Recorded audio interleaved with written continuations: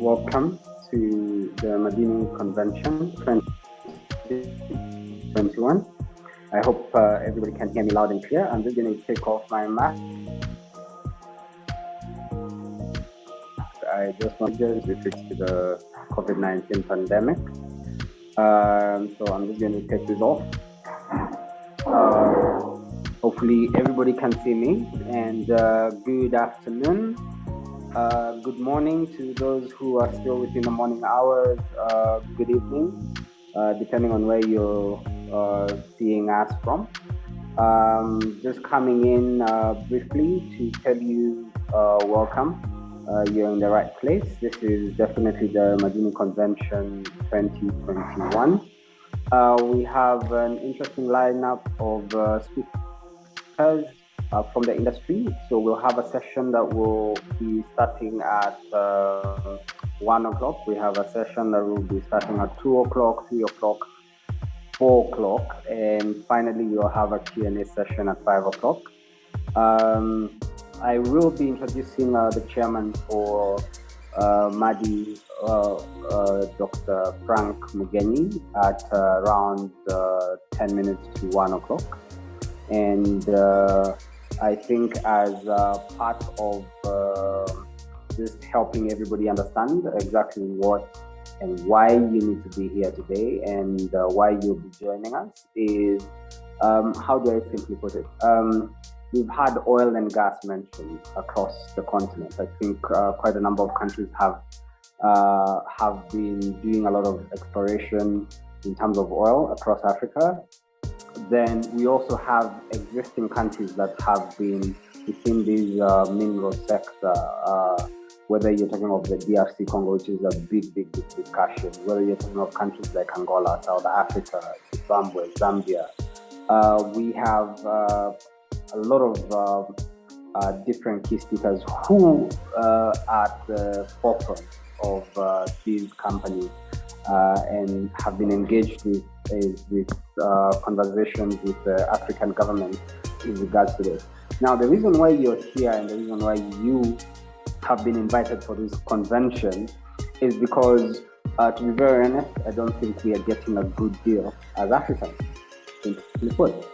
And how best we will be able to leverage and take advantage of this deal, or how best the African population should be able to leverage on the minerals within the continent to be able to benefit us in terms of development, so that the whole discussion on third world countries, etc., should completely transform and change, so that we will be the world leaders when it comes to development as Africa as a whole. So that's the reason why you need to stay tuned. That's the reason why you need to join us. That's the reason you need to stay here. In the meantime, we are going to be playing videos for you with different conversations so that you can see what exactly has been happening on the continent. So that you, for those of us who are, we know we've got quite a number of people who are joining us from diaspora, from the United States, the UK, Europe, Australia, Asia, Canada, name it. And a lot of you are wondering the opportunities that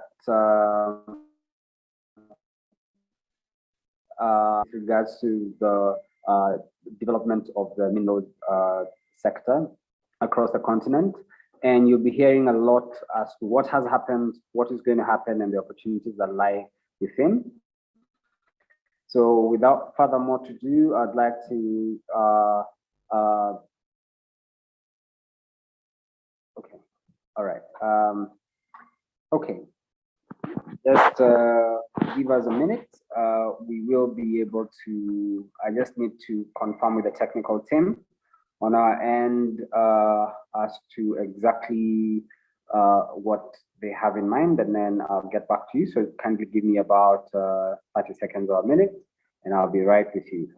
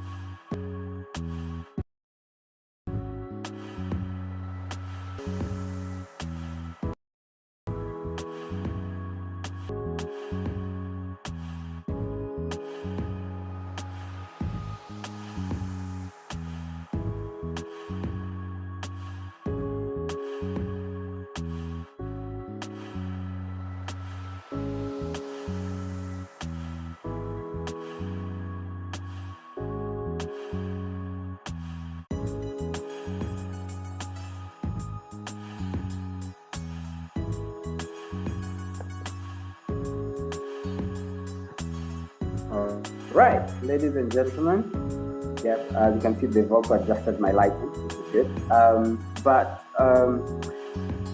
Just to get us off and to help us understand this much better.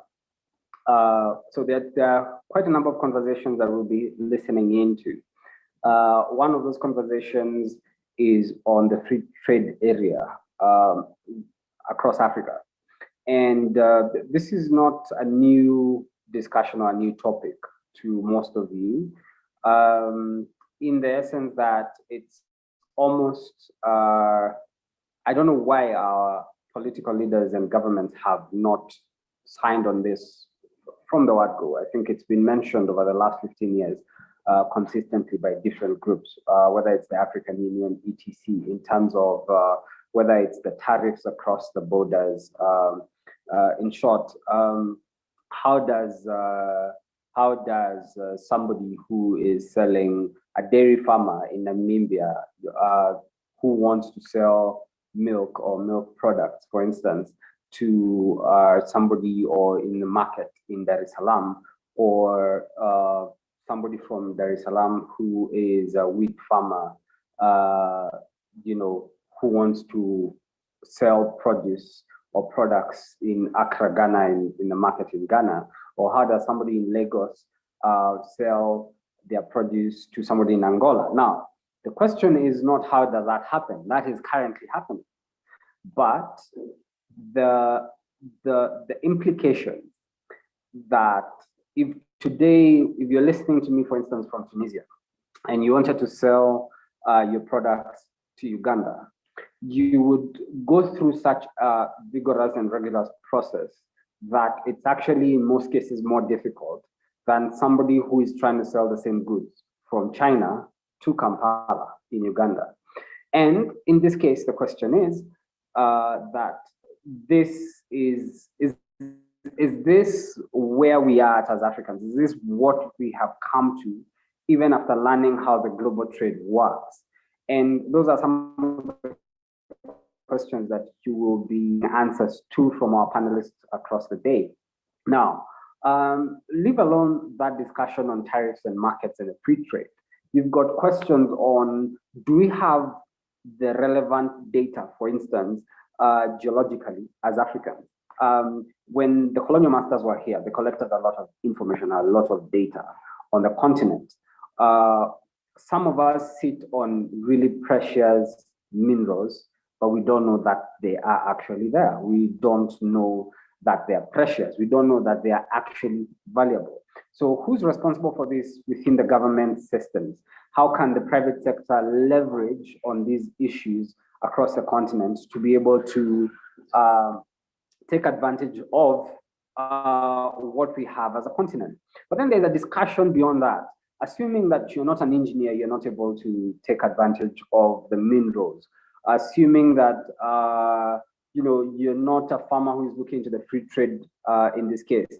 Now, as a normal African citizen, how do I benefit from all of these transactions that are going on across the continent? In this case, does my local store, my local shop, my local supermarket, the products that are there,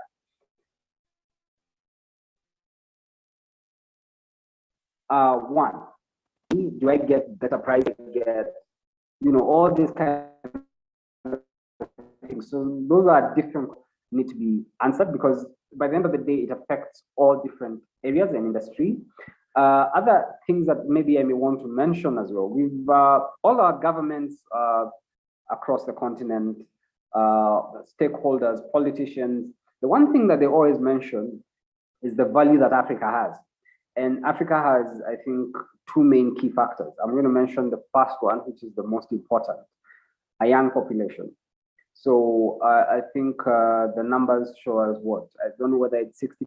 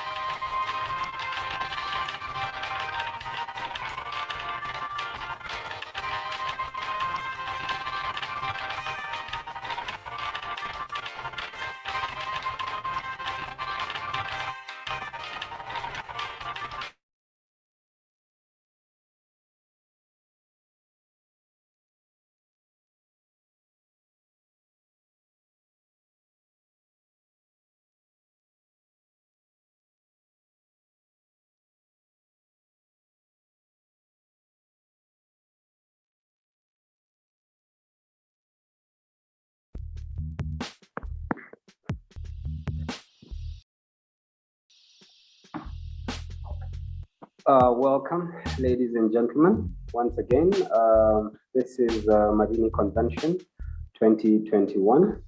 And joining us, of course, for today's discussions is Dr. Frank Mugeni, who is going to be talking to us about Madini. Madini, for those of you who are familiar with Swahili, means minerals.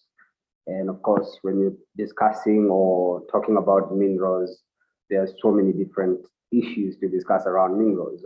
When you talk about minerals, you think about diamonds and metals and things like that. But yes, that is very true. But it also goes towards a lot of other different things. For instance, ceramics. I don't know whether you understand that we have a lot of ceramic deposits across the African continent. But yet, I think if you look at most of the real estate developers across the continent, if you look at your current office space, house, etc., if you look at the ceramics that have been used there, chances are that they did not come from Africa. They've come from Asia or other places and have been sold as finished products here in Africa. Yet we already have a lot of deposits for this.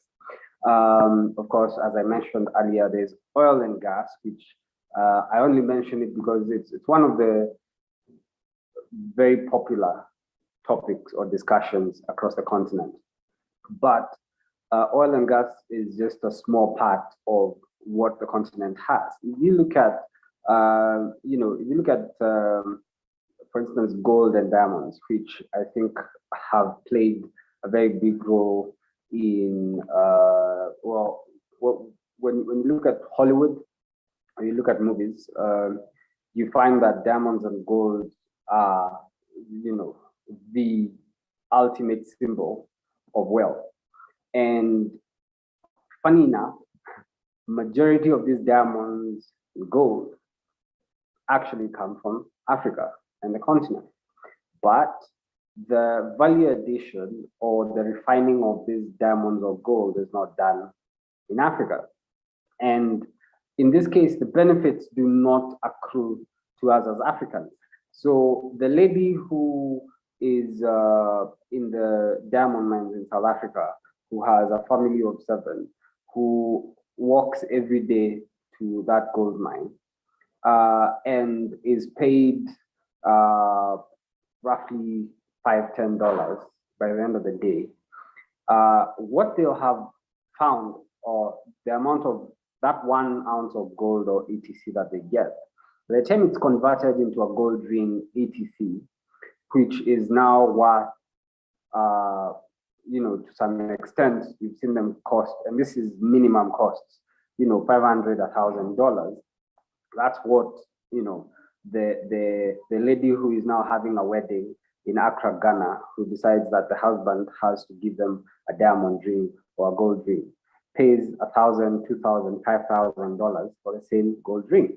Question is did that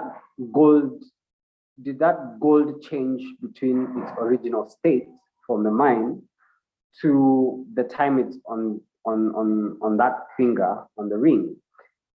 It did not change its state. It was just the refining process in terms of packaging, which is more a packaging aspect of it. Now, this goes on with so many other different things across different sectors. Coffee is another major industry.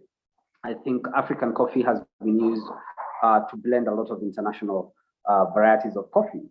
But the coffee farmer, what the coffee farmer gets vis-a-vis what you buy on the shelf, by the end of the day, when you're buying a Nescafe, it's a very different thing. The same thing has happened to cocoa and cocoa beans, etc. So these are not new discussions or new topics that I'm raising here.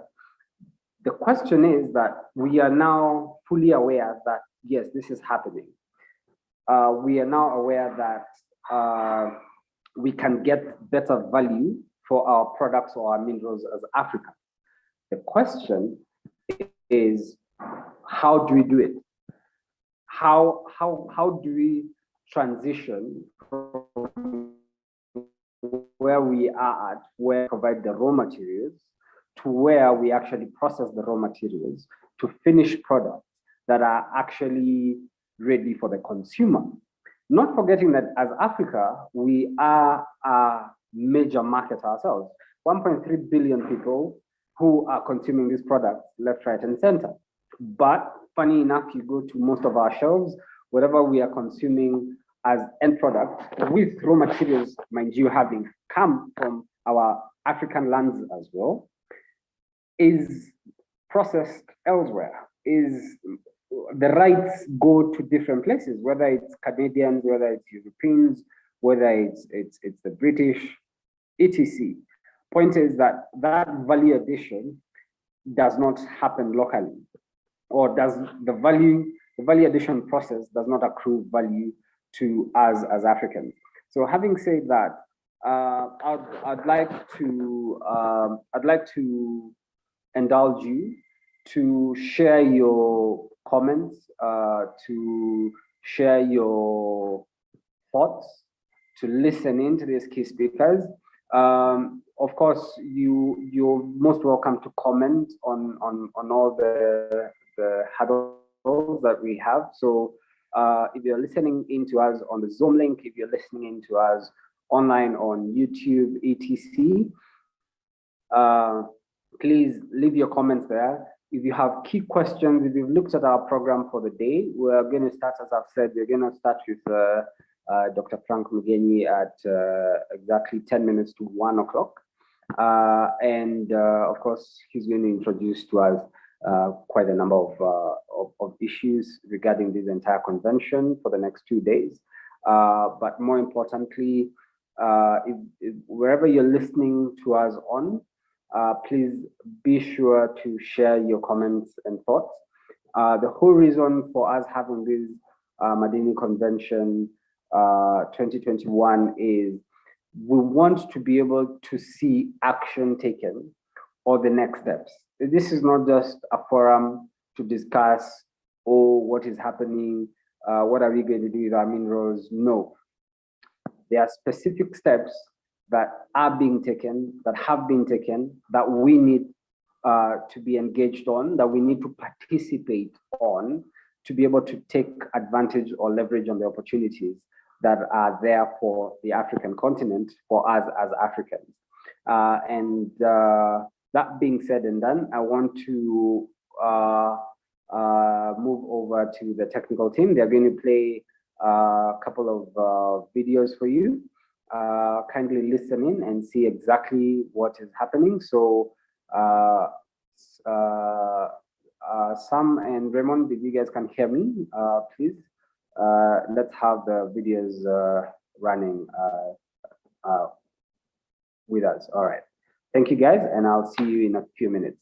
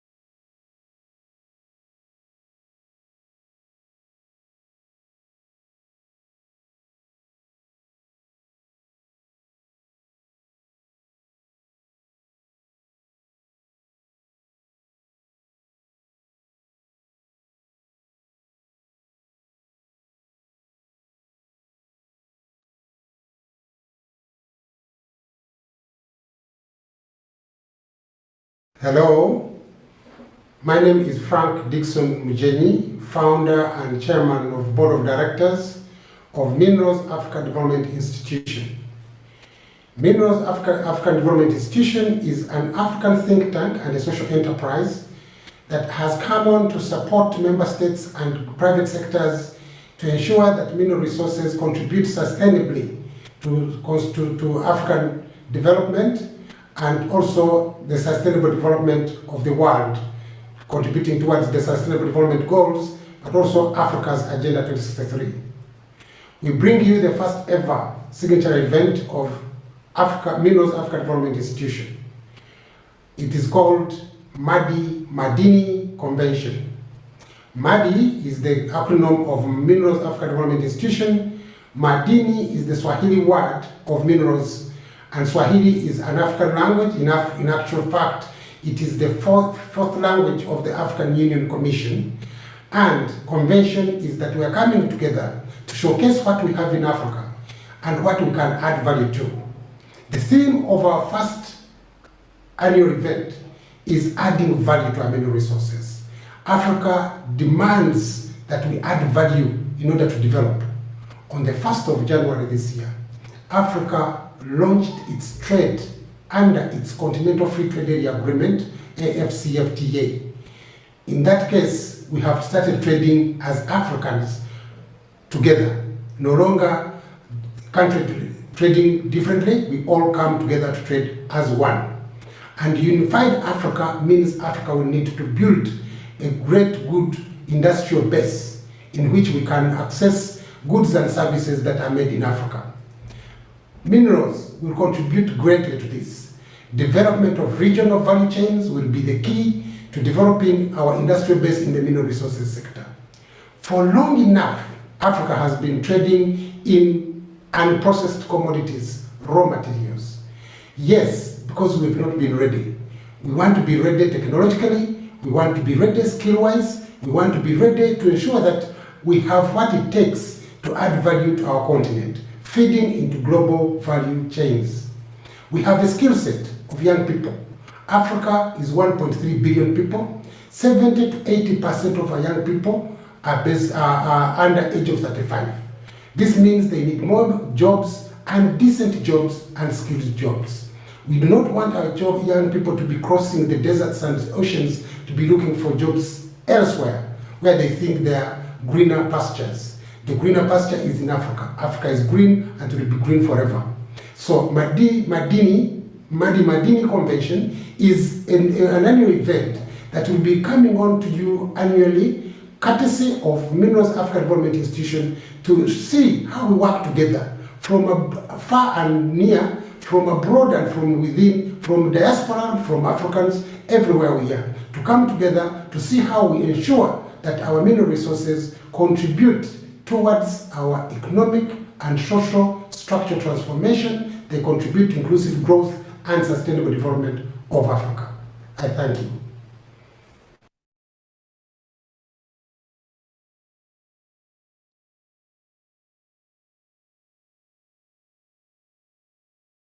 Colonialism per se was not about political power.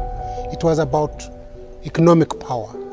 It was about siphoning out the raw materials to feed into the industries of the West.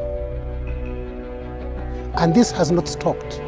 Even though we have been moving towards wanting to trade with the rest of the world, the issue of commodities trade has remained pronounced, literally because it has been the status quo right from the beginning, that Africa produces raw materials, the rest of the world adds value to them, and they come back to Africa as finished products.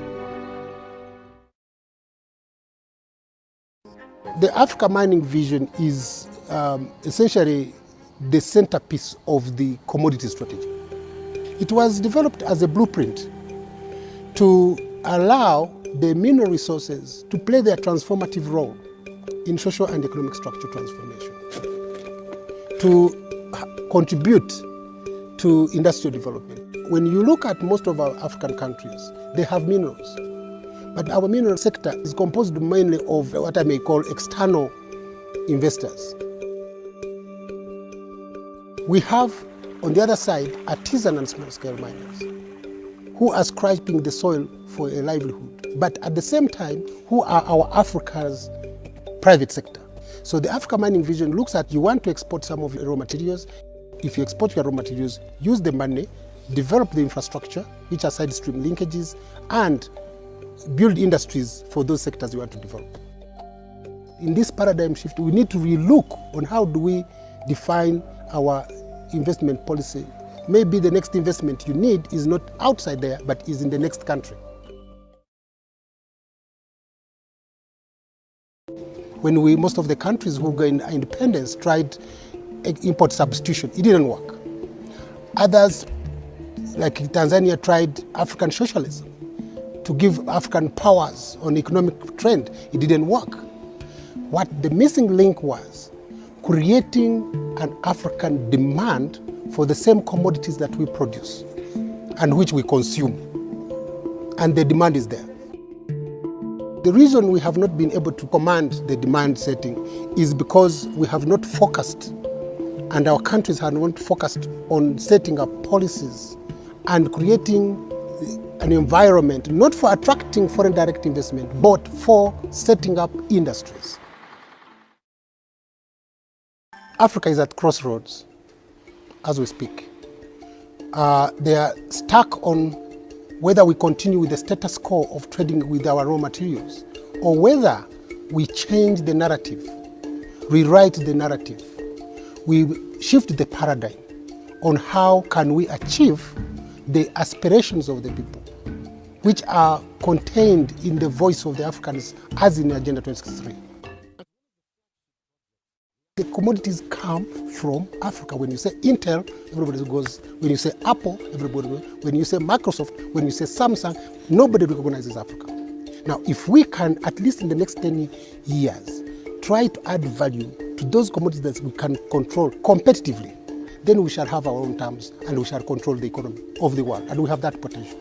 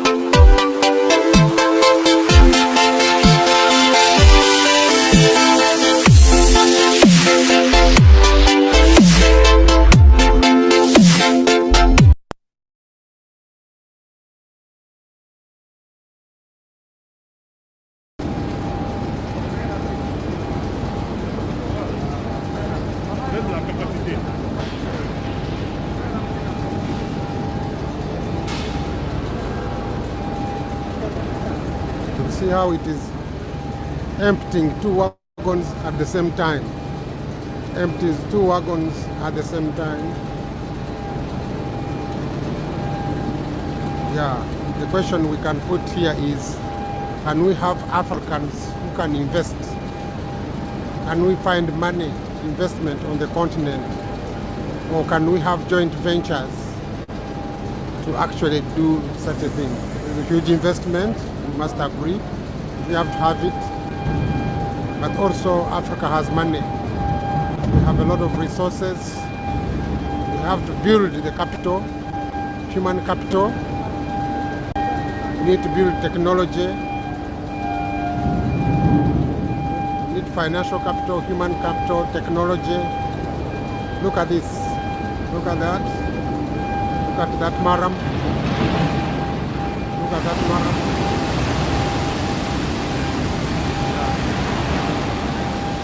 That's technology at work. That's technology at work, at its best. So, yeah. See the people working here. Human resource.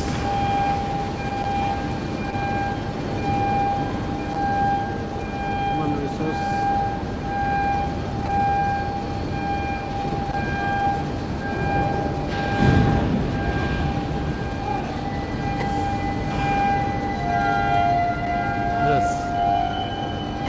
Amazing work. It's good investment in Africa, but is it for Africa? It's a very, very, very good investment in Africa. It's a huge investment in Africa. But is it for Africa? That's a good question. Or is it for someone here? Is it for Africa or is it for someone else? That's the big question.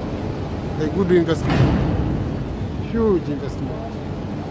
The question we ask ourselves, is it for Africa or investment in Africa? Does this investment work for African development or is sitting in for another country's development? Who wants aluminium? Africa. Who processes it? China. Who produces bauxite? Africa. Where does it employ people? China.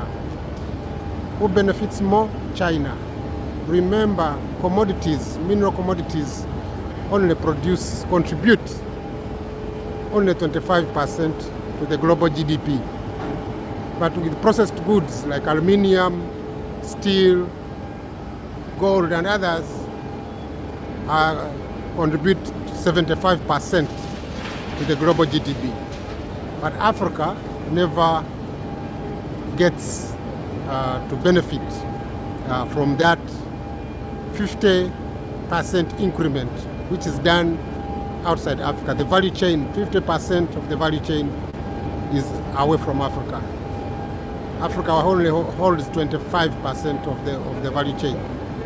The other 50% of the products that are coming from the mineral resources that contribute to the global GDP are not made in Africa.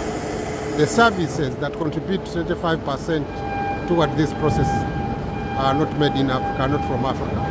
So Africa needs to rethink its global position if we have to achieve the vision of Africa, an integrated, peaceful continent that is driven by its own people and it's prosperous and it plays a key role in the global arena. So we need to actually rethink if we want to achieve that. Frank Mujeni, founder and CEO of GDP of MADI in Africa.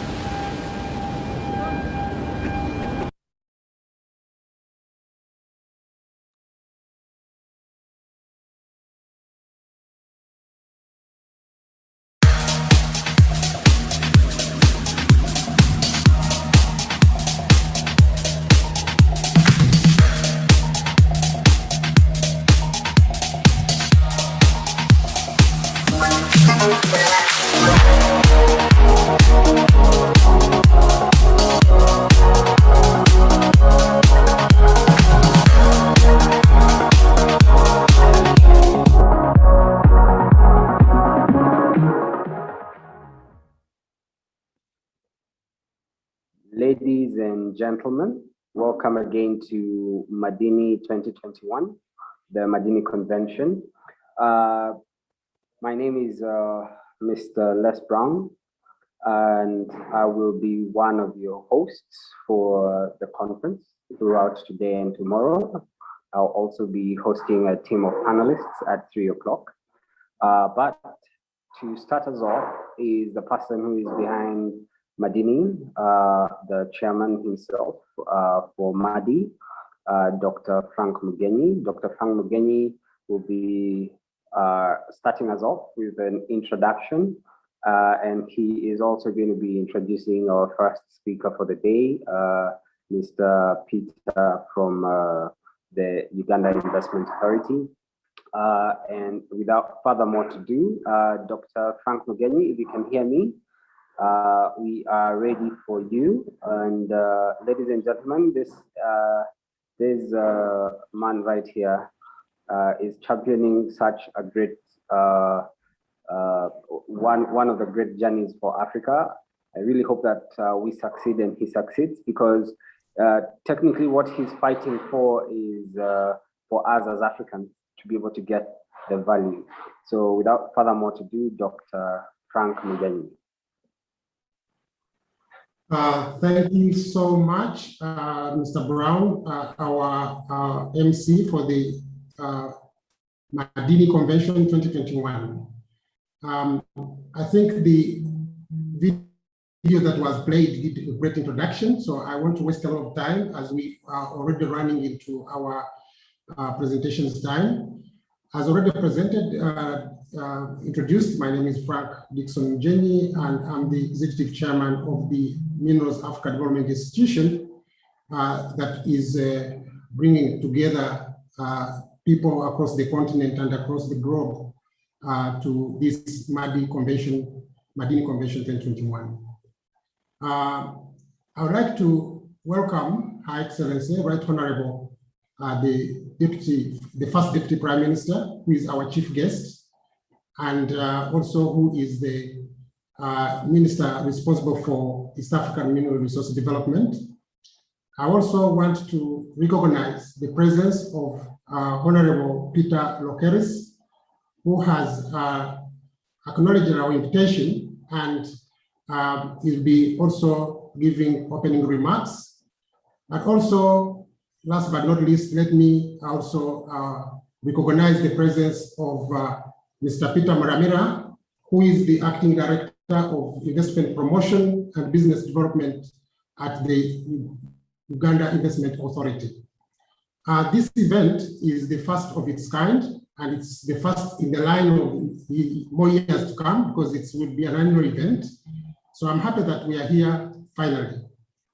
As I'll be giving more presentations later, I will not want to engage in what are the objectives of the meeting, because that will come later. My job right now is to welcome all of you, mainly the panelists who have agreed to make presentations on this very important occasion, but also the participants. And we have had over 1,000 registered participants for this event alone, and not previous subscribers, because we are selling tokens for free. We are selling them for free. So we have recognized that we had those who may come to us now, those who may have registered but may not have a chance to come, but will also be our subscribers. We have a big group is listening in and following us on live streams, on YouTube, on Facebook, and other live streams. But we also have a big participation that is going to be tuning in live through the Zoom, and whom I want to take this opportunity to welcome to this convention. I also want to thank my team who has put this together, a team of very young, innovative people, and that's what we want as Africans. We want to hand over the battons to the young people to take the next generation, because we have to ensure that sustainable development is with us, and sustainable development as defined by the UN way back in 1987 on the study that was done, the report, is that we have to take care of our current generation's requirements and needs without jeopardizing the needs of the future and the future to come generations. So I'm happy to have a team that has been able to put this together, led by Mr. Sam Okot-Ola, who will also be part of our panelists, moderators. So I'd like to thank the welcome you all. And without much further ado, I would like to now invite our first opening remarks presenter, Mr. Peter Muramira from Uganda Investment Authority. I can see that Peter Muramira is with us. So over to you, Mr. Muramira. Thank you so much.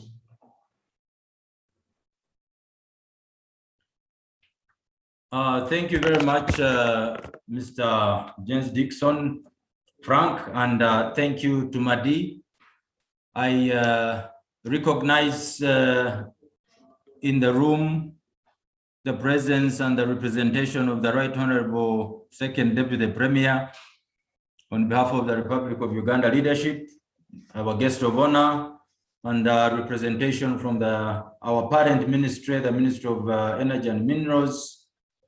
I do have greetings that I carry from the fraternity of the anchors of investment through the Office of the Director General of Uganda Investment Authority. I greet you all. My name is Peter Muramira. I am currently the Acting Director for Investment Promotion and Business Development, a directorate at the Investment Authority that is charged with the responsibility of advocating for investors, local and foreign, but also ensuring that they are facilitated once they have been licensed and provided for with aftercare and rigorous services that enable growth in every sector of the economy. Uganda Investment Authority, as an organization, borrows their mandate from the Investment Code. And today is specifically a very important day for Investment Authority because of the initiative on the table with MADI, and specifically in supporting and walking this journey of supporting and partnering to promote sustainable private sector investment in the area of mining and minerals in Uganda. Our mandate, as I had mentioned, currently, as per the directives of His Excellency, the President of the Republic of Uganda, is set out to address 5 main areas. I would like to draw attention of the room to the development of industrial parks.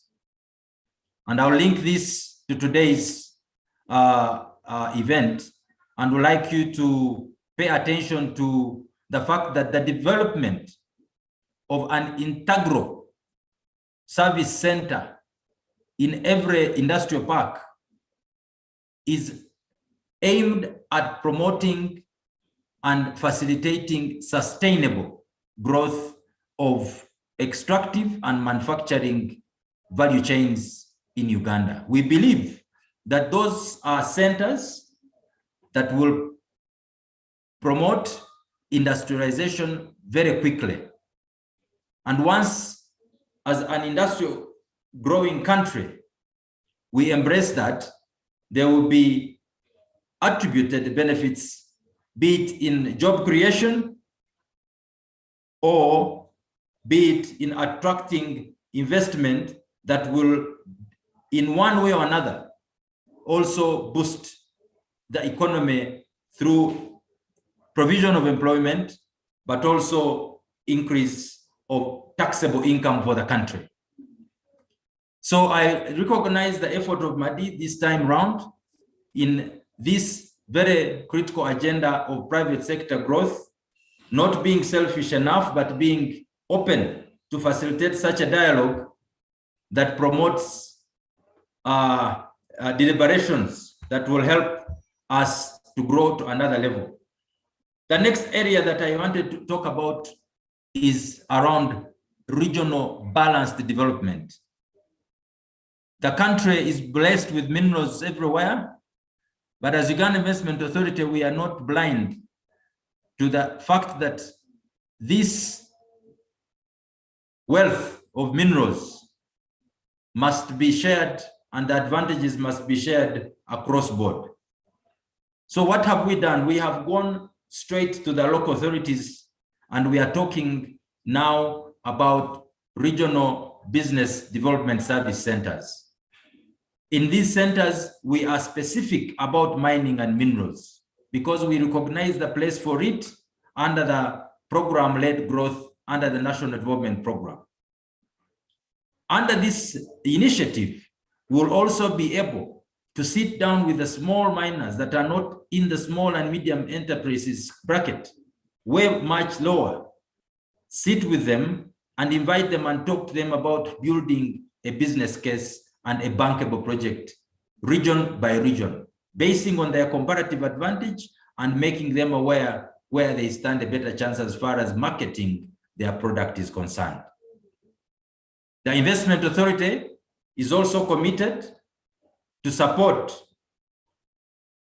all of you that are in this room as far as policy advocacy is concerned. We are very, very confident that we are at the right place as far as other regulatory fraternity is concerned in terms of state-owned enterprises that require to give licenses.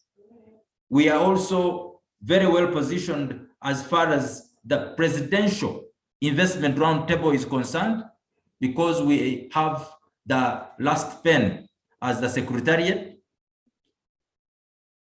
What this does for us is it quickens interventions as far as policy amendment is concerned.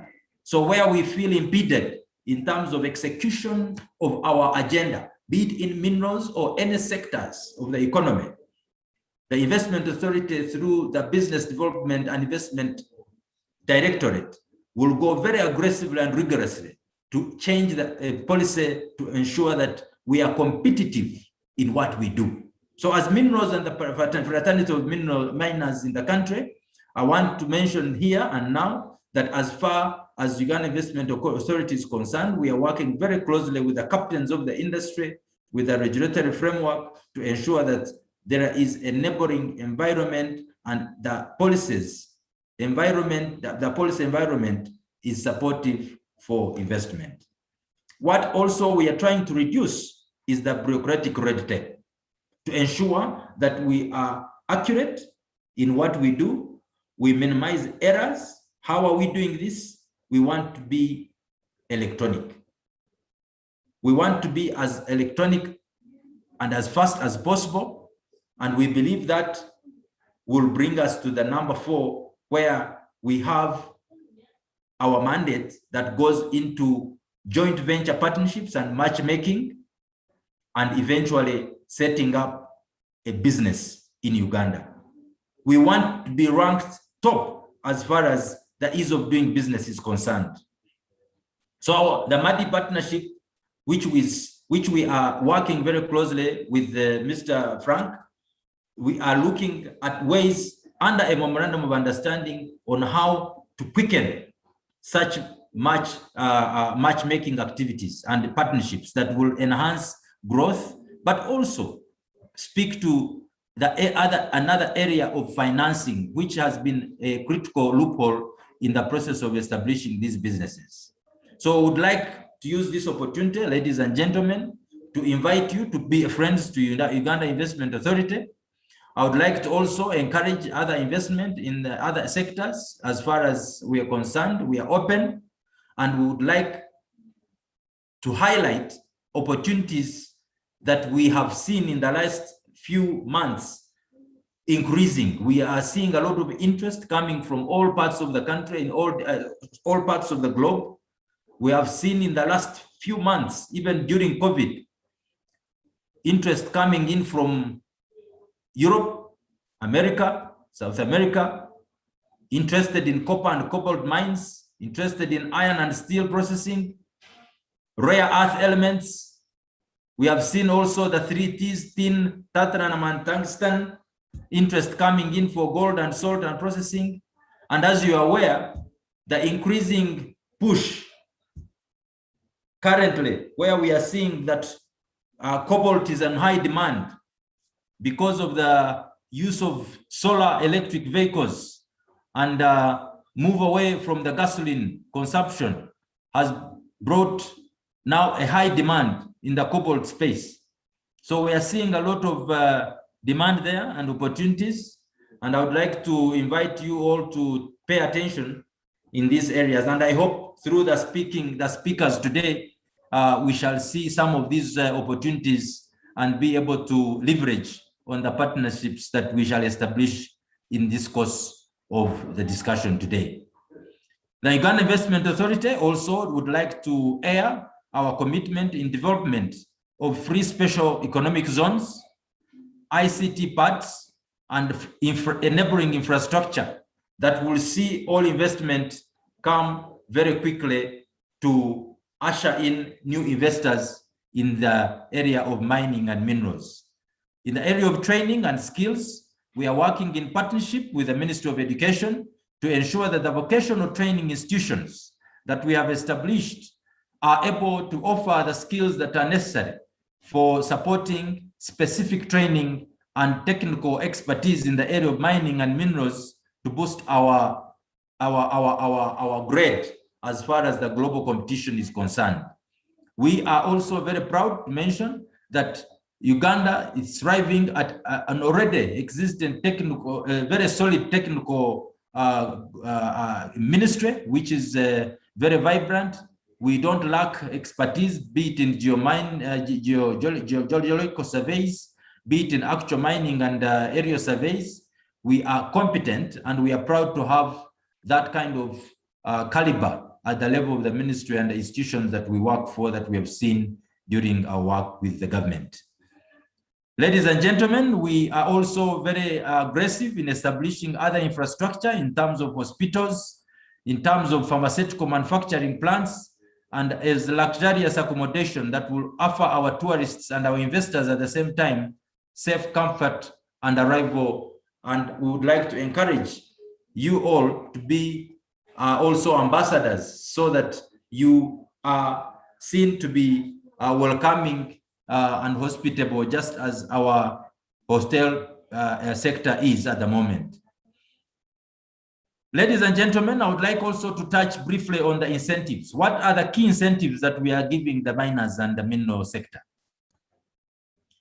We would like to highlight, and I will just ask that you allow me to share my screen at this point, just briefly, so that you can have a good look at what incentives, because I'm sure you'll be asked after this meeting what are the key areas that or takeaways from this session. And I would like to answer a main question, which is normally thrown at me in many forums. Why should I come to Uganda Investment Authority? Why should I apply for a Uganda Investment Authority investment license? Number one, we are now working very closely with the ministry to ensure that the online mining cadastre is up and running, and is stable as far as quickening the process to grant specific mineral licenses. We are working with the Ministry of Finance as well as URA to ensure that VAT exemption on mining equipment is confirmed, and that is not work in progress. That one is already up and running. The mining sector is also benefiting from the friendly, stable, and predictable legal regime. And here I also mentioned the regulatory environment. For over 30 years, we've not had any significant change of the environment, be it the legal side on the regulatory side. We also have, as Uganda government, a readily available airborne geodata for the largest part of the country. This to me is a credit that no other country in Africa has, and we are proud to be among those that have such benefit. I have mentioned already our serviced industrial parks. Ladies and gentlemen, there's also a component of free zones, which opens up opportunities for customs. And as you're aware, the mineral investor or the mining investor in Uganda benefits more if they are into value addition, if they're into manufacturing. And we are saying, no, that is not enough. Let us open you up for free zones and participation at that level. Ladies and gentlemen, I'm happy to engage separately in sharing these incentives, but in the interest of time, allow me to rush through. Political environment, TIC, 100% of the country is accessible, and you know the infrastructure. His Excellency has spoken about the kilometers that have been laid on the roads, electricity, and the investment that has gone in the network of under UCC to make sure that we are all connected. The hotels and the impeccable hospitals that are cutting across the country with are supported by the Ministry of Health. I also need to mention the increased transparency as far as Uganda chapter is concerned, now that we are a member of the Extractives Industry Transparency Initiative, an initiative that I'm sure Frank will speak to much in detail. Right now, I would like also to mention and announce to the team that we do have on our list of competent skills, in-house technical personnel that can be able to engage any investor on issues of geology.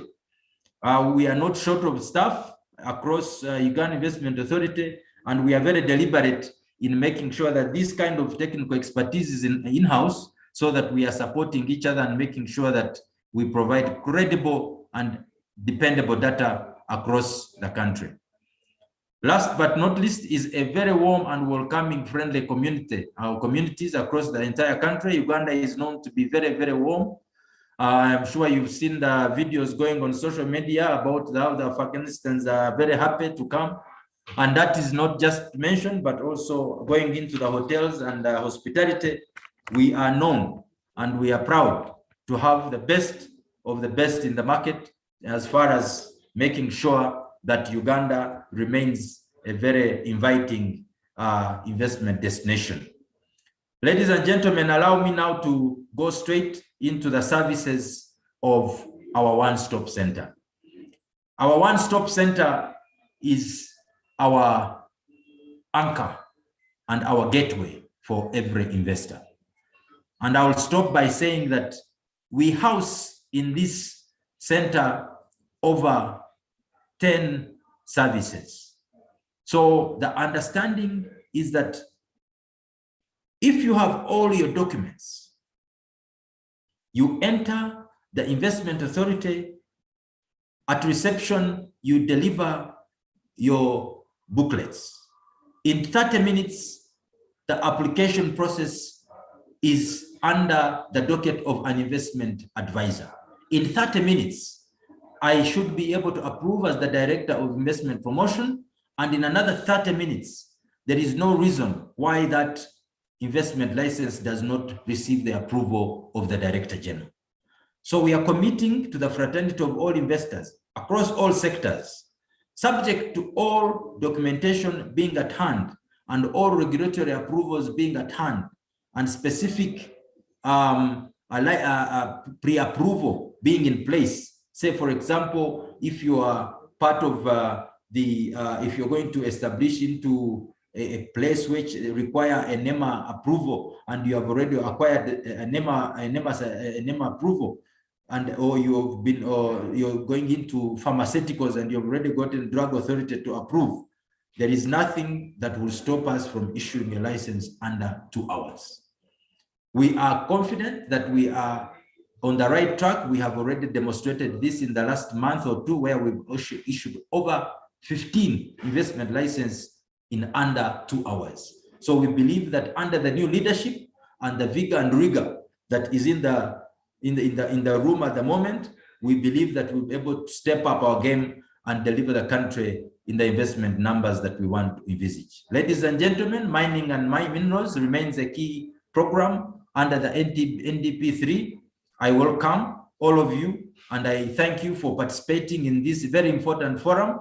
I cannot underline the importance of such engagements in making sure that, one, we are thinking growth, but also making sure that we are leveraging such engagements to making sure that we maximize our potential as a country, maximize our potential as individuals, and together we should be able to grow our continent and Uganda in general as far as minerals and mines are concerned.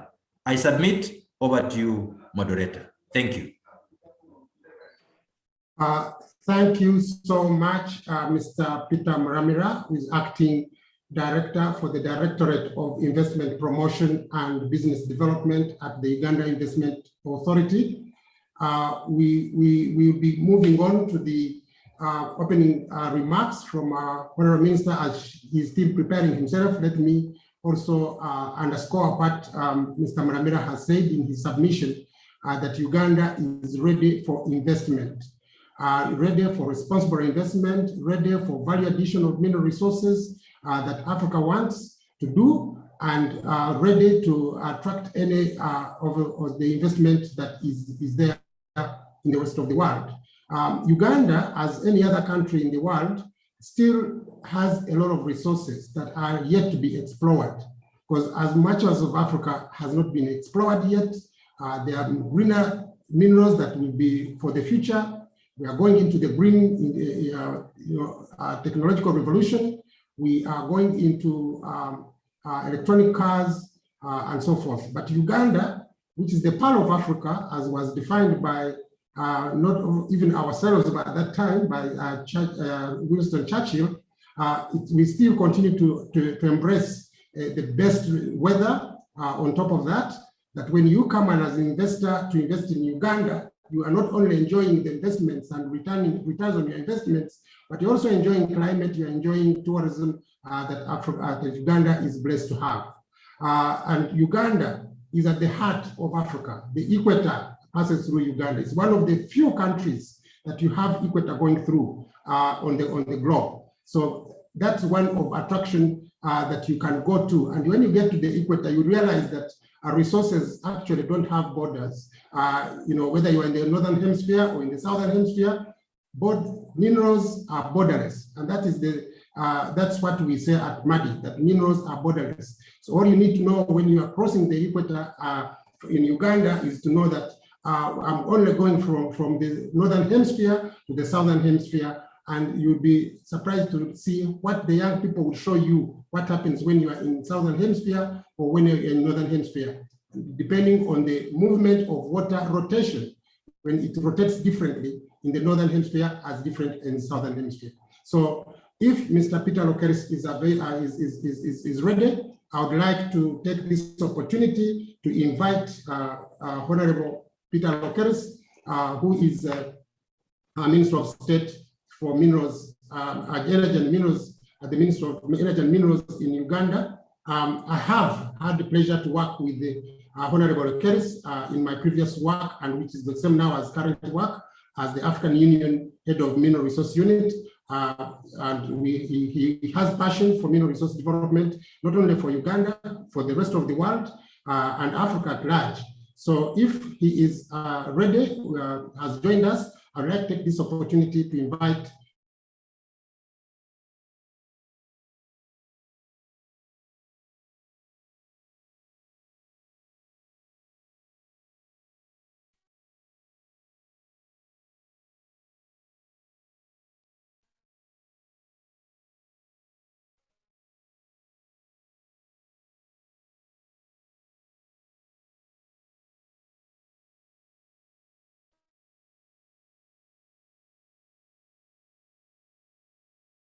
Honorable Peter Lokeris to join us. I had Peter Lokeris, who has told me still has some few issues, and I will ask my team to assist him. Mr. Okot and Raymond, please reach out to Honorable Lokeris on his phone and help him to come in.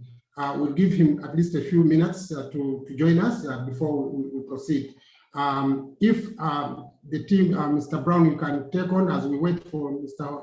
Lokeris to join us. Maybe Mr. Brown, you can play an interlude music as we wait for the minister to come in. All right. Thank you very much, Dr. Frank. Raymond.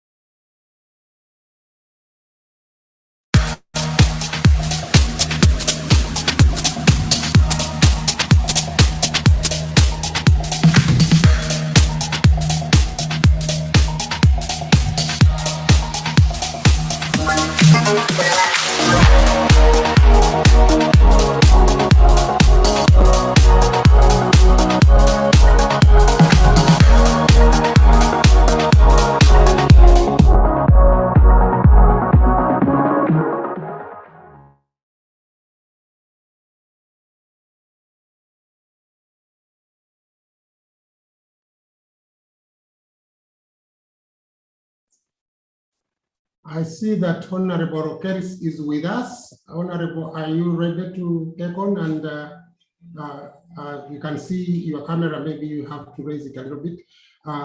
We are welcome, Honorable Lokeris, to join us. We thank you so much, and we apologize for the short technological hiccup. I'm glad that it has been sorted. And I would like to take this opportunity to invite you, Honorable Lokeris, to give us your opening remarks, and thereafter I'll request you, Honorable Minister, to invite the Right Honorable First Deputy Prime Minister to give us her keynote speech and open our meeting for Madini Convention 2021. Over to you, Honorable Lokeris. Thank you so much for joining us.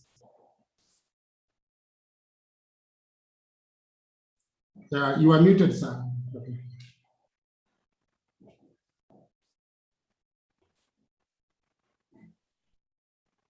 Unmute. You are still on mute, sir.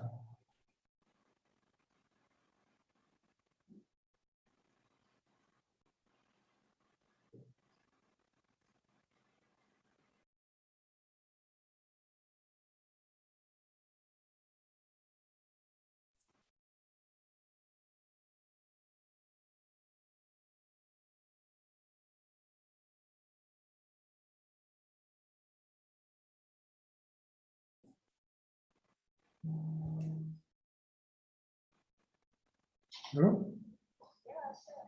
I'm in meeting one. Hey.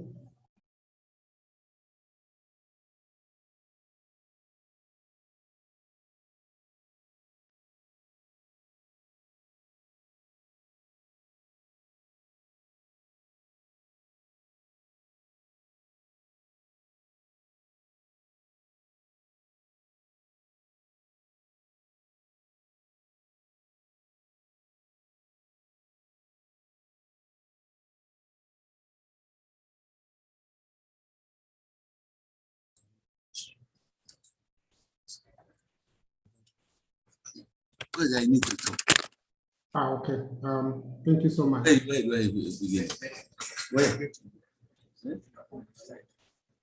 Hello? But Yes, we can hear you. We can hear you, Honorable Okeris. You can come on now. Thank you so much, and apologies for the technical hiccup. I was saying earlier on, if you had me, Honorable Minister, that after giving us your opening remarks, then you will go ahead to invite the Right Honorable First Deputy Prime Minister and also Minister in charge of East African Affairs to give us her keynote speech and open the first Madini Convention. Thank you so much, Honorable Minister. Mugenyi? Hello? Yes, Hello? sir. Yes, sir. First of all, when I've been fidgeting with this, I have not known the topic that you are asking me. You are just opening.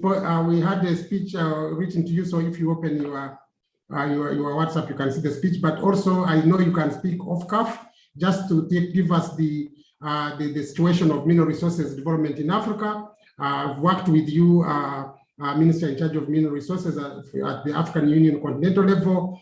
We have worked hard with you. So basically, is for you to bless us with opening remarks from yourself. What you know about mineral resources development for Africa, and how can we enhance, harness this potential for Africa so that we can add value and contribute to sustainable development. We also wanted you to highlight the importance of our key asset, the youth in Africa. The young people need jobs, and the sector is huge for creating employment. So I think according to those few, I know you can give us more. I know you had traveled yesterday, but I take this pleasure to invite you because you have given us your time, sir. So along those lines, to give us just a few opening remarks. Thank you, sir. Oh, thank you very much, Mugeni. I'm indeed very happy when we are talking about minerals. Africa in general is endowed with mineral wealth, and the development of these resources depend country to country. There are countries which have developed the mineral resources very much, and there are those who are still coming up to develop them. And you know, the use of mineral resources is huge. Where there are plenty of minerals and they are made very well, they are managed very well, those countries become very rich. The developed countries have seen, which have done very well in Africa. Tanzania is one, Ghana's, the Senegal, you go to Nigeria, to mention but a few. But these ones which have developed their minerals and they carry out what you call beneficiation in the country, increases the opportunities, job opportunities in the country. Apart from once you beneficiate the mineral to its final usage and you export the final products, you will find that you will get a lot of money to improve on your balance of payment, hence the GDP. So those which have not developed should be moving very, very fast to make sure beneficiation is done in their country in order to create jobs for the young population. This is what happens. For Uganda, after some time, during colonial time, there was development of copper. After they had gone, Uganda has experienced some upheavals for a long time. It is now that we are beginning to say, let's move. We want to go to Kilembe. We want to revitalize that copper mine so that we even beneficiate after we get to 99 part of our egos, so that we are able to sell when they are almost finalized, and even our factories will utilize. Then also we are trying to develop gold mine. One of the gold mines we are trying to develop, which is at the advanced stage, is in a place called Buisia by a company, a Chinese company called Wagagai. They have got gold deposits there. They are already putting the machinery to make sure they develop this gold until their final stages, and they send out, we send out when they are finished products for other people to use. So there are really a lot. And you see, we manufacture a lot of cement in Uganda. We have got the limestone, which we get. We have about 4 factories in the country in that regard. And there are very many other ores that we are yet to develop. And we are working very hard and round at the clock to make sure we get the potential investors joined with our company here, so that we develop these mineral resources for the sake of the country in Africa. I thank you. I would like to welcome everybody who is here, so that we really engage on future development, on prospects how to develop these mineral resources to benefit Africa and the rest of the globe. I thank you. Thank you so much, Right Honorable, for that very important opening remarks. And therefore, sir, I would like to humbly ask you to also invite the Right Honorable First Deputy Prime Minister to give her keynote speech and also open the meeting. Over to you, Honorable Minister. Thank you very much. I am very, very happy to be inviting the First Deputy Prime Minister to open our meeting. You are invited to the floor, take the podium, Right Honorable. Thank you very much.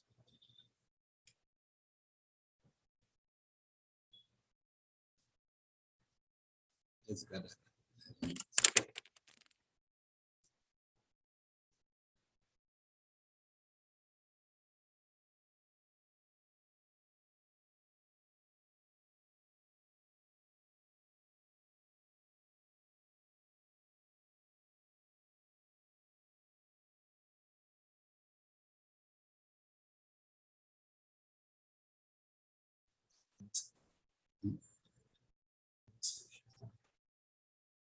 Yes. Mr. Mugenyi is honorable on. We are trying to see if she is yet connected to you, Honorable Minister. Let me confirm. Okay, thank you.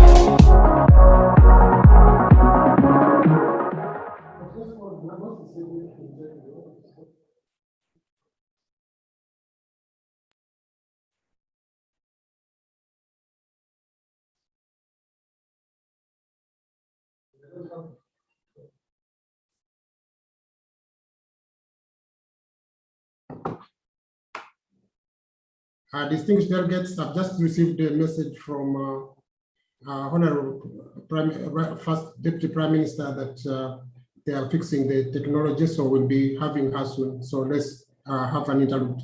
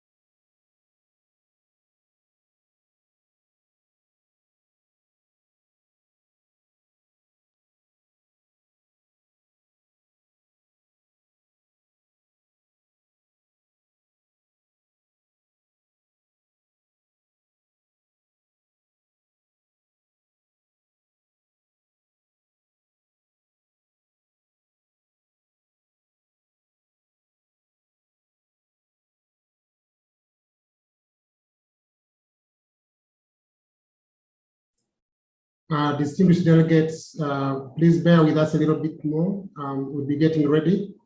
My team could possibly continue playing some interlude videos, colleagues, as we wait for the Right Honorable First Deputy Prime Minister to get ready.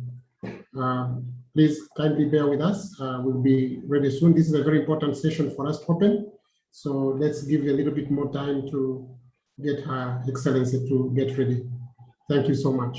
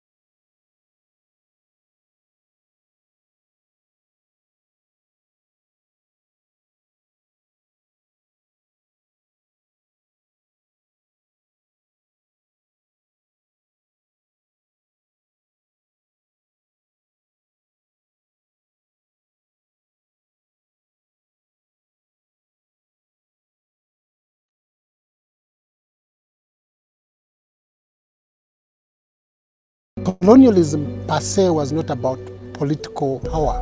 It was about economic power. It was about siphoning out the raw materials to feed into the industries of the West. And this has not stopped.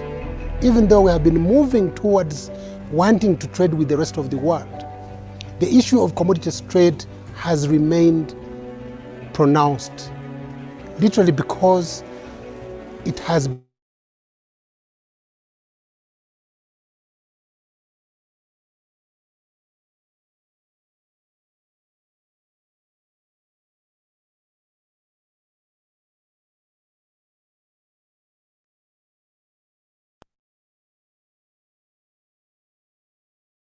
power.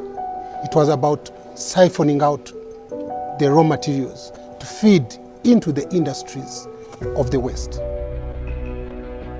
And this has not stopped.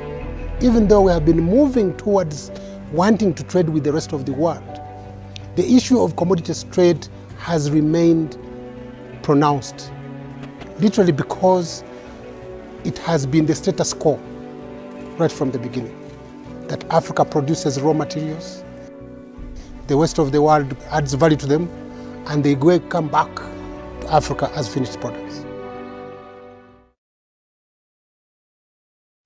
The Africa mining vision is essentially the centerpiece of the commodity strategy.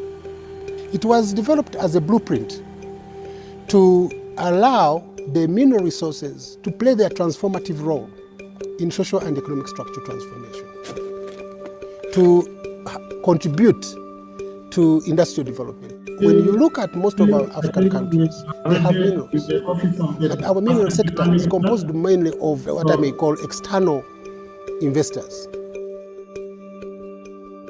We have, on the other side, artisan and small-scale miners who are scraping the soil for a livelihood, but at the same time, who are our Africa's private sector. So the Africa mining vision looks at, you want to export some of your raw materials. If you export your raw materials, use the money, develop the infrastructure, which are side stream linkages, and build industries for those sectors you want to develop. In this paradigm shift, we need to relook on how do we define our investment policy. Maybe the next investment you need is not outside there, but is in the next country. When most of the countries who gained independence tried import substitution, it didn't work. Others, like Tanzania, tried African socialism to give African powers on economic trend. It didn't work. What the missing link was creating an African demand for the same commodities that we produce and which we consume. And the demand is there. The reason we have not been... Thank you so much. We are happy to receive you, Right Honorable Deputy Prime Minister. I want to call upon again Minister Peter Lokeris to do the same as he had already invited you, but I would like him to do so while you are with us now, Your Excellency. Honorable Peter Lokeris, if you are with us, please, I would like to you again invite Right Honorable First Deputy Prime Minister to give us opening speech. Thank you so much. Just me. Yeah. Yes. To invite. Hello? Hello? Hey. Hello? We can hear you, sir. We can hear you, sir. Oh, thank you very much. I'm very happy that the Right Honorable is now joining us on this very important aspect of minerals in the continent of Africa and how we can utilize these minerals to improve our GDP in the region. And at what level should we move to beneficiate this in order that we have various areas that we can touch in order to engage our people in various aspects of the manufacturing processes of these minerals. And of course, these minerals are very useful for various activities in Africa. So the Right Honorable has been a Speaker of Parliament for a long time. She is really having hands-on on various aspects of what is discussed in the Parliament. She guided the country very well, and now she is now a diplomat because she's the minister in charge of East African affairs. Honorable, Right Honorable, you can take the floor and advise these eminent persons what they should do in the processing of the African minerals for the benefit of the continent and international community. Thank you very much.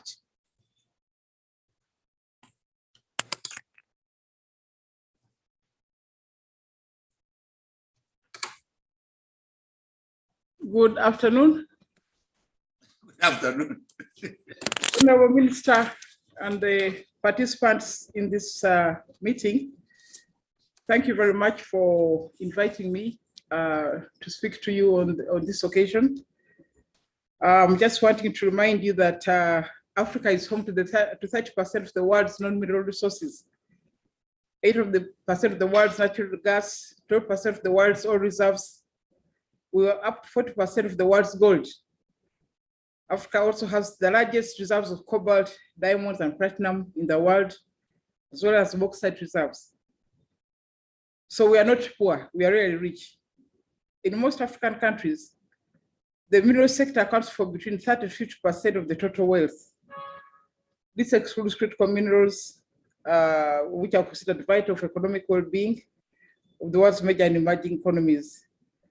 We are looking at those which are key in the production of renewable energy, technological applications, and Africa definitely has the potential to harness these crucial minerals, which itself for long-term economic growth. So the opportunities are really there, and we should make use of them. However, I think it is also clear that our human resource has not been adequately trained in exploration, in prospecting. So I think the African people need to put time and money on developing our human capacity of the African people to carry out their own exploration, their own development, prospecting, and so on. Of course, you must be aware that many of the mining companies on this continent are foreign companies. So I think we need to start by looking at our own capacity. So within the African continent, we have a number of opportunities. For instance, we have the Africa Mining Vision, which was announced by the African Union in 2009.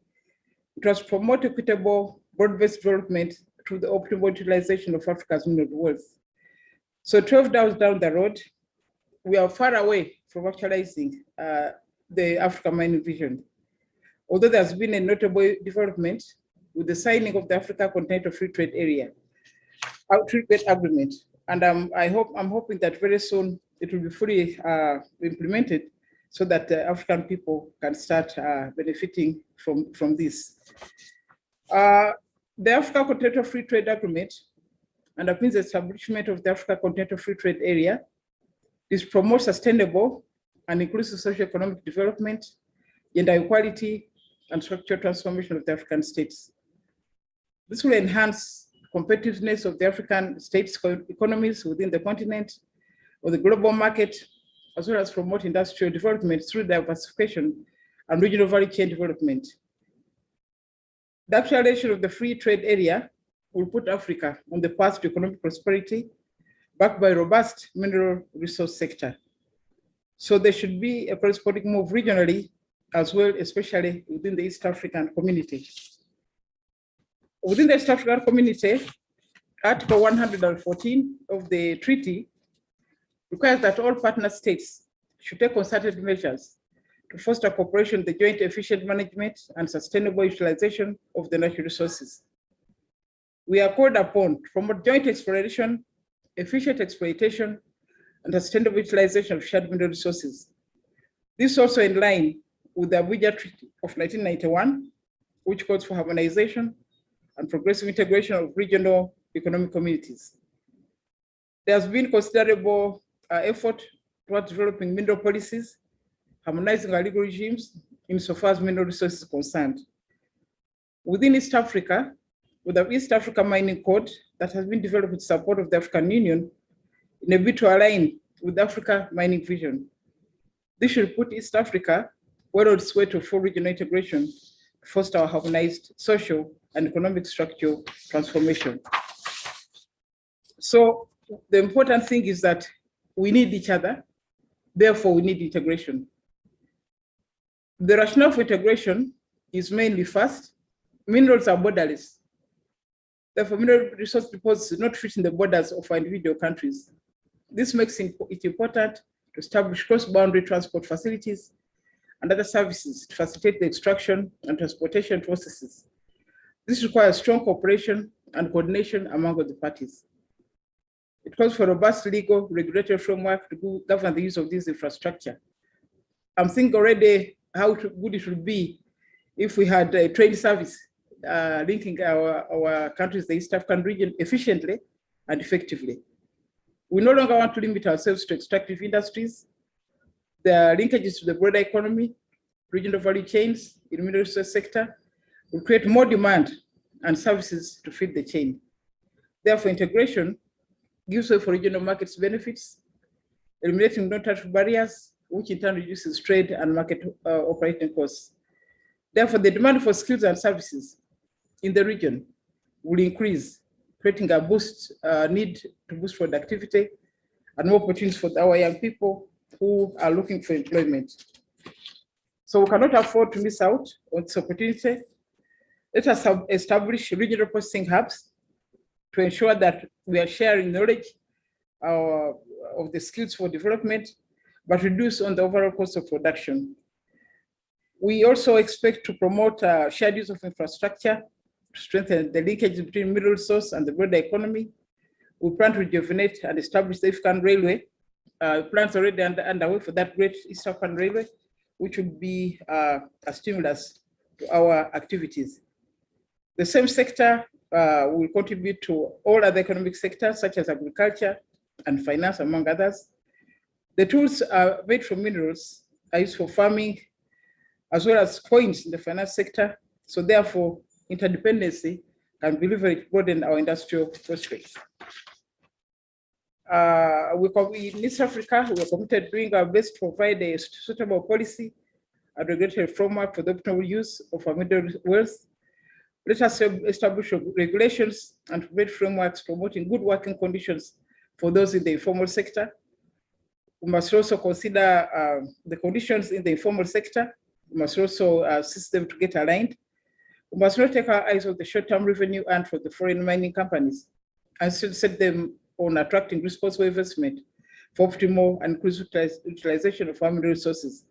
But let us not just look at them as the foreign mining companies. We need to have a strategy for the African people to be able to invest as in the mining companies ourselves. Therefore, we shall require common capital to be used in fostering this arrangement to ensure that we, the Africans, are taking part in the mineral sector, which has been dominated over time by foreigners. But all is not lost. We look forward to being part of this initiative organized by the Minerals Africa Development Institution. I look forward to hear the educative discussions that you are going to present today. And I want to thank you all for listening. Have a good afternoon.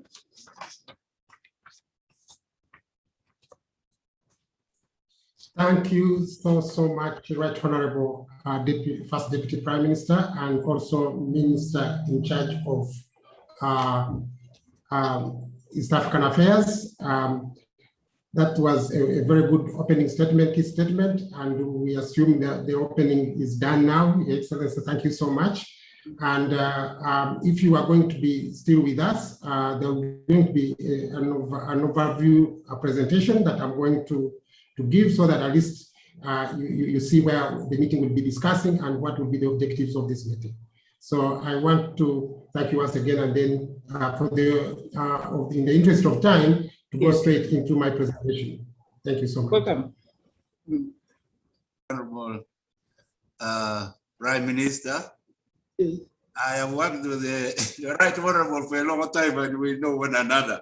Yes. He made pertinent points. First of all, integration. You know, geology does not have many borders. It is cross-cutting. When a formation of geology starts from, say, Uganda, you will find, if you are finding gold at the border of Uganda, the same formation goes, you find gold in, say, the DRC. If it is in around the South Sudan, the same way. So the only thing is now for all of us to unite as one people of Africa to exploit jointly these resources for the development of Africa. And she was emphasizing on processing to these minerals to the final stages, so that in the course of the value chain, there is employment of the people of Africa.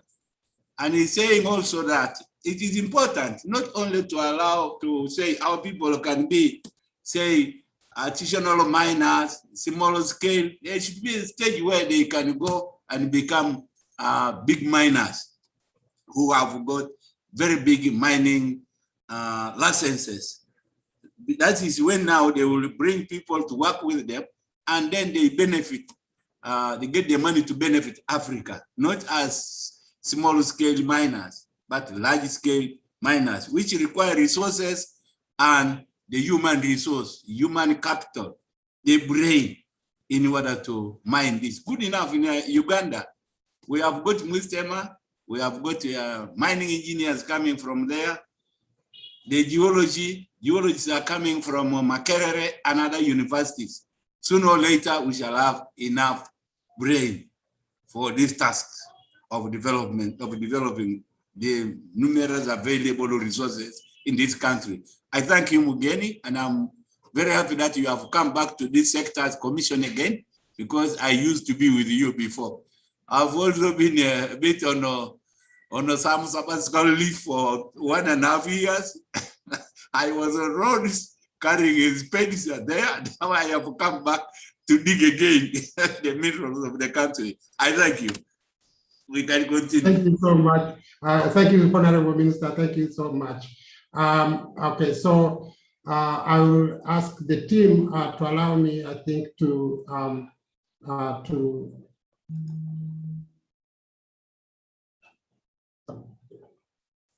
yes, of course.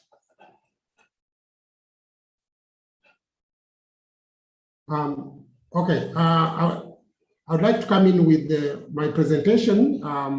As I had said earlier, we are running out of time, but I think I'm ready to submit to you the overview of this meeting, and I hope everybody is connected now on the I'm sharing to everybody. I hope I am sharing to everybody. The Right Honorable Excellency Rebecca Kadaga, First Deputy Prime Minister and Minister in charge of East African Affairs. Honorable Peter Rokeris, Minister of State, Ministry of Energy and Minerals, Uganda. Mr. Peter Mulamira, Acting Director, Investment Promotion and Business Development Directorate at the Uganda Investment Authority. Distinguished delegates, ladies and gentlemen. My job now is only to take you through the overview of why this conference has been convened by the Minerals Africa Development Institution, MADI, specifically to look at how do we demystify the African participation in the minerals value chain.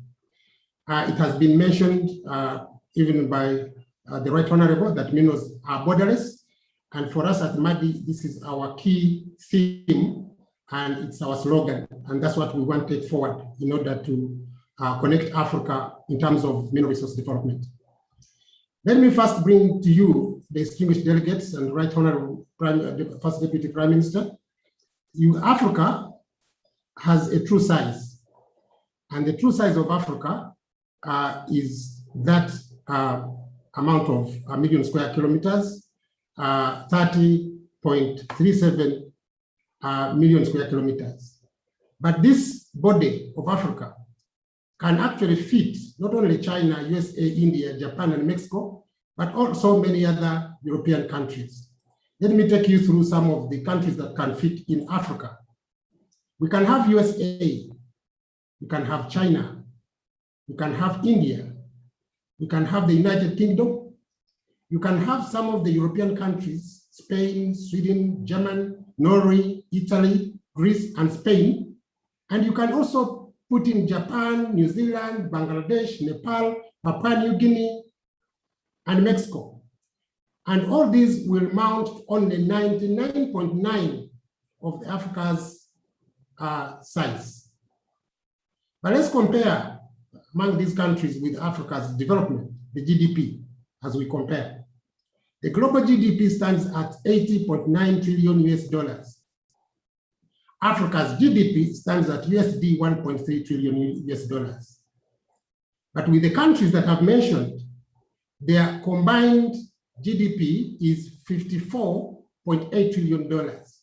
So the countries of the rest of the world that can fit in Africa has a GDP combined of GDP of $54.8 trillion compared to the same mass of Africa with all the resources and the waters and other resources that we have, including the sun and the waters, but we only have $1.3 trillion compared to the same countries that can fit into Africa. So you see where the scenario comes from and what we need to do. If Africa was to be borderless, this is how it would look, without states putting in dotted lines that were actually not of our own making, but were brought to us in search of resources which have remained to inform our sovereignty states. African Union has currently 55 sovereign states. But if we can remove borders, we have a mass body of 30.37 square kilometers that can actually produce minerals that can go into each and every sector on the continent. Suffice to say, no country has ever developed without industrialization. No country has ever developed without manufacturing sector. And all these industrialization and manufacturing sector require that we have mineral resources. And we cannot do anything. And it's always said that if you can dig it, you can mine it. Anything that we use is from mineral resources. Now, let's have the true knowledge of Africa's resources. Currently, Africa doesn't even know what we have. The extent of our mineral wealth is unknown. We haven't conducted Africa's geological information and exploration to the extent that we could know in certain terms that we have these resources. Many a times, the quotations that we make that Africa's known this percentage, unknown this percentage, is an information that we read in other documents because we have not conducted our geological information as countries, as Africa, to know, and not only even exploration, to know what we have. So in this regard, I want to quote a recent publication by the African Development Bank's study that has found out that from regional geological perspective, the current confirmed lithium and cobalt, this is only two mineral resources they are talking about. And these are very important for feeding into the future batteries for electronic cars. That the current confirmed lithium and cobalt resources in Africa could be the tip of the iceberg. That confirms the statement that I've just made. And this is because similar geological informations on the continent which have the potential for further discoveries are yet to be explored. And current exploration efforts continue to make more discoveries. We have rare earth. I think Honorable has alluded to that, and we hear more from the speakers. So this is what I wanted to bring in. I want to give an example of the borderless minerals and borderless Africa.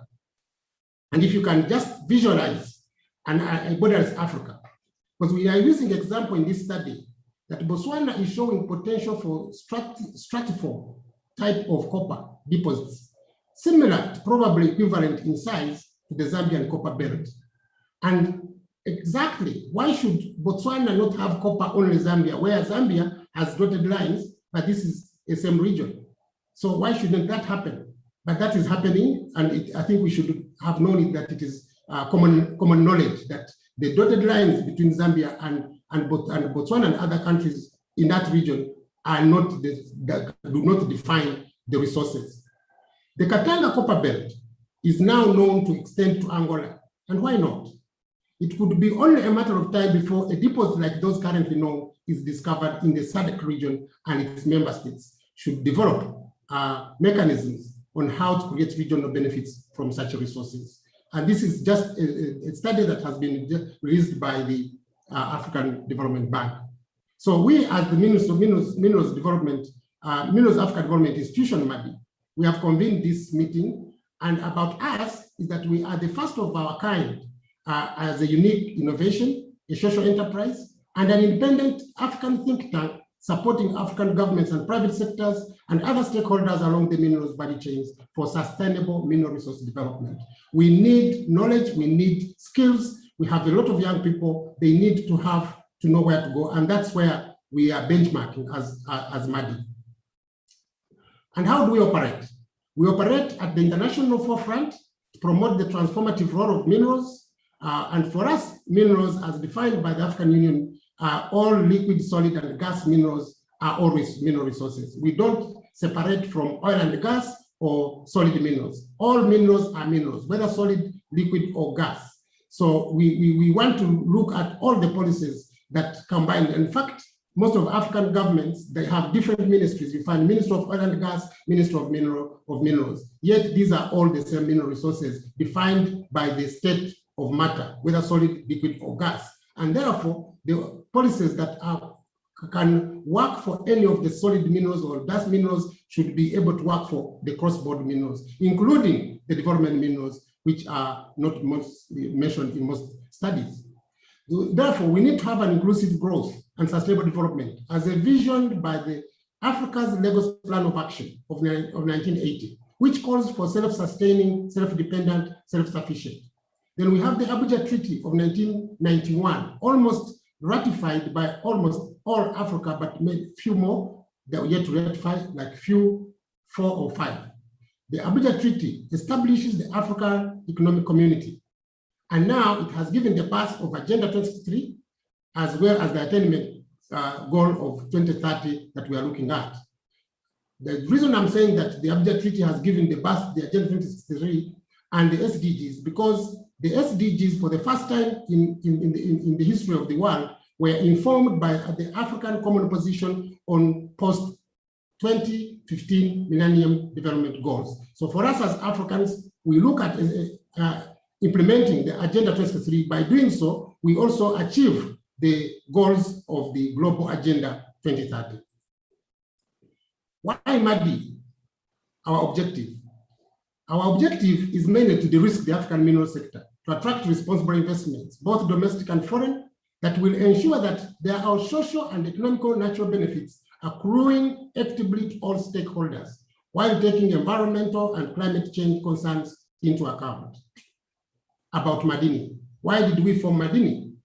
As we have already said, and I've said it several times, minerals don't have borders. Now we are looking at what can combine Africa globally, as a continent. The only language that is recognized by the African Union as an African language is Swahili.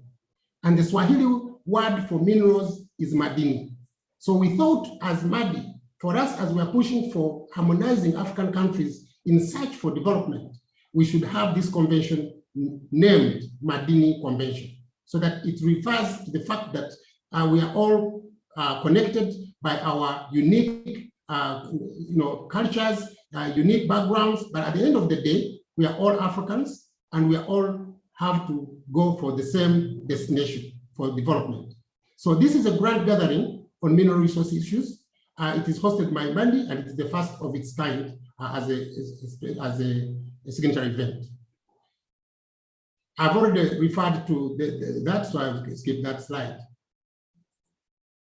Now, the objective of this convention, the fragmentation of the African continent, with a section still holding allegiance to the colonial masters and continuing to make huge economic sacrifices, has been referred to by many scholars as a fundamental drawback to the unity and development of the continent. Intra-African trade has been made difficult to impossible as a result. And I've also already alluded to the different GDP levels that we have in Africa that we need to push at least to reach somewhere in 20s or 10s. It's an embarrassment that Africa, with all these resources, we have 1.3 trillion US dollars as GDP, when actually other countries that can feed in Africa have got more than 54 trillion US dollars in their GDP. This is unfortunate and should be unacceptable. This reality hitherto makes it necessary to put the deliberate efforts in creating space for African-centered discussions that will result in Africa's writing their own narrative, The Madini Convention is an innovation of this urgent necessity. I want to end this as I'm introducing with a few quotations. A winner is a dreamer who never gives up. Education is the most powerful weapon which you can use to change the world. Do not judge me by my successes, judge me by how many times I fell down and got back up again. The brave man is not he who does not feel afraid, but he who conquers that fear. So we are not going as MADI as Africans. We don't need to say we have failed or because we went through 400 years of slave trade. We are yet in 200. We are yet to come to 200 years of colonialism. But we cannot give up. We can go down, but we shall come up, and Africa should rise again. And I think with MADI pushing forward, look at homegrown solutions that we can advise governments and private sector will get there. And our famous Mandela, whom we all know, gave these two quotations, that sometimes it falls upon a generation to be great. You can be that great generation, let your greatness blossom. In fact, the mineral resources development will be developed if they are going to harness Africa by intergenerational resources. The young people of now today who will have to look at how we develop our resources within the framework of Agenda 2063. I'm sure most of us in this congregation, by the year 2063, we won't be there. And as most of our former leaders who started the OAU in 1963 have just left, with the last one being Her Excellency Kaunda, who just recently passed on. We have lost that generation, but they left the baton to us. We have those who developed the Lagos Plan of Action, the Abuja Treaty, and the Agenda 2063. They probably won't be there in 2063, but those instruments will be there, and they have to be implemented to address Africa's issues. And lastly, but not least, His Excellency Mandela said that our deepest fear is not that we are inadequate. Our deepest fear is that we are powerful beyond measure. Africa is powerful beyond measure. We need to just know that and keep it up and raise up to that task of making Africa great again. Thank you so much. I want to hand over to Brown to take over the event forward. Thank you so much.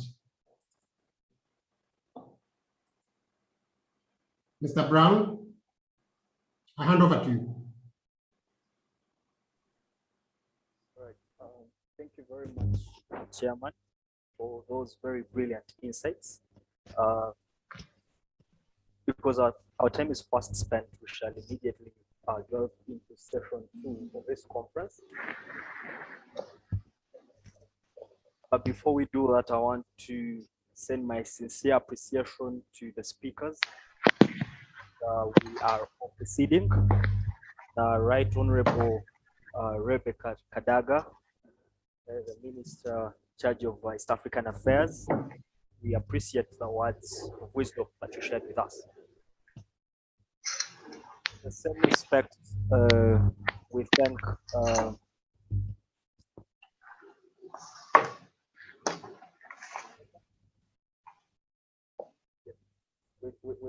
in the same respect, we thank Honorable Peter Lokeris, the Minister of State Energy, also shared words of wisdom. Mr. Peter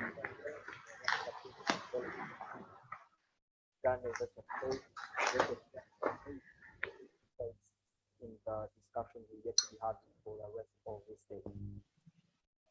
So, ladies and gentlemen,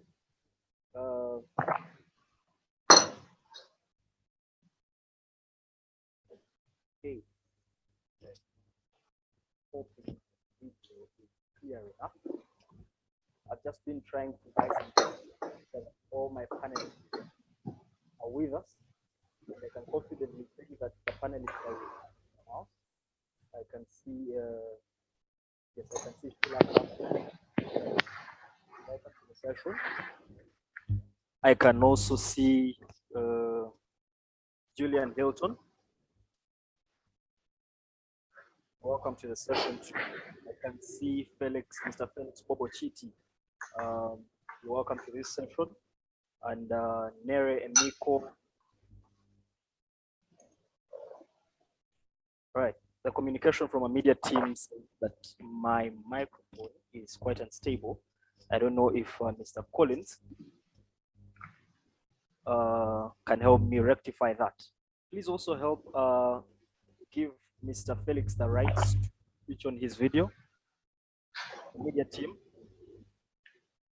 I request that you follow the conversations through the chat so that you can help all my panelists have a smooth conversation going forward. Yes, I can also confirm that Mr. Benjamin Boache is with us. Those are the 5 panelists that we're going to have for session 2.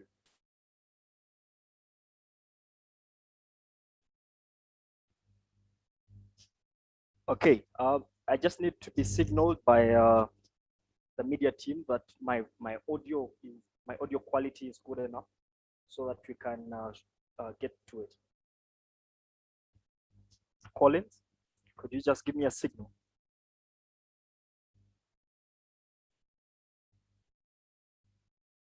All right, thank you very much.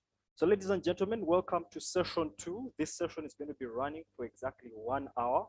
Our time is already fast spent, and our theme for this session is creating a domestic and regional mineral resource business environment to ensure that Africa is competitive in this industry.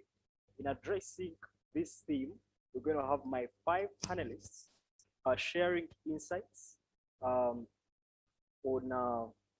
4 sub-themes, and one is in terms of value addition, the other is in terms of environment, social governance, the other is in terms of AMREC, that's African Minerals and Energy Resource Classification and Management, and the other, or the last one will be the future of African minerals sector post the COVID-19 pandemic. I would like to, at this very juncture, let my panelists say hello to us. Before we get officially started, I need to confirm that their audio quality is as good as we hope for. So I'm going to request that Sheila, can you, yes, nice.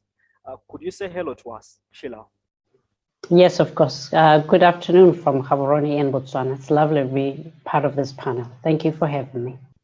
Perfect, perfect. Julian? Yes, greetings from London, and thank you for having me as well. Very much enjoying it so far. Lovely. Let's have Felix. Felix. Thank you, Michael. Thank you. Greetings from Entebbe, Uganda, and I'm happy to be here. Oh, perfect. I saw Nere. Nere, could you please unmute? Yeah, pleasure to be here. My video says the host has disabled it, but I can speak. Pleasure to be here. Thank you. All right. Thank you, Nere, for that. Host, could you please help Nere with that glitch? Perfect. All right, sorted. Let's also have Mr. Benjamin Boache. Hi. Thank you very much for having me from Accra. Yes, thank you. All right, ladies and gentlemen, all my panelists are ready to have us get to this conversation that is noble. Let's straight away get to it. The first panelist is Sheila Kama. Sheila Kama is the non-ED of Talo Oil. She's also the founder of SK Resources Consulting, a firm that advises governments and investors on governance and policy reforms in the mineral, oil, and gas industry. Sheila has also recently self-published a book on corporate governance and of mineral, oil, and gas companies. Her CV is so long because we have 1 hour. I will keep it as brief as that, unless she's willing to share more insights and high experience through her time of speech. I've already shared with the panelists how much time we have for their main speeches, and I hope we can maintain that time. All right, so let's have Sheila share her insight on how best we can attract responsible investments for value addition in the African mineral sector to make us as a continent more competitive. Sheila? Yes, thank you very much, and I appreciate the brevity. I I thought that I should start first by just saying what my understanding of value addition is. So value addition assumes that minerals have an inherent value, and that to be able to manifest that value, certain interventions are necessary. Otherwise, that inherent value is lost. That the value of minerals per se is not self-evident, that it requires certain policy and investment interventions. And when there is an alignment between the economics of the resource in its natural form, the national policy interventions and investment strategies that are responsive to the global markets in a way that is efficient, then you add value. I want to make a distinction between the assumption that processing of minerals by definition is a value addition. That is not. That is just a physical process. It is possible for a company or a country, for that matter, to undertake policies on processing of minerals and yet destroy value. And I think it is the difference between processing minerals in the country throughout the value chain in a way that unlocks the value economically at every stage that translates into value addition. The reverse is, of course, true. And so I wanted to just be clear from the beginning that that is my own point of departure, for better or for worse. To the extent, therefore, that African governments, or any governments for that matter, wish to capitalize on minerals to add value, the assumption is that there has to be alignment between those aspirations and policies and laws in a way that enables the activities that take place at every stage to optimize economically what is otherwise an inherent value. That, I think, is responsible value addition, which is likely to attract investment. By contrast, if value addition is a statement that we use in political rallies to fire up citizens to feel good about themselves and ties them into a false sense of patriotism, that is not adding value. That is just politics.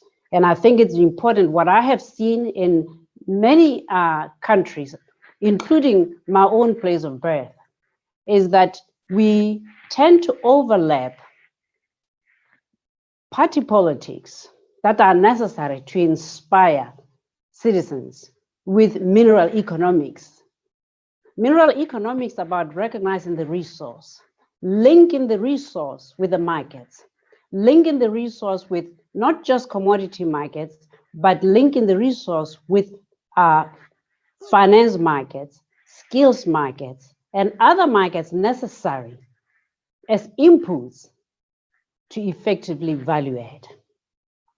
And I think if we think about how we want to attract investment in value addition, we need to move away from the political rhetoric and place our policies in a space in which they speak to these markets, which is to say, to enable the countries to compete in attracting capital into value addition projects, to enable governments to attract investments in downstream activities in a way that is cost competitive, but also is efficient enough to enable African governments to derive value.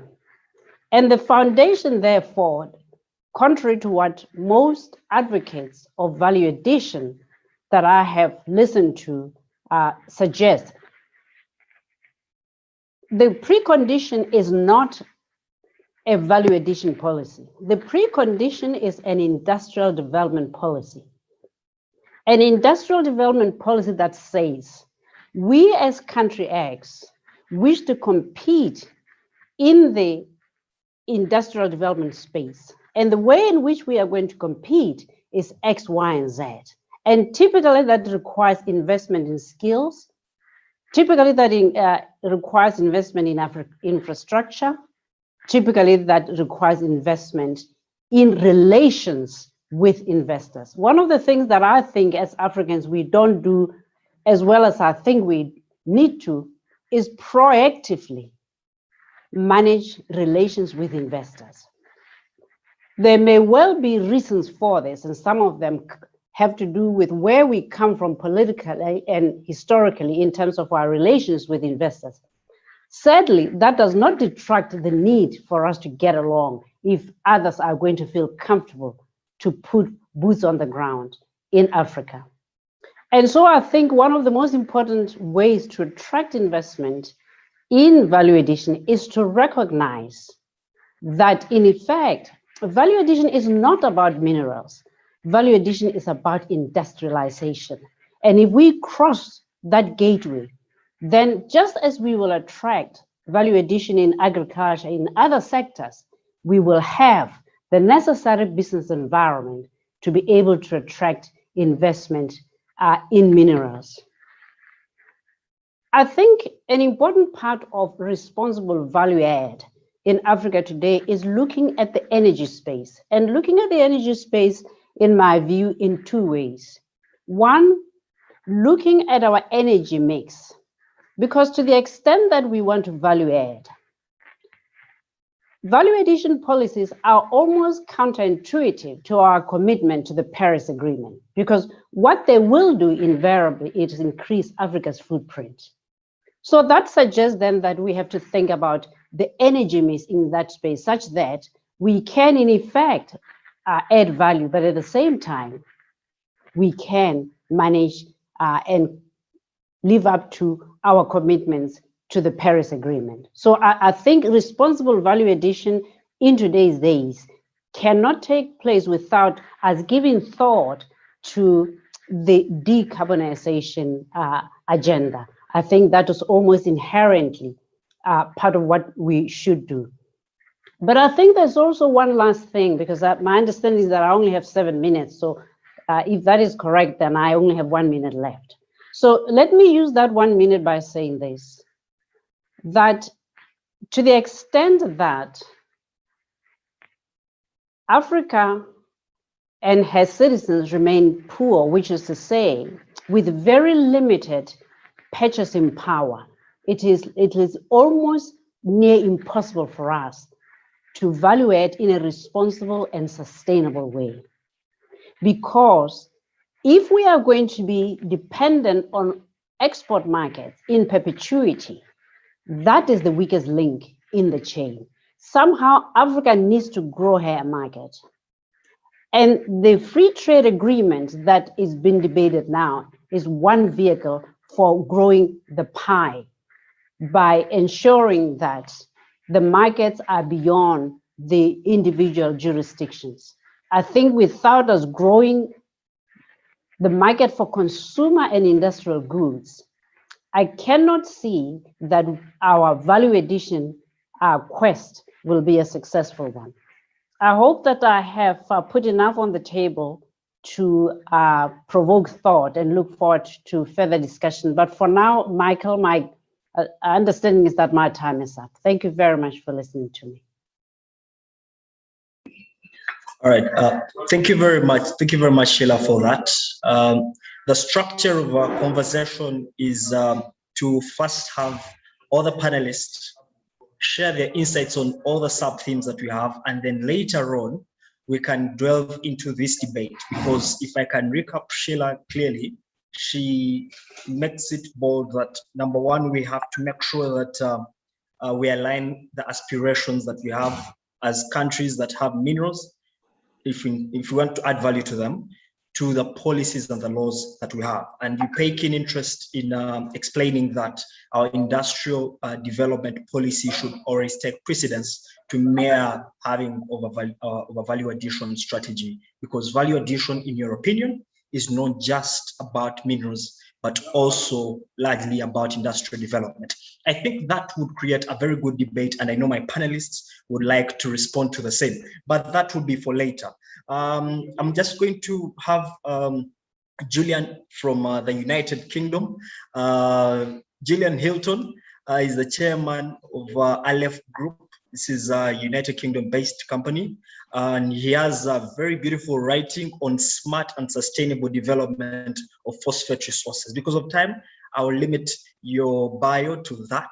but I would love to get your insight on the best practices for environment, social governance, ESG, because this is also one of the conversations that cannot be neglected if we want to talk about how we are going to compete as Africa or with the rest of the world in terms of our mineral wealth.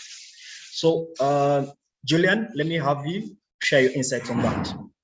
Thank you. I will share screen. No problem.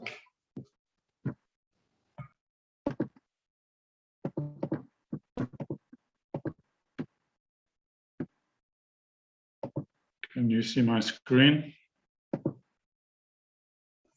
Yes, Julian.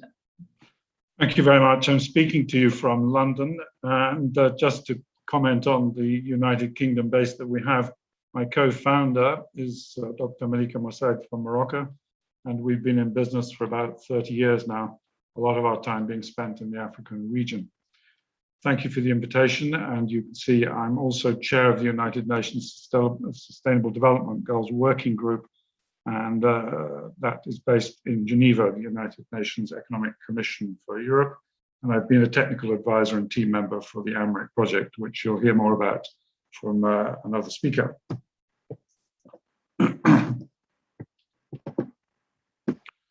The monocritique, I think, has arrived. How do we build back better for people, planet, and prosperity?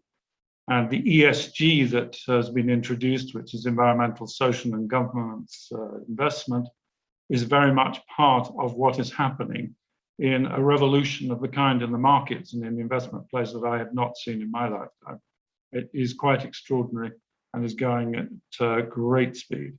What is this transition that we're seeing all part of? What is the context for ESG, which I think will help us understand it? And I should say it's very new, and I would think if you stop 10 people investing in ESG and ask them to define it, they'd come up with different definitions.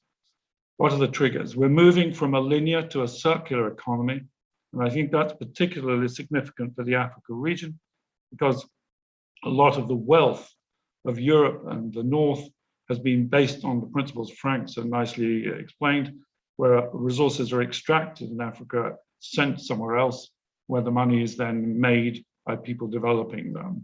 And that process is, as we're beginning to come to terms with in the North, it's linked inextricably with two great scars in our history, slavery and the exploitation of these as colonial resources, where fair benefits from that are maybe not conducted on the back of slaves, but on very poorly paid people. And both of those legacies are still very current with us. If we're going to fix these issues, it will be in the African region when these items will be addressed. But it is very interesting, if you look at ESG investment, that, for example, the Black Lives Matter movement, which began with the murder of George Blair in Minnesota, was very much in the minds of people as they moved to ESG financing. So the linearity has moved to circular via a big moral reset. We're also looking at moving from commodity to integrated resource management, from a social license to operate to social resource contract, from negative externality, that's imposing costs and burdens on future generations, to zero waste, and from a move which is now perhaps best understood in the phrase stakeholder capitalism, where shareholder return is no longer the primary obligation of boards of directors, but create a resource value conservation stakeholder return, which means everybody has a stake in this, not just the investors. What that means from an economic point of view is based on the theory of John Nash, who won the Nobel Prize for his sustainable equilibrium model. And there we're trying to move from win-lose to win-win. And in that, I believe, our task is to create access to critical resources for meeting critical needs for all as a universal right and a public good. My screen is not moving. Here we go. Frank also inspired me with a phrase that he sent me in a WhatsApp. It's time not to lament, but to act. How are we going to do this? My view is we can do this. The tools are there, but is the will there? What I found very encouraging from the political leadership speaking today and also the policy leaders is that those issues are beginning to be addressed, and very much so as I've understood, in Uganda itself. But you'll see at the bottom of this slide a reference to policy levers and political will, which I put in as question marks.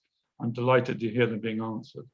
What are the objectives? I think we're trying to leverage the African Free Trade Area, as we have heard.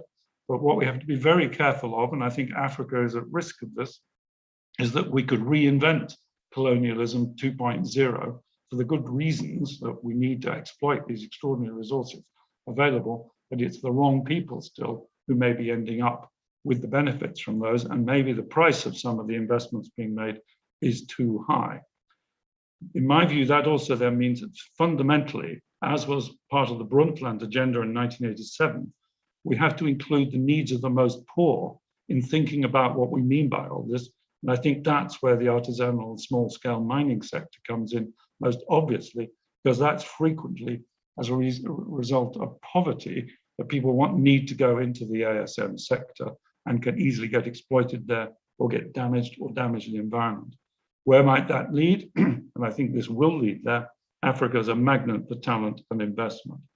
I'm not going to list all the challenges, you can see them there, but I think one of the ones that we're really looking hard at is to disable moral hazard, meaning people are not rewarded for selling the wrong things, making the wrong investments, but they are actually punished and made clear that this is not an acceptable behavior.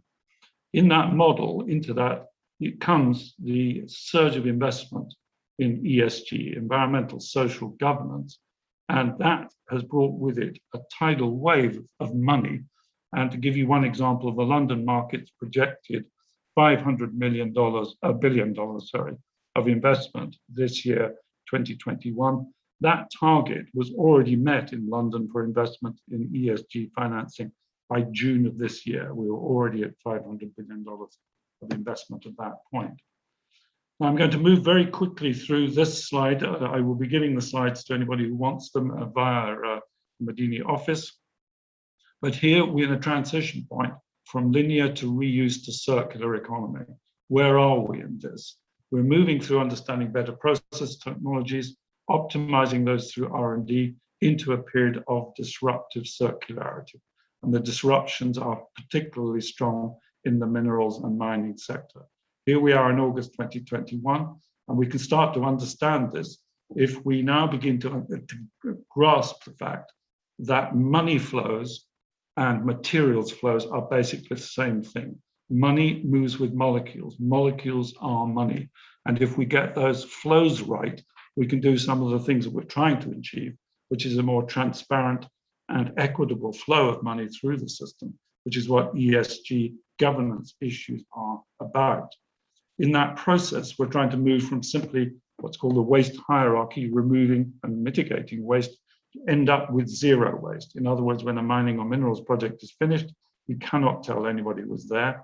And that's part of what we call the just transition, which is moving from purely investor return through this phase of transition of the social license to operate and triple bottom line, as it's called, into balanced investor and stakeholder return, which we know as ESG investment.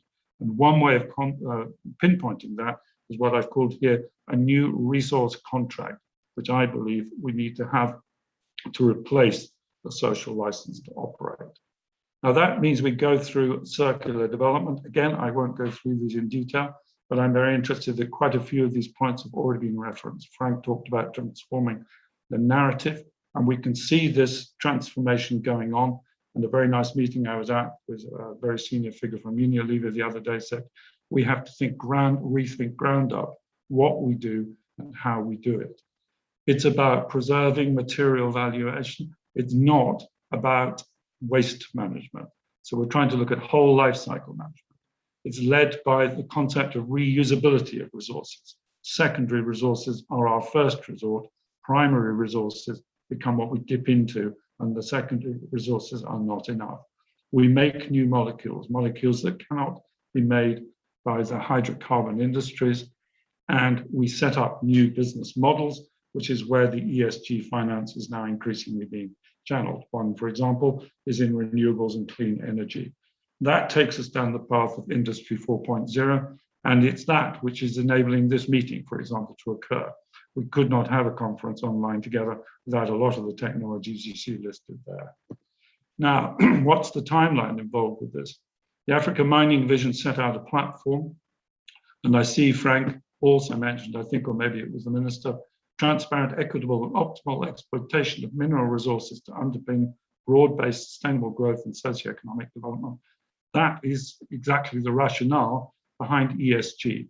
That was said in 2009, but the progress towards that has not been smooth or straightforward, I think, although I'm very encouraged by today that I think the kickstart that this needs is now beginning to come.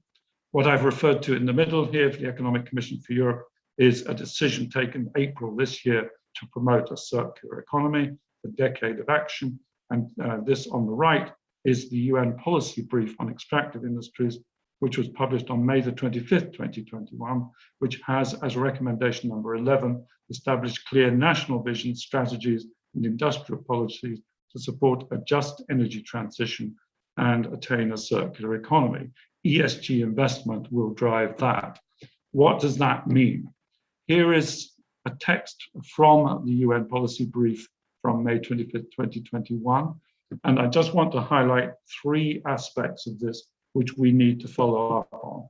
The first is, this is the opportunity provided by COVID-19 to build back better by identifying concrete recommendations for transforming the extractive sectors into an engine for sustainable development. You've heard in that exactly the echo of the Africa Mining Vision. Secondly, the UN is putting its money where its mouth is, and I'm part of a process of developing, and it's linked to AMREC, as you'll see, the United Nations Resource Management System, based on the principle that if we're going to move the ESG investment into a publicly accountable, transparent space, standards that are universally adopted are the place to begin with that. And the United Nations Economic Commissions and its regional commissions are responsible for standards that we now accept worldwide, such as the traffic light systems, red, amber, and green lights, around which we drive safely around our cities and countryside now in a way that we did not used to do. Then on the recommendation number 17, we're looking at comprehensive framework for traceability and transparency in global value chains. That's stopping illicit activities, cross-border conflicts, and so on. And that sets up the mission for ESG finance. That is in a more detailed explanation what it does. But finally, and I think this is the challenge to this meeting and the leadership that it's kicked us off, and all the participants who will be present either in time or in real time on this, how do we follow up?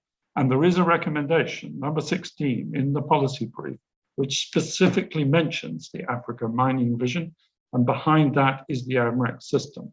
What that says is adhere to and support the implementation of existing frameworks such as the AMV. Now, the UN Secretary General himself chaired the meeting that put this policy brief into circulation and has set up under a new director post in New York, a working group to implement these recommendations.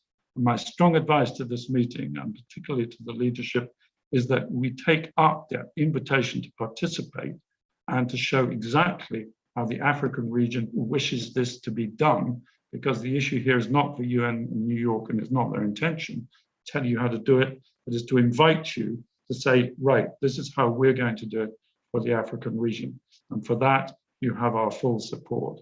So my final slide.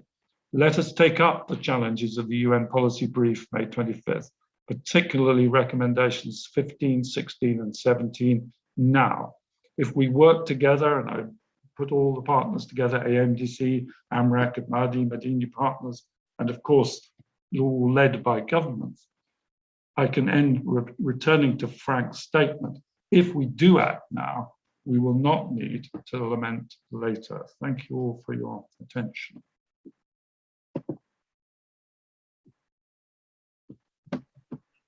All right. Thank you very much, Julian Hilton. That's the chairman, Aleph Group, for that wisdom you shared with us. Ladies and gentlemen, our time is really fast spent, and I'm afraid some of my panelists need to be leaving. But before they do, I need to have us delve into the conversation on how best we can develop a gold value chain to make Africa more competitive in the industry. This is a presentation going to be made by Nere Emiko. She's the MD of Key & Smith Trade and Company Limited. And this lady may look young and could be very young, but she hosted the first ever West African Gold Conference. Not just that, but her company, Key & Smith and Key & Smith Trade and Company Limited, was set to complete a gold refinery by 2019. Ladies and gentlemen, let's have Nere Emiko share with us on how best we can develop a gold value chain to make us a very competitive continent in this field. Nere Emiko.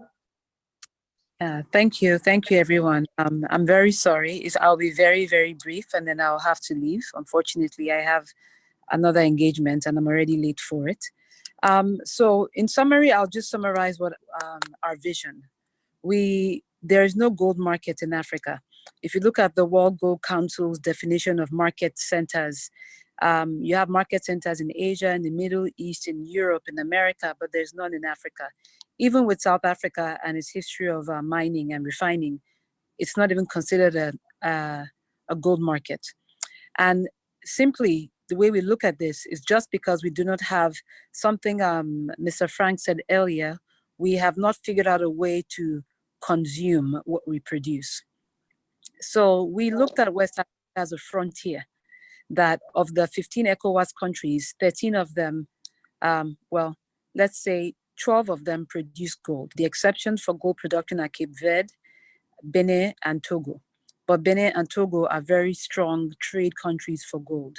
So easily, West Africa could become a hub for gold in terms of mining, developing the value chain, and like I said, really a hub. So we see the potential to create a hub for gold in West Africa, especially through trade.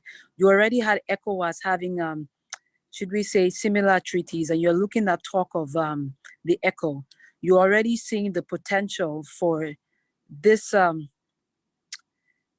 this unity, I say, because for gold is very much an economic instrument in many ways. So we are looking at how you could create a regional hub in West Africa for trade, for gold, developing the value chain, jewelry. In Nigeria, and I think a lot of West Africa, the demand for gold jewelry is huge. I think about 95% of the jewelry in Nigeria, I'm sure, is imported. I think from the research we did, Senegal was the only country really in West Africa that I think produces about 40% of the jewelry they wear. But they're pretty good in the exception. So you can see what we see. Gold for jewelry has a high demand in West Africa. We could start producing it. We could also start using gold even as a financial instrument, savings products. So this is really it in summary. Other things I would say, and on the back of this are ancillary services, insurance, vaulting, bullion banking. There's just so much potential of what could come out of this as well. And we've started this, developing a luxury market, even innovation, because we use gold as well in technology and in electric circuits. So what we're looking forward to seeing more are policies that harmonize trade. And this is why we're very excited about the Africa AFTA that's coming up. It's here, but we say coming up because we're not all right now implementing. And then any other ways that we could really get our countries, especially central banks, to start looking at monetary policy and how they could integrate gold in the financial system. I was happy to see the news of what Ghana is doing, but we look forward to other countries in Africa doing the same. Thank you very much. Unfortunately, I have to leave. My thoughts are with you all. I'm very excited about all the work that MADI is doing. My heart is with you, but unfortunately, I have to leave. Thank you very much. Bye-bye. Thank you very much, Nere. Short as it was, I think it was a very impactful conversation, more so that you try to show us how rich the continent is with this resource of gold. And I would have loved that you stayed with us for a longer period of time, because we wanted to also delve into how necessarily you were able to come up with a dream of having a refinery in West Africa. And this is something that is not ideally everywhere. I needed you to share some of the insights in one of the things that you perhaps hoped that could achieve, the refinery, and whether it would be able to replicate the same in other parts of Africa and what it would need to do the same. If you could just lend me 1 minute of your time before you leave. Another time. All right, no problem. Absolutely no problem. Thank you. Thank you. All right. Thank you very much. That has been Nere Emiko, the MD of Key and Smith Trade and Company Limited. Ladies and gentlemen, now we need to get a conversation on African minerals and energy resource classification. And for that, we have the Manager Operations and Compliance of the Petroleum Authority of Uganda. This gentleman is also a member of the African Union, African Minerals and Energy Resource Classification and Management System. You could have the same as an acronym called AMREC. I think that's what many people refer to the system as. Ladies and gentlemen, Felix Bob Ochiti, let's have you speak to your experience and what African challenges are as regards our mineral resource classifications, what the controlling factors of these classifications are, and how best we can have economic value of our mineral resources. Felix? Thank you, Michael, for your kind words and for the invitation. I will not really bother so much to tell you a lot about the diverse wealth that we have in Africa, because I think the Right Honorable Prime Minister, First Deputy Prime Minister mentioned it, Frank in his preamble mentioned it. I think Honorable Peter Lokeris mentioned it. Julian talked about the circularity and how we need to bring that into shape. And Sheila also talked about value addition, and she gave us exactly why we need to rethink what value addition is actually all about. And that laid the foundation for my presentation about the African minerals and energy resources classification and management system. First of all, I would like to say that the discussion that we're having today actually reminded me of a simple conversation. I think Julian was there in 2018 when I had the privilege to sit in an international conference for the Energy Management Week, actually, the Resource Management Week in Geneva. And there was an hypothetical question that was asked about which of the SDGs do you actually think is the most important? Of course, we all appreciate the fact that all the sustainable development goals are equally important, but you could easily see that the audience at the time, most of them were talking about, affordable and clean energy, the climate action, which are all good and beautiful things. And I sat there as an African and among all the other Africans, and I kept thinking, what could be the biggest problem we have in Africa? If you put climate action, and no offense to all those who are promoting climate action and clean energy, and poverty, which is SDG goal number 1. And I would say, which one would my grandmother in the village somewhere in northern Uganda would want to take as the most important at the time? And I think my grandmother would choose poverty, no poverty, because that's what they relate to. That's the reality that they face every day. And that reality is replicated in many parts of Africa. And that is the reason why the thought process on how we can actually have our minerals benefit the Africans came into play. And that is the bedrock on which the AMREC is actually built. How can we move Africa away from the paradox of wealth coexisting with poverty? And that is the reason why we came with that. So I would like to start my conversation, and I'm going to share my screen really and run through this very, very briefly, because I know we don't have a lot of time. And if you allow me, you enable me with that screen. I would like to, and really this presentation, like I mentioned, is on behalf of the AMREC Technical Working Group, which I'm a member. And what is actually the AMREC system? it is important for us to understand where that comes from, because this is a comprehensive system that we have developed as an African continent for the management of minerals and energy resources in Africa. And the reason basically is the foundation that we laid before. Why is wealth paradoxically sitting side by side with poverty?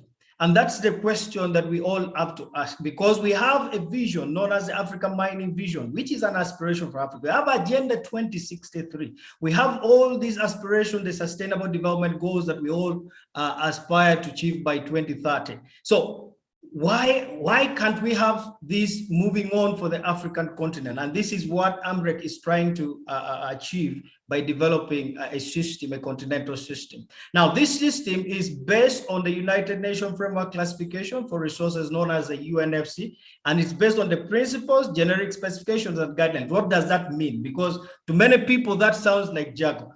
Of course, we are a member of a global community, and we are developing a universal system for classification of resources. Frank mentioned already earlier on that we have resources in Africa, but if somebody asks today, how much gold do we actually have in Africa? No one will give you an authoritative answer. Why? Because the metrics of measurement of gold in Ghana may not necessarily be the same metric we use in Uganda or South Africa.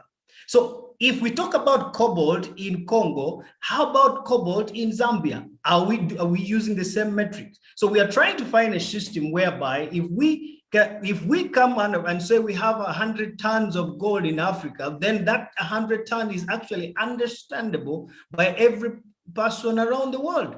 More especially if you are an investor or you are a resource governance institution in Africa, you should be able to relate to such a number.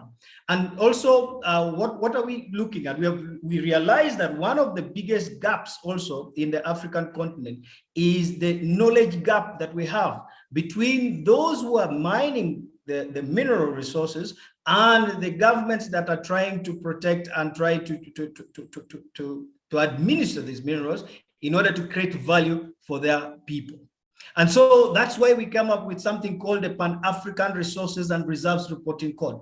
Why did we come up with that? We came up with that because we realized that in all of the African continent, with the exception of South Africa, there is no other reporting code that is indigenous to the African continent. Every time a foreigner comes to Africa, you find that, okay, you're going to use codes and standards from Toronto Stock Exchange, maybe Hong Kong Stock Exchange or Australian Stock Exchange, but we have nothing for the African continent. So we thought that this is a time through which Africa can come together and develop a system, not only a classification system, but a system that will enable us be able to use the same parameter in South Africa, in Ghana, Uganda, or Congo, so that any investor that comes, that is repetitive across the continent. Now, some of the key facts that maybe I don't want to spend so much time on, but it's suffice to say that 2/3 of Africans export are actually in the extractive industry. What does that mean? It means that our economy depends a lot on extractive industry, and our policies should be driven to that. You also find that over 50% of the total export from Africa is actually in oil and gas. We have some of the biggest reserves of oil in North Africa and some part of West Africa, and now East Africa is coming up to join the league. Another fact that we see is we have 4.5% years shorter life expectancies in African resource-rich countries than those that do not have resources. What does that mean? It's still another paradox that we see. We also see at least 3% less literacy level in African resource-rich countries than those that do not have resources. And these are something we need to cure going forward. Another thing that we see very, very clearly is that 50% of fiscal dependency on commodity-based revenue are actually what different countries in Africa are relying on. But most importantly, and this is something that has been over and over spoken about, the illicit financial flows, over 80 billion lost. And these are reports that you can find in your public domain. So why is this still continuing to happen in Africa? We think we need to find a solution as the continent to ensure that these benefits come to the African continent. And why is that so? Because people have eroded trust. and confidence in society has been eroded. Take, for instance, this book by Tom Bachis, The Looting Machine, why warlords, tycoons, and smugglers systematically steal the wealth of Africa. When you see such kind of headlines, you see such kinds of books, and you see the kinds of newspapers headlines, you realize that there is already a friction between the investors and the people to whom these resources actually belong. And this is the reason why AMREC was basically developed. I will not go one by one on the benefits, they're immense, but these are things we can easily find from the African Union, but also from the working group of AMREC. But I want to end maybe my conversation, because I don't have a lot of time, by showing you a pilot case study that we have instituted in Africa. This pilot case study was actually championed and sanctioned by the Minerals Africa Development Initiative, the conveners of this convention today. And this was done in collaboration with MOOPS, Makerere University Business School, and Heriot-Watt University in the UK. And this pilot study was basically to test the principles of AMREC. Remember, we have two parts to AMREC. We have the classification system and the management system. And some of the management principles are some of the things that Julian Hilton mentioned in this presentation. But we had a primary focus for this pilot structure. The pilot structure basically looked at what are the policy, legal, and contractual frameworks that a mineral resource has to go through in order to improve its sustainable development for the benefit of the people of Africa. The other one is sector organization, because we realize that most of the work, most of the illicit financial flows start with sector organization, and it goes into resource management and regulation. If you do not have a strong institution to regulate and ensure these processes are followed, then we cannot have sustainable development of resources. We studied 4 projects in Africa. We studied the gold mining in Busia, gold mining in Mubende, tin in Isingiro, and salt mining in Lake Katwe. And these are the 5 controlling factors that we looked at as in the pilot project. Of course, we have many controlling factors that we can look at as far as AMREC is concerned. Besides the classification system and estimation of the resources, we have these good governance principles that are embedded in the African minerals and resources and energy classification and management system. One of them was the project milestone and decision gates. What did we see here? We are looking at what processes does the development of a mineral resource actually follow for sustainability. For instance, things like environmental impact assessment. We see every day in Africa that companies come, mine minerals, and leave lots of residues in the countries from which these resources are mined. And that is what we were looking at earlier on. The second thing is value addition and resource beneficiation. What were we looking at here? What is done to the raw resource to enhance its economic value? And I will not dwell on this because justice was made to this earlier on. The other one is economic diversification. What other business opportunities or operations are enabled by mineral projects in terms of linkages? Do we have linkages to health sector? Do we have linkages to infrastructures like roads? How are the livelihoods of the people in the mining communities transformed by the presence and the mining activities in those areas? So those are aspects and principles that we have embedded in the AMREC system to ensure that the African continent get value out of these natural resources. The fourth one is comprehensive resource recovery. What do we actually mean by that? If we are mining gold and by chance we land on cobalt, how do we handle that process? Because most of the time when our primary focus, for example, in Uganda, our primary focus originally in Kilembe was copper, but we ended up realizing that we actually have cobalt as well. Right now, that could have been, at that time, somebody could have thought that was actually a residue. It turns out that is actually a resource. Now, if we had planned for a comprehensive resource recovery for both copper and cobalt, that would have probably looked different by this time. The last one, and not least at all, is the concept of zero waste. What this one basically means is that the modern waste management strategy should engage a process where what would become a byproduct actually is a raw material for the next process in the value chain, so that we have a comprehensive resource recovery and minimize waste as possible. And that goes with the waste hierarchy concept, so that if we cannot reuse, we should be able to add value to it until we get products out of all our would-be waste product. In conclusion, therefore, I would like to say that the paradox of wealth coexisting with poverty remains a reality in Africa, but we cannot close our eyes in trying to find a solution for the continent. And that is why we have developed the AMREC system, so that we can be able to do away with this paradox of wealth coexisting with poverty. The other one is the knowledge gap. It plays a very great role in resource management, because you will find that a foreign company comes to Africa and then says, we cannot employ these Africans. Why? Because they do not have the requisite skills. They do not have the experience that we need for this sector. They don't have what it takes to manage the resources, and yet these resources belongs to these people. And we are saying we must be able, through the Pan-African Reporting and Resources Code, put standards so that if we have a geologist that should work in a certain mine with a certain qualification, that should be enough with the requisite requirements and experience that they gain over time to be able to write a competent person's report for any organization anywhere in the world to be able to believe. That's the second most important thing. The other one is that we believe that AMREC and PAC now is envisaged as a game changer.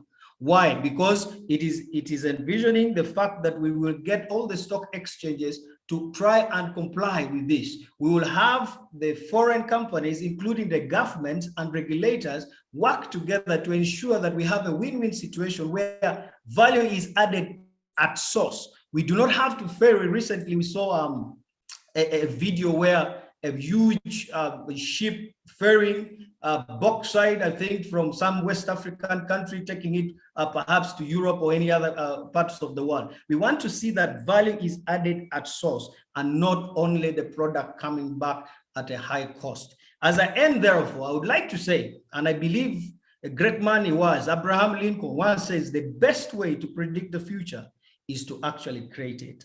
I hope this is our opportunity through Madini Convention to create our future. Thank you.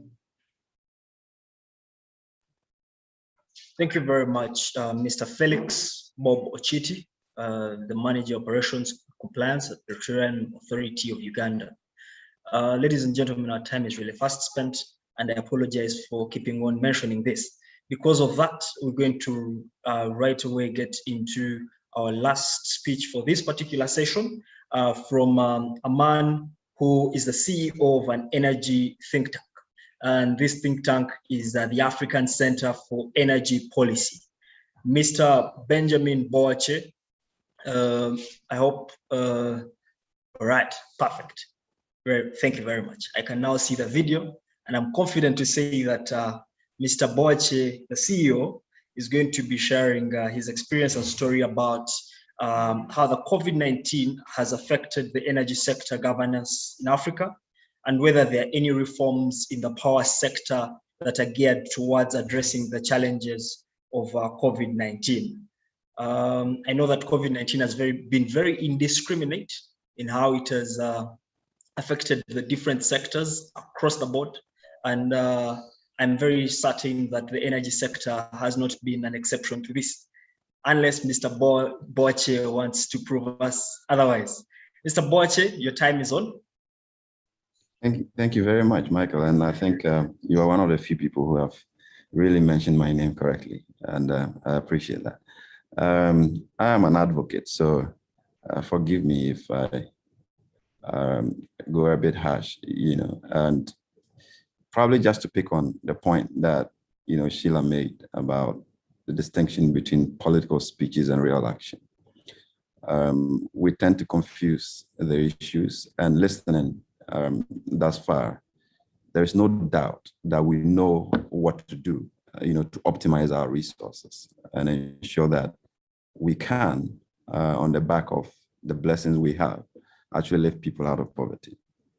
But we limit ourselves to the speeches, the politics, and assuring the people, even when actions are not aligned to those speeches and words, for us to be able to optimize the resources.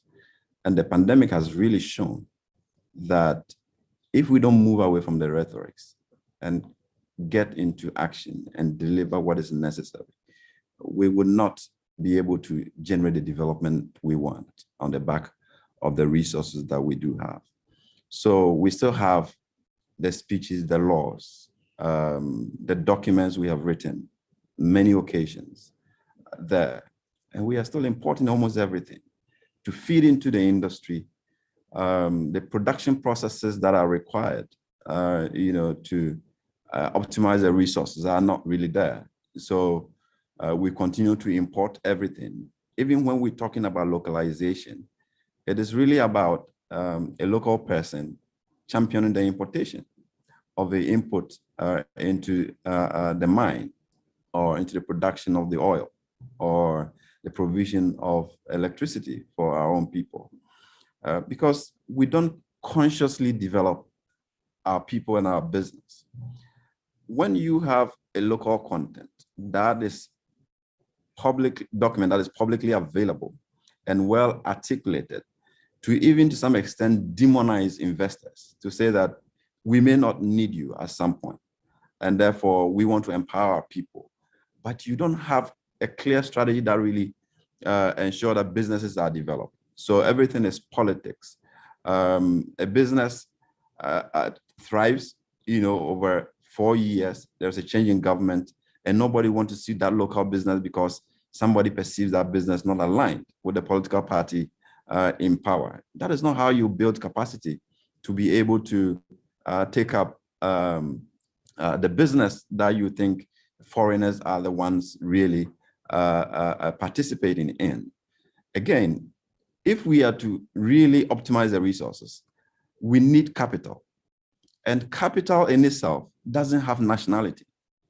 It is your attitude that defines whether that capital is here to stay in the continent, or the capital will be defined by its owner as a foreign asset and has to leave at some point. And that is a dilemma we really have to grapple with, because if we have a system that allows investment to continue to grow and investors to continue to invest, our focus would then be how do we integrate our people into the attraction of that capital, into the attraction of the technology and people who are also willing to come and support our development, and not rather, over communicate certain assumptions that for us to be able to develop, we need to sack everybody else at some point to bring in our own businesses, our own people to be able to do that. Today, there are countries where even if you have about 500,000 pounds or dollars, you'll be accepted to become a national citizen and invest that money in their countries. So why are we not having strategies that actually welcome investment and allow the investment to stay, to be citizens of our context, and also continue to generate the jobs, generate the technology, generate the jobs that people will need to be able to survive and also grow the economy. If you check what COVID has done to our economies, our revenues are dwindling because production cost is escalating. Just on shipping alone, shipping cost alone, freight, bringing a container from China across the continent now has moved from an average of about $1,800 to about $9,000. That is productive resources still being siphoned away because we are not being practical to ensure that we can also engineer development that produces some of these inputs domestically. So it is a conversation about being honest about where we are and ensuring that what we have written, what we have said in the past, our understanding of what development concept is actually practicalized, without demonizing people and actually seeing capital as a product that we need for the long term. They need to be here. The money needs to be here. We need to have a strategy to bring in the money and let the money stay, engineer the proper environment that allow capital to stay. We can't continue talking about illicit financial flow. It is a problem, I acknowledge, but to talk about it for 30 years, shows that we are sleeping on a job, because it is not the companies that audit themselves, all right? We are the ones who do the auditing. So it is time we accept responsibility for our own failings and ensure that the institutions that are set up to actually function for some of these illicit flows to happen are actually working. We shouldn't be talking about environmental injustices at this point. I mean, if you go to some of the EPAs in Africa, they are perhaps bigger in number than what you find in Europe and America. All right. So what are they doing? Are they just sitting in their offices spending public money? We need to get them to function rather than blaming the company all the time when we control the laws, we control the rules, and we have to be fair and enforce those laws and stop complaining. So we have to pay attention to actions, not focus much more on the politics about, assuring people all the time that we are doing something right. And in reality, we are not paying attention to the real actions that should bring the transformation that we need, investing in the education, ensuring that actual capacity exists to participate in industry rather than setting laws that compels companies to rather recruit even when the capacity doesn't really exist. So in summary, we have to be practical. We are exposed to huge importation that really escalates costs and further take money away from our economies, and the time to rethink and ensure that we can bring in capital to be part of the productive sector, start producing the inputs right here in Africa, and to align our mineral resources with the productive sectors of our economy. Thank you very much.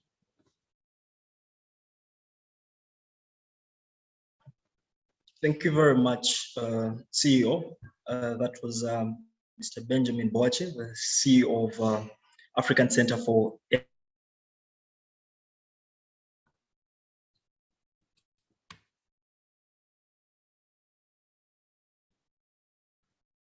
I have been advised by the technical team that we may not be able to have a panel discussion, which I would have loved a lot, because some of the issues that were raised by my speakers deserve to be responded to by each other.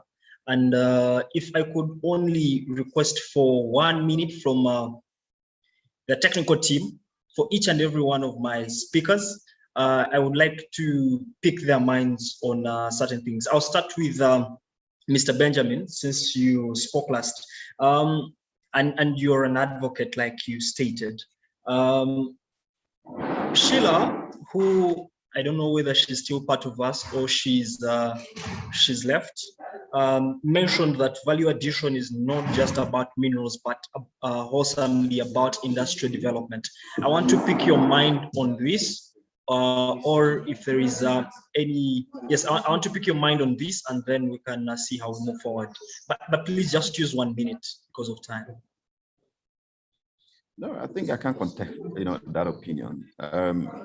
In attempt to add value, you are supposed to consider all other factors that come with it. How efficiently can you do that? And in doing so, how much benefit can you actually accrue in that process? So you're not going to refine your gold only to add cost to the whole process, lose revenue, and not even have the necessary manpower to optimize that process.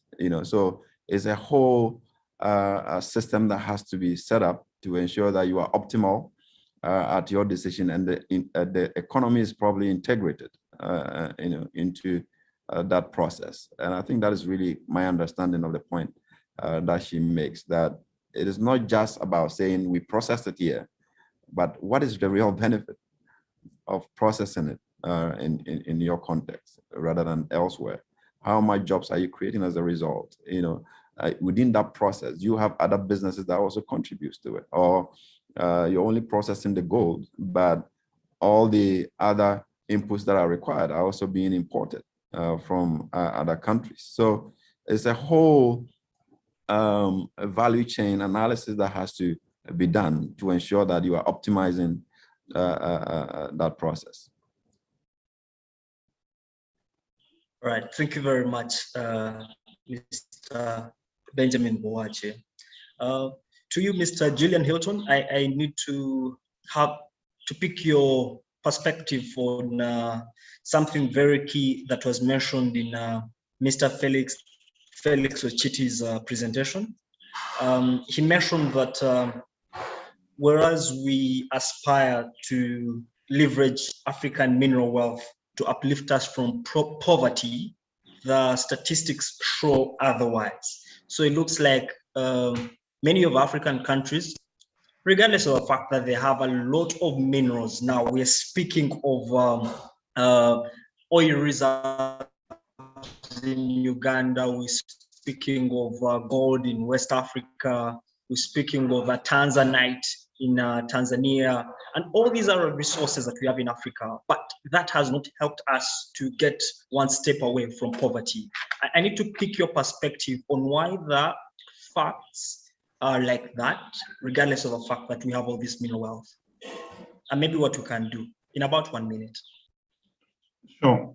What I'd also just like to make clear is that we are on the message of my presentation that we're going to move to action. We're doing it. And I already have the pleasure of working with the Madini team on this and putting into practice some of these things in terms of building the system to test it. In terms of why this is not happening, I think this is a very deep issue, but I think Bob has really put his finger right on it, in the sense that if so much money, for whatever reason, is leaking out of the system, that doesn't help. But I can also see from my various missions around the country, around the region, that conflicts over land use is also a major issue, because people are uncertain from a policy level what the purpose of the land would be. So there could be a conflict between pastoralists, agriculturalists, and also minerals, and they could be the same part of the time. So I think getting clearer objectives and clearer policy levers will help this new mood of optimism, which I'm beginning to, and realism, be implemented well. But nobody should underestimate the difficulty of the challenge.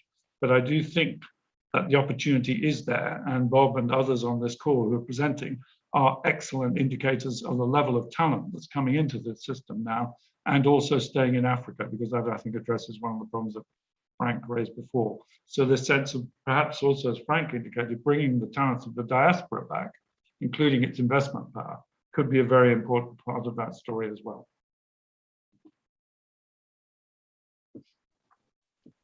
All right, thank you very much. Thank you very much, Julian, for that insight. And lastly, I would like to pick Mr. Felix's opinion on something that is quite bothering me.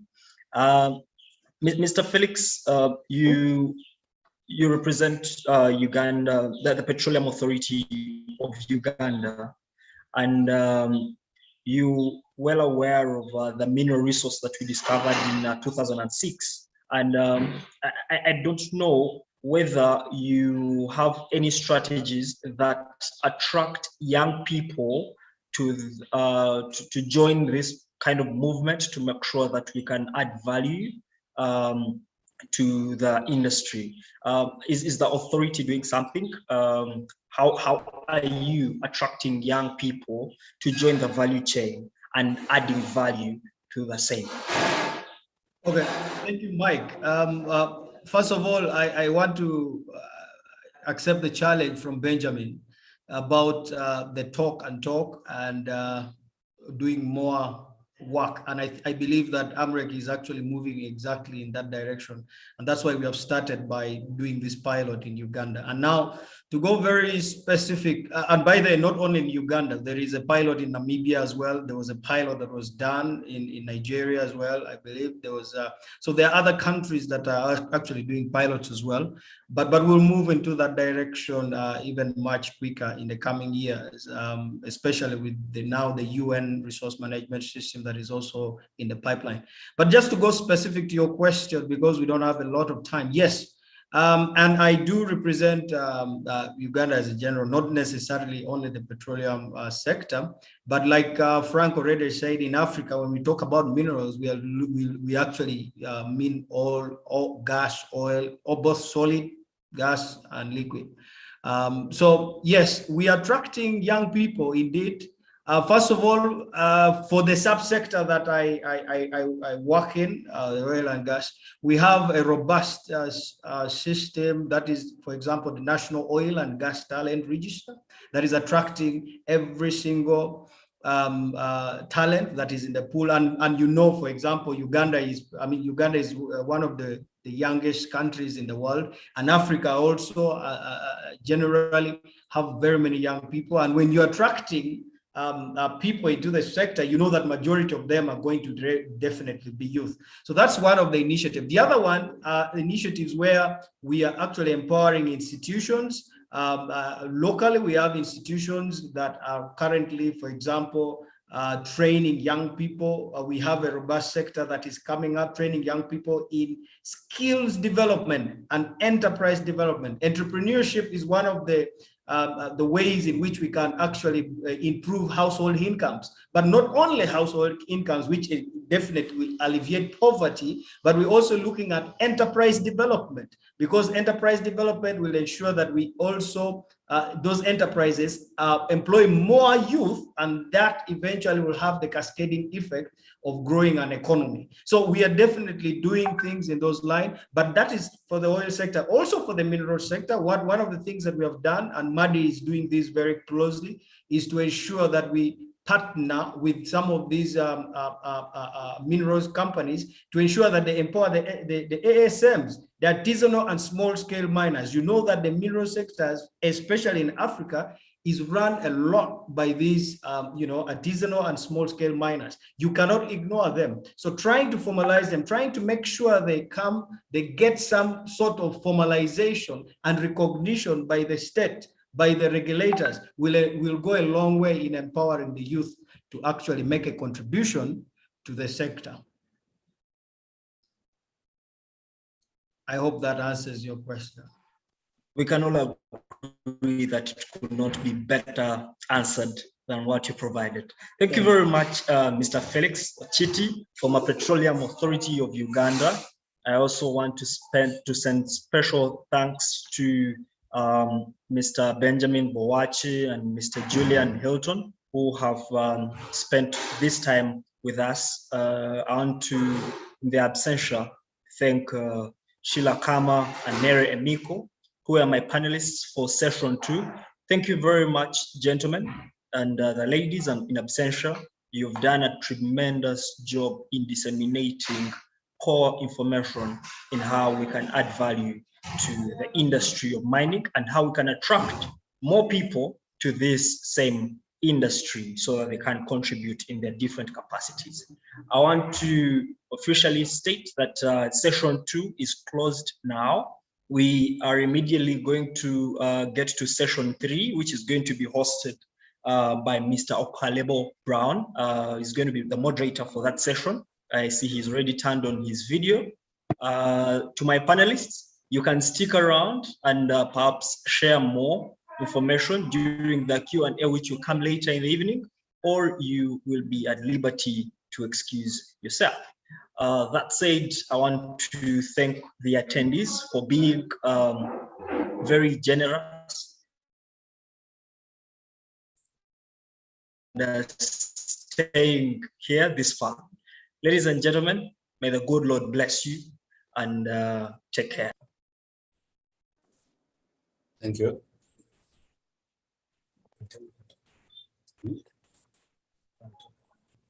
Ladies and gentlemen, I hope you can all hear me loud and clear. Thank you very much for hosting us, Tammy Blair, for that wonderful session. I'm not going to waste much time because we are very, very much behind time. As you can see, we're already 46 minutes past this session that I'm going to be moderating on behalf of Brian, who is not with us, unfortunately. So I'm going to be taking over from Brian Oshen for his session. We are going to be discussing a very interesting topic, which is leveraging or taking advantage of the African free trade area. And with me will be some very key guests. And as we wait for them to just settle in, I'm going to request the technical team to give us an interlude for at least a minute or two. And then we'll introduce my guests, and then we can move forward. So thank you very much. And see you in about a minute. So you can stretch and take a little bit of a breath. And we'll see you back in about a minute.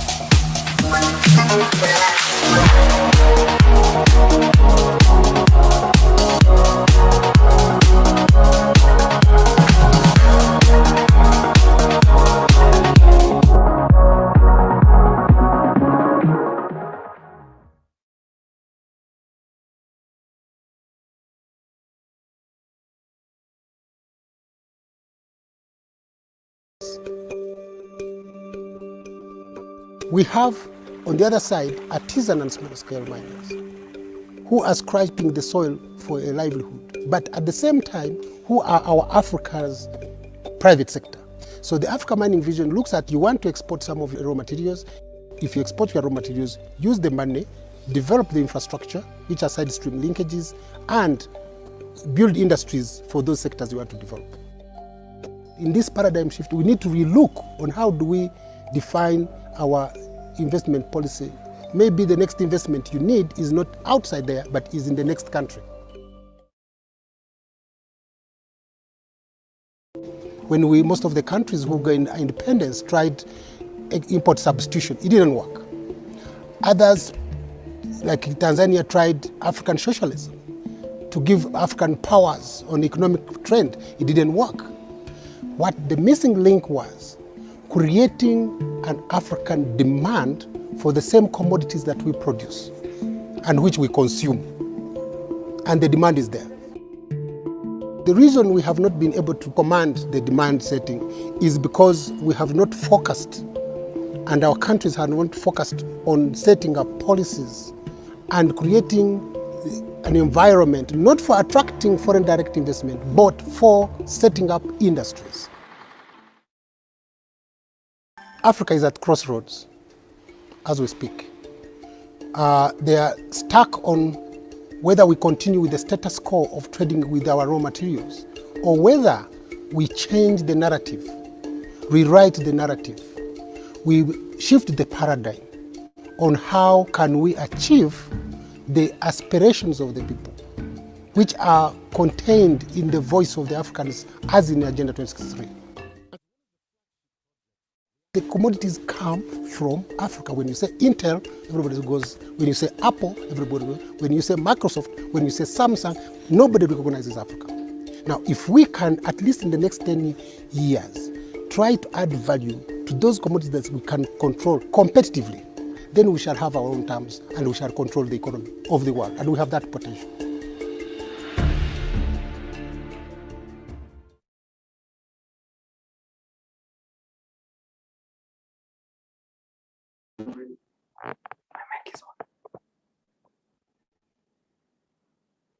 Salim Collins.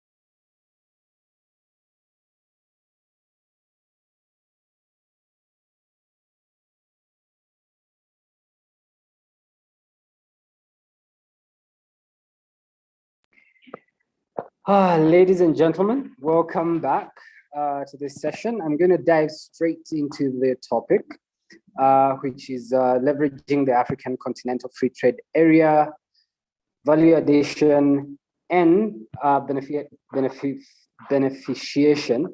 The African in me, of course, with the English, but that notwithstanding, my first panelist and guest is a lady who is very familiar to this conversation, all the way from whether it's the Free Trade Area or the African Union, and she happens to be the president of the African Business Council, and this is Dr. Asfor Amani. I hope, Dr. Asfor, you're there and you can hear me. If you could kindly just say hi. Hi. Hello, Dr. Asfor, how are you? Fantastic, I can see you loud and clear as well.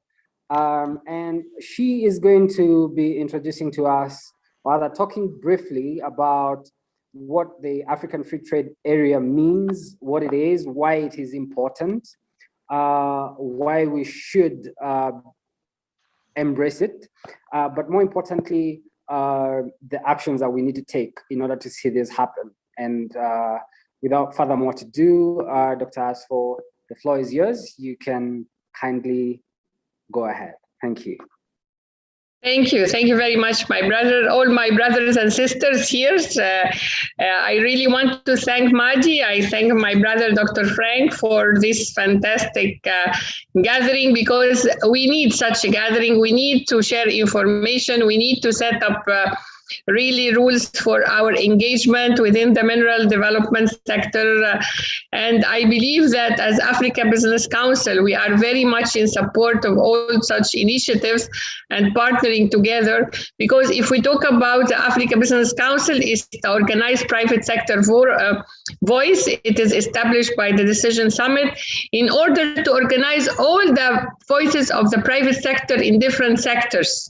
So if we're now talking about mineral development resources and how Africa Business Council is really established by Decision Summit in order to operationalize the ACFTA, the Africa Continental Free Trade Area, so we need to understand that this ACFTA is really about promoting our intra-Africa trade. It is about increasing our production.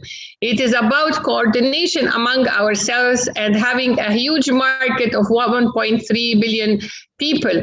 How can us as African people come together, coordinate our efforts in different sectors? That's why within Africa Business Council, we have already establishing now technical really committees for the mineral development resources, for women, for youth, for financial services, for agriculture, agri-industry, so in different sectors. And the Africa Business Council is inclusive of all the REX Business Council, like COMESA Business Council, SADC Business Council, the ECOWAS, the Chambers of Commerce, the private sector federations, the Union of Industries, the manufacturers associations, the sectorial associations, the women business association, the youth. So it's the inclusive body for all of us. How can we coordinate our efforts with MADI? How we can coordinate our efforts based on our Agenda 2063 development agenda of a prosperous, peaceful, integrated Africa driven by the citizens of Africa. And how we really, if we're talking about now our minerals, our main objective, all of us, is that from the mine to the market, how do we have the mineral development resources with the extractive industries really is about how we develop and have sustainable development, how we have skilled laborers, how we have a system for standardization, how we have science and technology within all our procedures, how we have a really specific sector in different sectors with all the minerals we have. And as all my speakers before me said, Africa is the richest in minerals in the world, but yet the people and the private sector is not really gaining the value of such minerals resources. So how can we gain value by value addition? And in doing this, I have set up like a 10 pillars. I call them the 10 E's. First, it's about in digital strengthening of our capacity building for our people, our private sector, how we have real awareness, real education, technical and capacity building. Second is about internal policy resource reform, how we have policies that make really empowering for our African private sector with reference to mineral development resources and value addition. How we have the third is about really investment and finance, how we have incentives for such investments, how we have information about what is the real needs, how we have infrastructure, we have industrialization hubs, we have integration among ourselves, we have really information, innovation. It's about science and technology. It's about our real international markets. So if we come together as centers of excellence, we have to have mapping exercises for the centers of excellence that's present within the continent and collaborate together, because we are working in isolated really islands. It's our job as Africa Business Council in partnership with MADI as our institutes to see what centers of excellence within the continent that we can gather our scientific expertise together and make sure that we supply all the capacity building needing, the machinery. I was just in Malawi with my sisters with the COMESA Businesswomen Association. Till now, in the mining sector, they are using hammers and manual. We need to have a specific machinery in order for the mining, in order for the cutting of the stones, for the polishing of the stones, for making the jewelry, the whole value chain. We have to trace what is needed in every sector. So we really have to apply this. We have supported now with MADI, Africa Business Council is supporting 6 African women that is in jewelry to have access to international markets. So it's a made in Africa jewelry, not only the gemstones, not only the precious stones that is in the raw material, but full jewelry to go to the international market. In Italy, there is in next September, a big world jewelry expo that we want to show the value added really jewelry of our women of the continent. So if we are going to see how we are going to work together based on the 3 pillars, I always call them the 3 Ps, the people, private sector, the policy, and the product. If we're talking about the people, I think all of us have talked about the technical capacity and the skilled laborers. Is a policy, is we need the incentives, we need the policies to empower our small scale miners. It's all about the big companies coming to Africa, taking incentives, taking investment and getting our raw materials. We need to see how we empower our indigenous private sector in order to have really incentives to make the whole value added. And if we're talking about the product, we need to have branding, packaging, designing, value added with science and technology and innovation. I think all of us know what are the problems, and we also know what are the solutions, but our issue is to come together, collaborate and coordinate our efforts and use science and technology, use our African brains, use our African solutions, come together our partners and put a roadmap. We have all the frameworks. We have heard about the Africa Mining Vision. We have our Africa 2030 Development Agenda. We have the ACFTA. ACFTA is about all of us coming together for trade facilitation, for making sure that there is no barriers for goods and services. So the main services is our scientific expertise. And to make trade, we need to have trade with made in Africa products and value-added products. So in order to do that, I would really recommend that we have our industrial hubs, we have business development centers and business incubators that is connected among all of us in different sectors. Africa Business Council is ready to support and collaborate and to see our women and youth in the mining sector, how we really have to support them and to make sure that with these business development centers and business incubators, we have a value added that we also help in the market within our continent, because we said that we are consumers. Why do people go to Dubai and buy things from there? Why do go to China and buy from there? We are a huge, huge continental power of purchase, but we need to purchase our own material, our own value added. So we need to see how we come together and have our own machinery. There is a lot of industrialization on the continent, but we need to know about it. We need to see how we have schools, training schools for our gemstones, for our diamond, for our precious stones everywhere, and to have electronic catalogs, because this is also now within the Italian Expo. They asked me, okay, you are supporting the women to come to the Expo, please send me electronic catalogs for their products. That's what we have to develop. E-catalogs, e-commerce, digital economy, to come together in different sectors in order to have a real value-added product, which is digitally economized and exported as end material to the international market.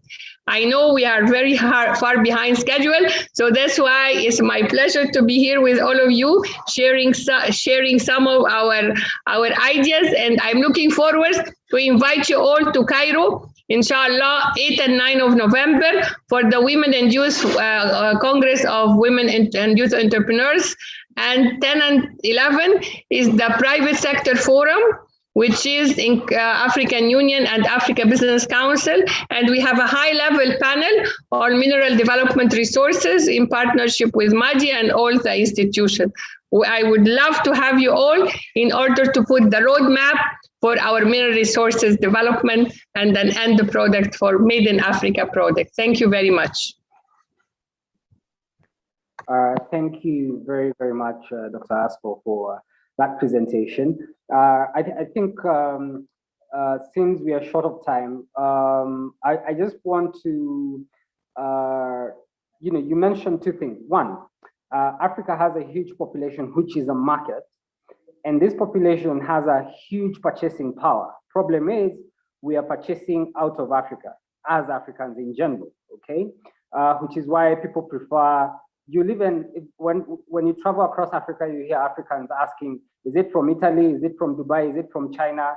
Nobody asks whether is it from Ghana? Is it from, as soon as they tell you it's from out of Africa to another African, the African feels confident that the product they're buying is one legitimate ETC, things like that. So there's that one issue or problem there. But then there is the second issue, which is currency. And for the longest time, there has been discussions on one currency for Africa, but unlike Europe, which went ahead and executed it, we have not done that, which then would mean that it would help unify the system for us as Africans. I know where the problem is when it comes to Africans, in the essence of thinking that out of Africa is better, while that out of African product is actually made with raw materials from Africa in the first place. So I think you can see where I'm alluding to if I'm not so clear, but I just wanted you to just in like quick 2-3 points, just give us an answer. If Africans would do this, we would get this, and the benefit would be this for Africa.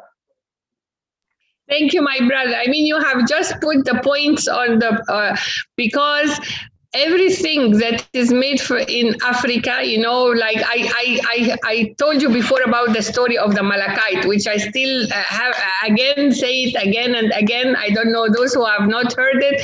I found in Dubai a fantastic table made of malachite. All of us know where is the malachite is. It's in Africa, in DRC, in Tanzania.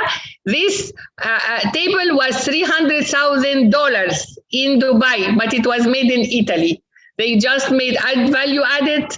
They put some nice gold plated on it.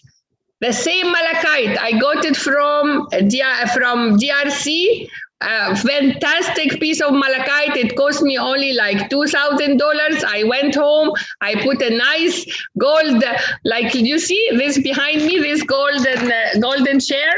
It's made in Egypt, made in Africa.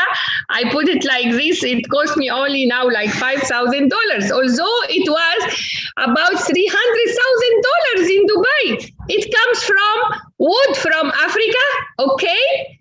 And it comes from malachite from Africa, but we don't really put things together. That's why I say we need to put our brains together. We also need to change the culture of that. What is made out of Africa is better than what is made in Africa. This cultural thing of we have to promote our made in Africa. And in order to make any cultural change or change of mindset, it depends on the strategy of 3S. The school, the state, and the society. We as African come together, we need to promote our African products. We need to understand that made in Africa has to be standardized, has to have quality, competitive package branding. If we believe in ourselves and in our African brains and in our African manufacturing, definitely we will have a huge change of the transformative Africa, increase in GDP, alleviation of poverty. We will have the whole revenue that is going to outside the continent will be inside the continent. So we need to change the mindset, and we need to make sure that we promote our made in Africa. Thank you so much, Dr. Asfor. I hope everybody can hear that loud and clear. And I hope that those words can be echoed across the entire African continent for all of us to hear, because we have been talking about solutions for Africa, yet we are the solution for Africa as Africans. Now, I'm going to introduce our next panelist. So thank you very much, Dr. Asfor. Kindly stick with us as we go along. But I'm going to introduce a gentleman who deals with those minerals, or rather understands what lies on this land of Africa, whether it's the diamonds, whether it's the oil, etc. And he happens to be the president for the Geological Society of Africa. And this is Professor Olubenga Okulola. And he's going to be speaking to us about what exactly do we have in very simple formula. What is found in Africa? What do we have? Because there's what we've been told we have, and there's what we have. So you can show me your camera. That's okay. It's fine. So he's going to be talking to us. He's going to be talking to us about exactly what we have in the continent, and how we can be able to share this information. And more importantly, I know when it comes to engineering courses across Africa that have to do with geomatics and geology and things like that, while they are there and they're being provided across our education system, they're not such a popular course. But the data that needs to be collected, or that has already been collected, I don't know what levels of data we have, but Professor is going to be able to explain this to us much better. So Professor, if you can hear me, kindly just switch on your camera and your microphone, and then you can just go ahead and share this with us. Thank you very much, my brother. Can I share my screen? Just yes. For 5 go ahead. minutes. Go ahead, yeah. Okay.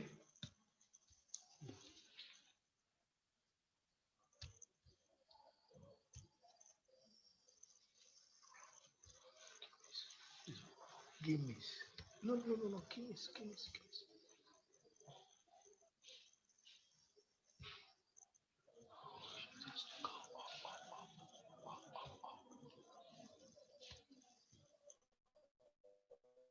All right. Thank you.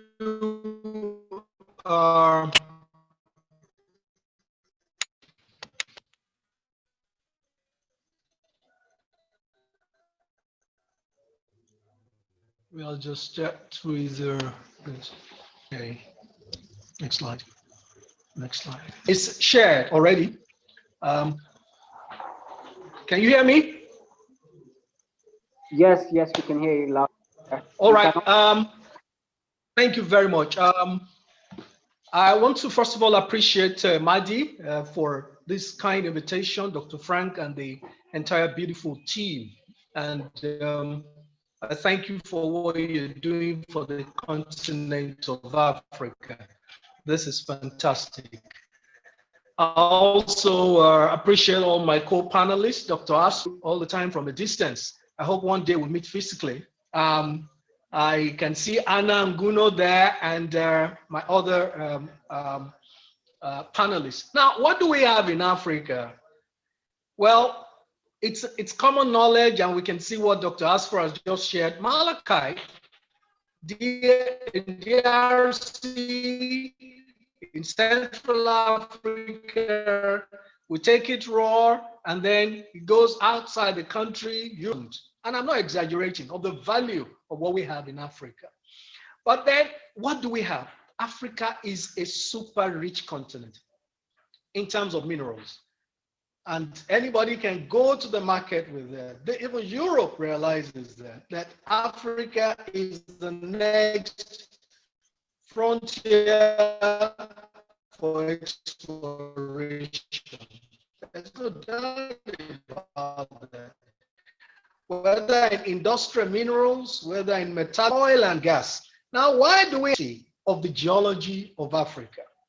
We have the cratons, at least 6 or so cratons, West African craton, Congo craton, East Saharan craton, Kalahari craton. And not only that, you have the shields and what we call the mobile belts. And all of them with diverse geology, hosting diverse mineralization.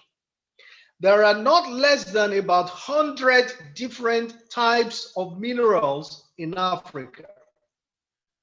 100 different types of mineral. I can say as less endowed as my country, Nigeria, is compared to DRC or Central African Republic or even other countries. We have at least 44 known minerals in commercial quantity. A country like DRC is the richest continent in the world in terms of mineral resource potentials.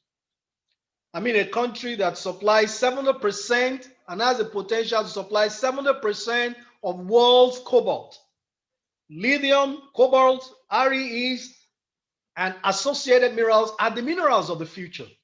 There's no doubt about it. They are the minerals that will determine the next industrial revolution. And if 70% of that is a loan from DRC, you can imagine that the future is in the hands of DRC. The future is in the hands of Africa, and other metals like lithium and so on. So this is this screen just, I don't want to go to be too technical, but it shows the diversity of the geology or associations host different kinds of mineralization. Also, if you look at these dots, just points out to the different types of minerals also that you can have with this geological heterogeneity: coal, copper, diamond, and so on, manganese, nickel, all metallic minerals.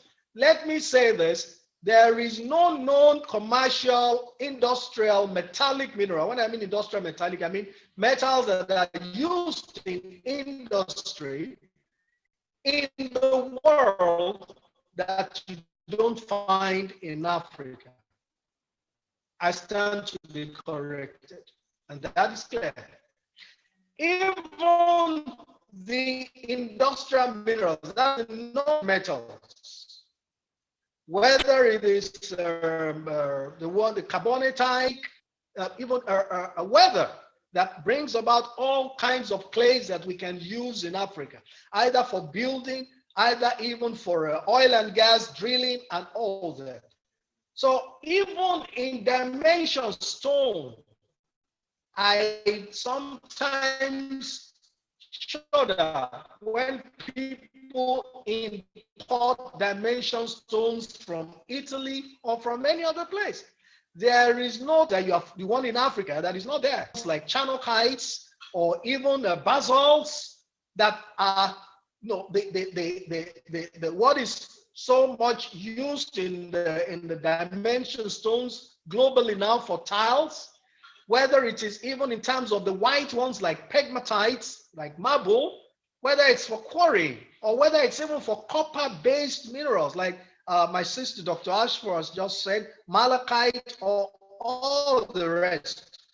So Africa is well distributed or well endowed, and the minerals are well distributed in all the parts of Africa, as we can see from this map, whether in the Nubian Shield, whether in the Congo Craton, the central part, whether it's on the West African Craton, or even in South Africa that is richly well endowed. So, but this is the current state of mining in Africa. We have approximately 30 projects that are expected to come online, or that are online now, at least between now and what we currently, between 2015 and what is obtaining now. Of course, we knew we had a lot of slowing down in 2020 because of the COVID, and we believe post-COVID things are going to begin to look brighter. About 9 copper mines, 4 gold mines are coming up fastly. In fact, more are coming up that are not even recorded in these. I know in Nigeria we have about 2 or 3 mining gold mines that are coming up that are not even recorded with this. 3 coal mines, 3 platinum mines, 2 uranium mines, 1 iron ore mine, 1 nickel mine, 1 zinc mine, 1 potash mine. And these new mines make up a total of $18 billion in investment across the continent, and that's huge. Now, estimate of the total forward spend on these projects from 2019 is to be approximately about $10.5 billion. And South Africa alone is taking about 29% of this, DRC about 23%, Mauritania about 8%, Namibia 8%, Zimbabwe 8%, and Zambia about 7%. And we're expecting, like I said, even now, if it's not for the slowing down of COVID, new investments that are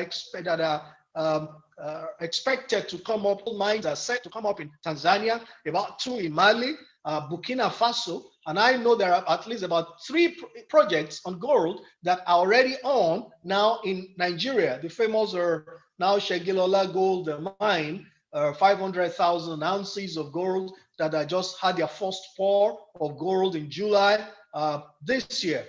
And so most of these investments, of course, in gold, iron ore, coal, and lignite. This is the worldwide exploration project, budgets by country. And this is a percentage share of a global exploration project in 2018. We can see Africa has a good share, about 1% in Mali, 1% in Burkina Faso, 2% in DRC, 0.7% of it in Zambia, 9%. Namibia has about 0.5%, and South Africa has about 1%. A total, and then a total of the total global budget shared with other continents in the world. So in terms of exploration budgets, Africa, in terms of this, is not doing really badly. But the question then is, these exploration budgets, 80% of these exploration budgets are coming from outside Africa. And that is why I go to the last presentation by Bob Osit in the last panel, which looked at the African mineral standards, which is very important. We have to begin to look inwards to see how we can harness this resource, how we can also train our own capacity to be able to absorb these budgets internally. When these 80% of the budgets come into Africa, about 60 or 70% of it also go back to where they come from. Most of the competent personalities are out from Africa, the capacity outside of Africa, machinery outside of Africa. So we also have to look at the geological endowment in terms of also being able to control even these geological endowments at the exploration stage, even before value addition, which is very, very essential. So if we look at the Africa exploration budgets by commodity, we see that gold, of course, is the highest. And if we look at grassroots exploration budgets, and then, of course, late-stage exploration budgets, we also see some substantial investments in Africa compared to other continents, especially even the Eastern Europe, or even Northern America. So Africa, in terms of attraction of exploration budgets because of our endowment, is in a central position. But then what do we do with this? And that is very essential. That is why we must now begin to look deeply at the African mining vision. It's a well thought out vision. If we are able to just concentrate on these and implement it, it takes political will, it takes will from the private sector, it takes a goodwill from the public sector. It takes us to look at an integrated approach into this, such that these endowments, as we have enumerated, these budgets, as we have enumerated, this harnessing of the minerals, as we have enumerated, will be able to have an African outlook, in which case it will lead to poverty reduction massively. It will lead to income. And what is it about? We have on the left side knowledge linkages, because mining value addition is basically a knowledge enterprise. I appreciate, yes, the artisanal mining and all that, but we must also be able to get the artisanal mining, which we are still at the level in Africa, to upgrade.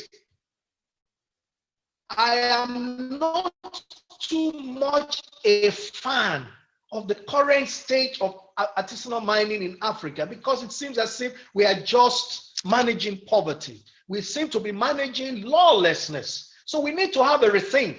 How do we have real knowledge and skills into the African mining narrative, African mining initiative? And that's where the African mining visions comes in. The geo-knowledge, the human resources development, engineers, scientists, technicians, operators, and then the research and development initiatives, the universities and R&D. I shared an interesting slide, so my time is so much more very limited here, to show the discrepancy in the capacity development within the universities and polytechnics offering geology and earth science related subjects and engineering in Africa, to where we have the real mineral endowments. The Central African area and even all the other areas that are more endowed with these mineral deposits have very abysmal level of capacity development. So there is the necessity for linkages for us to be able to harness this clearly.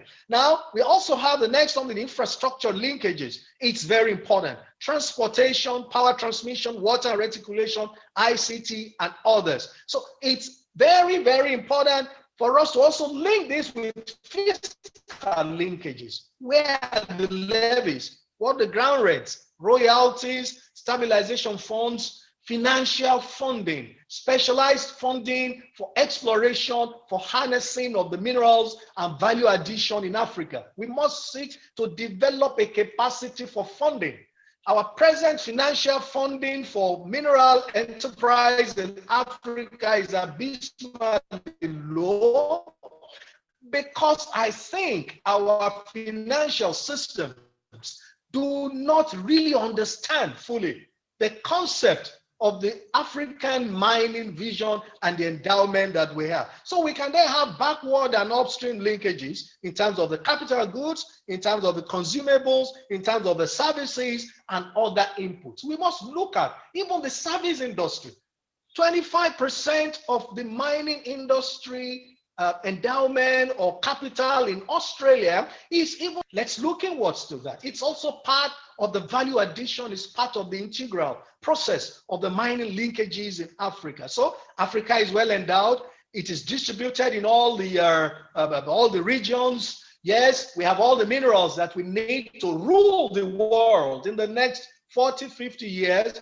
There is a recent study that just been done by the African Development Bank for lithium cobalt value chain, chief researcher and consultant. That has just been published day before yesterday. It's a good read, and I think I'll forward it to all to see what role Africa needs to play. And the African AFCTA, which is a brilliant, very brilliant, thought out perspective that needs to be linked with this African mining vision. So if there's a political will to implement this, if there is a will from the private sector, if there is a financial muscle, Africa can, as a matter of fact, look for its own funds inwardly. I mean, what we're seeing with what one of the companies in Nigeria and other countries is doing, the Dangote, for example, building a 650,000 capacity refinery of over $25 billion, and some others like that, show that we can harness some of these funds in Africa to be able to look at this. And then finally, give me it itself. That's the geological and mineral information system. Look at what we need to do at the national level, what we need to do at the regional level for integration.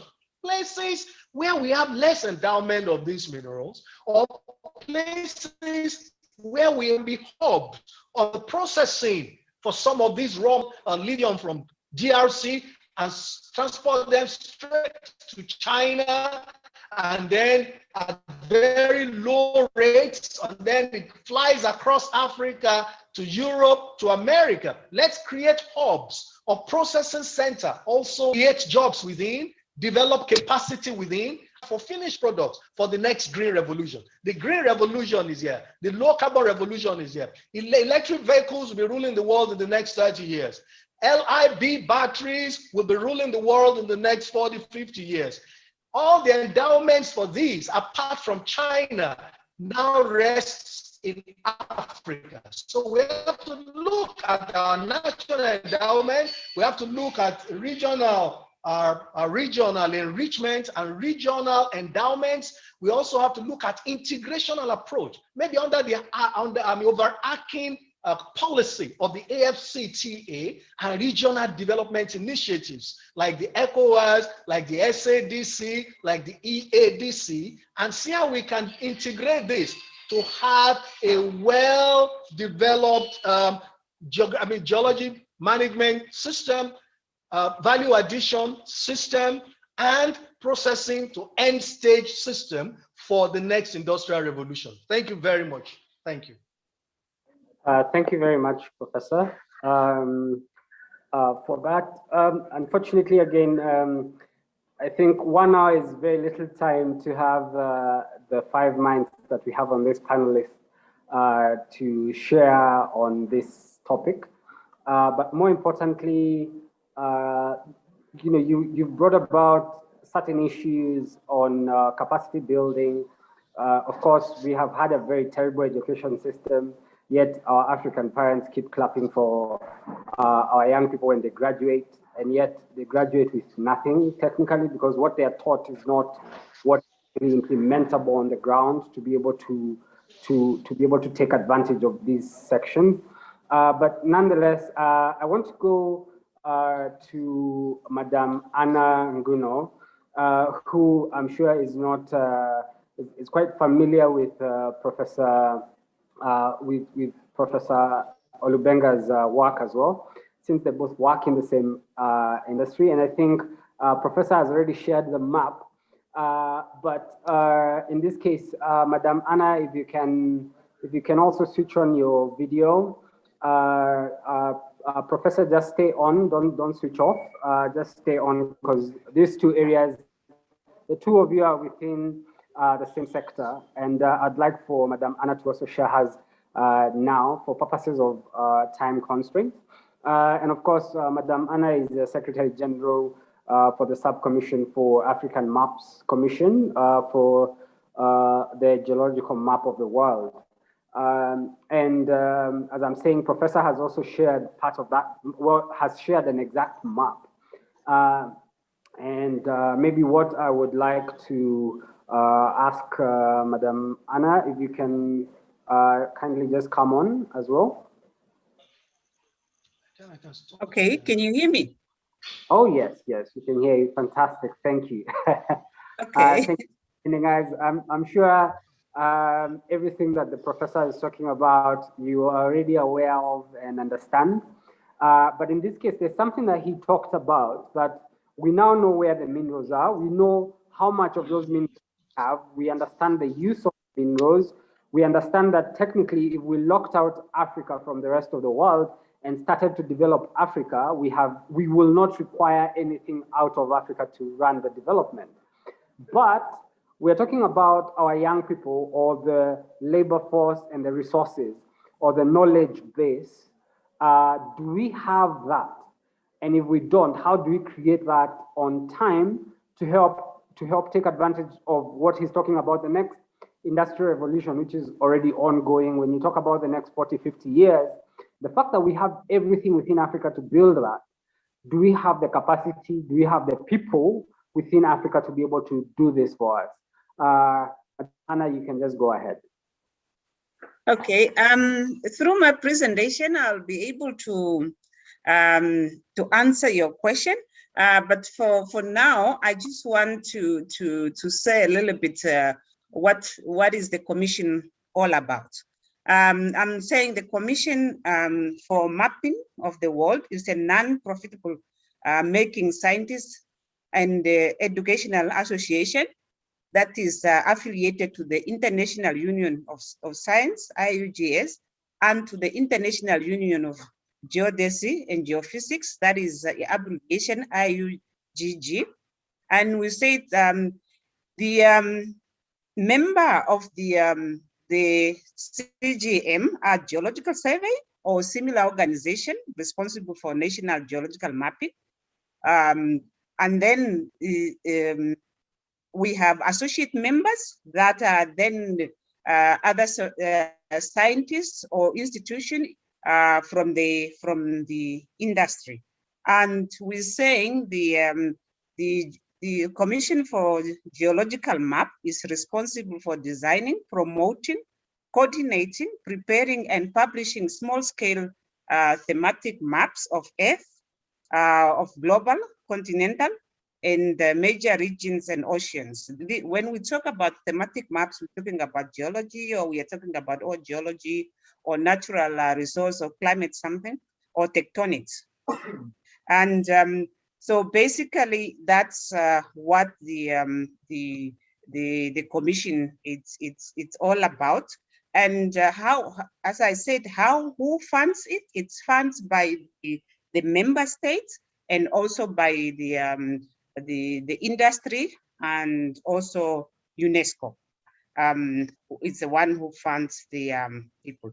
When then it's come to the subcommission for Africa, what are the maps that we already have that has been compiled through the commissions? We're saying we have the geological map of Africa, that's 1 to 10 million scale.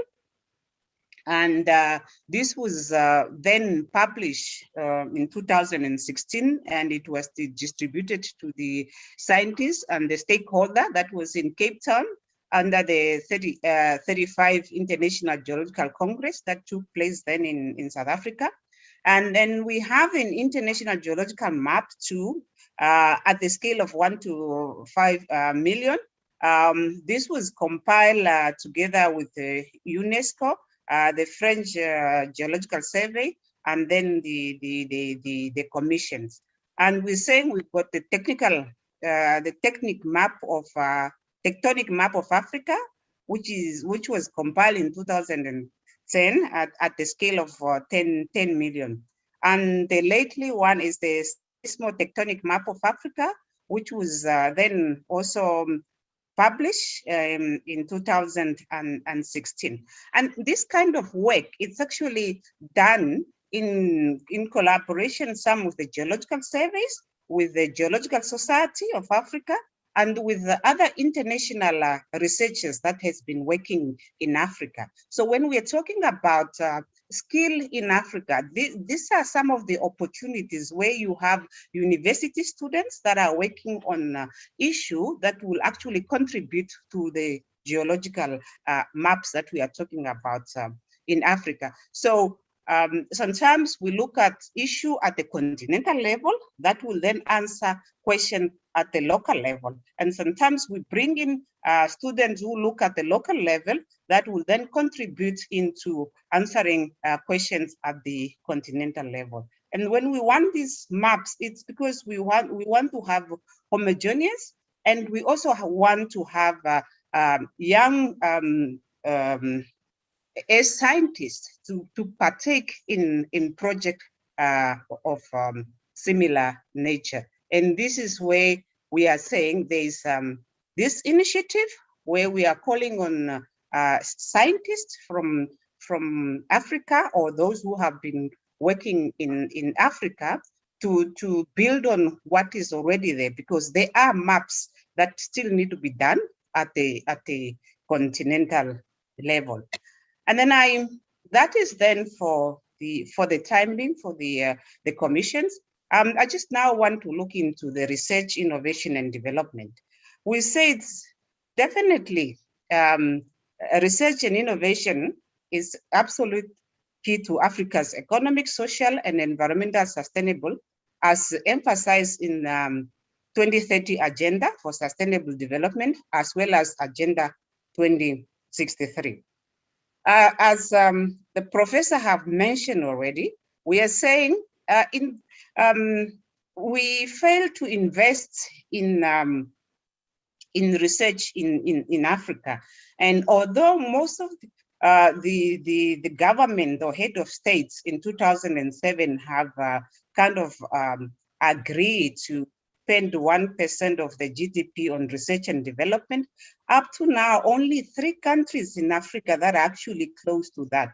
That's then Kenya, that he invested so far 0.8%, South Africa with 0.75%, Egypt with 0.6% of their GDP. So yes, we have a challenge in Africa of really investing in research and development and innovation. Of course, saying that, there are examples of innovation in Africa that went through. For example, we are talking about the mobile money apps that has gone through certain country where people don't have to go to the bank anymore. They just receive their money and do that. We are also talking about some innovation that happen in health and in education, and also in agriculture. I mean, agriculture, for example, where you have now farmers that can get the price of their crop, or I mean, before they go and sell them or so. But when it comes to geoscience, that's then again where I'm saying, as Africans, we need to take up the advantage of innovation opportunity, where we then adopting or adapting existing innovations. There are satellites, for example, satellite images out there that are for free. Now talking specifically on Sentinel-2, which is an Earth observation mission from the Colonialism program, that is a European program, where you have a spatial resolution from 10 to 60 meter of land and coastal area, which is the water.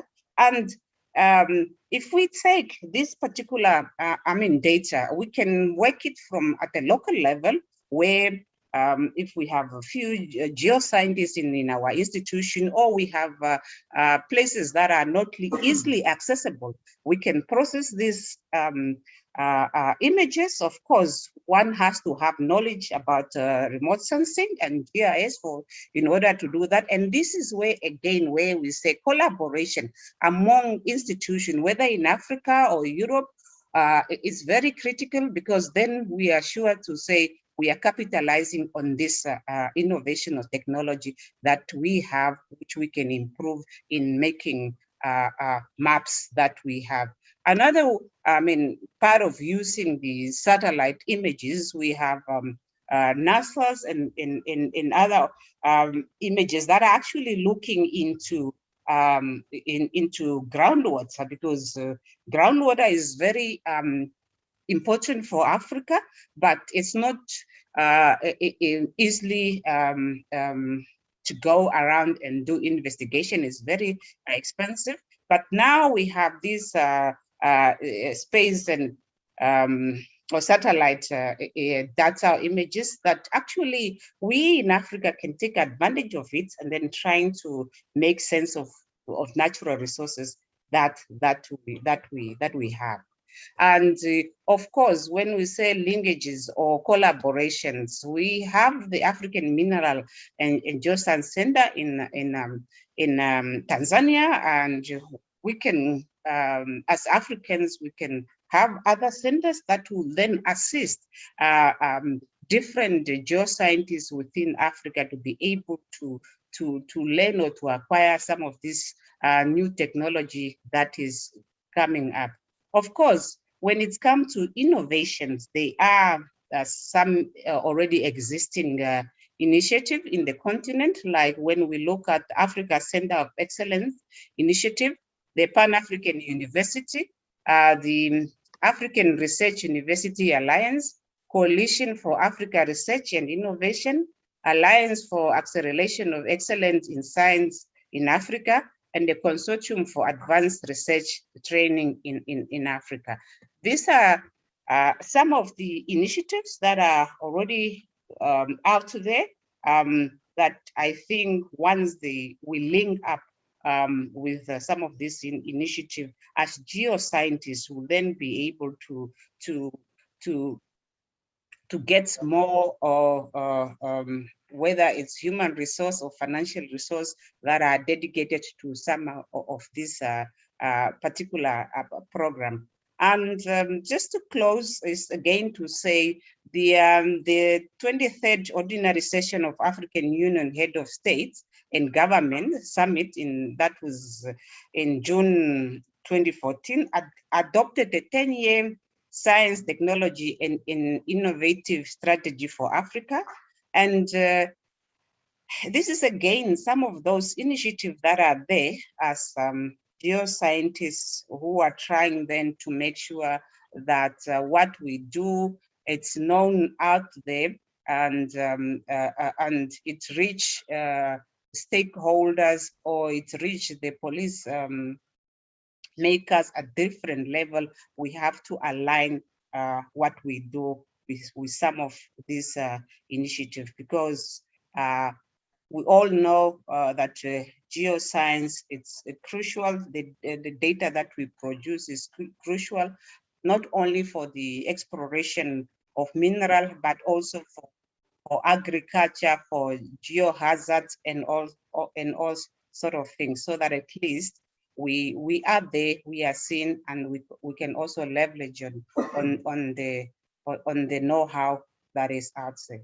Thank you. Thank you very much, Madam Anna, for that. Again, much, I think, between what you've shared and what the professor has shared, we understand that when it comes to geology and data on geology, we are not that far behind. Of course, there's still quite a lot to do.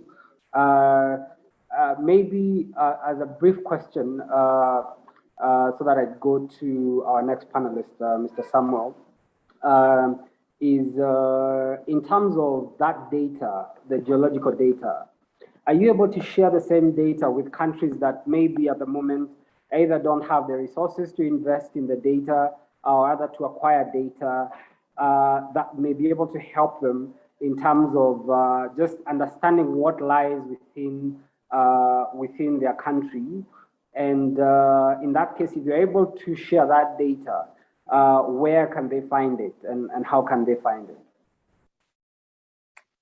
Okay. When we're talking of geoscience data, we've got actually a variety of data, but the specific one that I was referring to, the remote sensing data, the Sentinel data, there is a link through the European web. I can share it later, where you can just go in and then download different data for the area where you are. But what we try to advocate is for people from different organization and country to work together so that they can learn from each other. And when we're saying we're using remote sensing, you don't just use remote sensing and that's it. You need to go to the ground to do what we call ground truthing, because in some instance you might see a feature in the image, but then if you don't have enough information of the ground, there might be what we call a shift in the land, and then at the end of the day you might go and interpret wrongly. So this is where that even if you have that images that you get from aerial photos or from satellite images, you still need to go in some places to go and do what we call ground truthing, to say what I'm seeing is actually what is there. And when we come up with geological map, it's not just going into the field or looking at the satellite image. There are other processes that are involved. You look at what has already been what has been done, what we call literature review and desktop studies. And after that, you go in the field, collect sample, and then those samples you take them for lab analysis, for different analysis. And after that, now what you have seen in the image, what you have mapped yourself in the field, and the different analysis that you get from the lab, that's what form up the map. And then you have a legend that tells you, okay, this is the different type of rocks, if you're looking at them, whether it's sedimentary, metamorphic, and other that. And then if you have done the dating of the rock, you also then said, okay, this particular rocks are younger, older than that. In the geological term, we need to understand that, because you might have the same rock type that you call a granite, for example, but since it came to being at different ages, one granite might contain, for example, uranium, while the other doesn't. So this is why we say we need to understand the stratigraphy or the different age of different rocks that we find in a different place. And the thing, what we also try to look at is to say we have some rock types that you find in Namibia, and we just think maybe we also find it in Botswana and in Zambia, but then we have to go and do further analysis for us to prove, to say, yes, we are having the same type of rock across the region. Thank you very much, Madam Anna, for that session. I'm going to go straight into our last session. Of course, we've had from Dr. Asfa on the market and Africa having the market for the finished product and have had the market for the finished product. Then we've had from Professor Olubenga and Madam Anne where the minerals are and exactly where they are found. And the last speaker is going to talk to us about the value chain of these minerals. His name is Mr. Samuel Agbotabi. If you could kindly switch on your video and microphone as well. And then I'm just going to, can you hear me, Samuel? Yeah, I can hear you fine. Can you hear me? Yes, fantastic. I can even see you as well. So Mr. Samuel, ladies and gentlemen, happens to be the chairman of the Association of Central Africa Chamber of Mines. And he's going to explain to us about that value chain now, from the mine to the finished product. And in a very brief presentation, you can just go ahead and talk to us, Mr. Samuel. Just go ahead. Okay. Thank you. Thank you for that. I'd like to thank MADI also for putting together this speaking opportunity and for inviting me to participate. I'm going to be short and concise because I do understand that we're under a time constraint. My topic was talking more about regional mining value chains. And of course, the larger topic for this section is talking about CFTA, which are two very large topics that intersect in certain instances. Actually, they're complementary. When we talk about mining value chains or regional mining value chains, what we're actually trying to do, obviously, exploration, evaluation, mining planning, and mining itself have to be done locally. You can't get around that. You have to do it where the mines are, or where the minerals are, I should say. The other parts to that, the beneficiation, logistics, marketing, and sales, those are things that we typically export. And I'm talking from the perspective of countries in Central Africa. I know that different countries like South Africa, for example, does a lot of processing of those raw materials. But for example, in Central Africa, a lot of those materials will go out either to Asia and Europe, et cetera, et cetera. And when we're actually talking about regional mining value chains, it's what we're attempting to do is add value, or how do I say it? Increase not the potential, but increase the attractiveness of, instead of sending our products to Europe, sending it to a neighboring country to be able to process at some point. There are a lot of issues that fall into that. I mean, if you look at our countries individually, a lot of countries have a percentage of products which are mined within their borders, which have to be processed locally. I mean, that's in certain laws. I know Cameroon has that in their laws, and I know other countries that have that as well. When, of course, they were doing that, they didn't take into consideration that this could be done, on a regional level. So Cameroon, for example, with those laws, Cameroon has an aluminum refinery plant here in Cameroon. Recently, Cameroon signed an agreement or an MOU to be able to have a railroad go from the Congo all the way to the port of Kribi, which actually means that a lot of mining operations on that line will benefit from that railroad. And that includes, Congo-Kinshasa, mines in Congo-Kinshasa that would also benefit from that. Now, if, for example, in Congo-Kinshasa, they did have deposits, right, that could be produced or could be made here in Cameroon. I mean, this is give me 1 second. There is, most of the deposits that are actually at the other end of that railroad are iron ore deposits. But of course, the railroad can carry a lot of other materials and minerals and everything like that happen to be in the same region, not just in the Congo, but in Cameroon along the railroad line.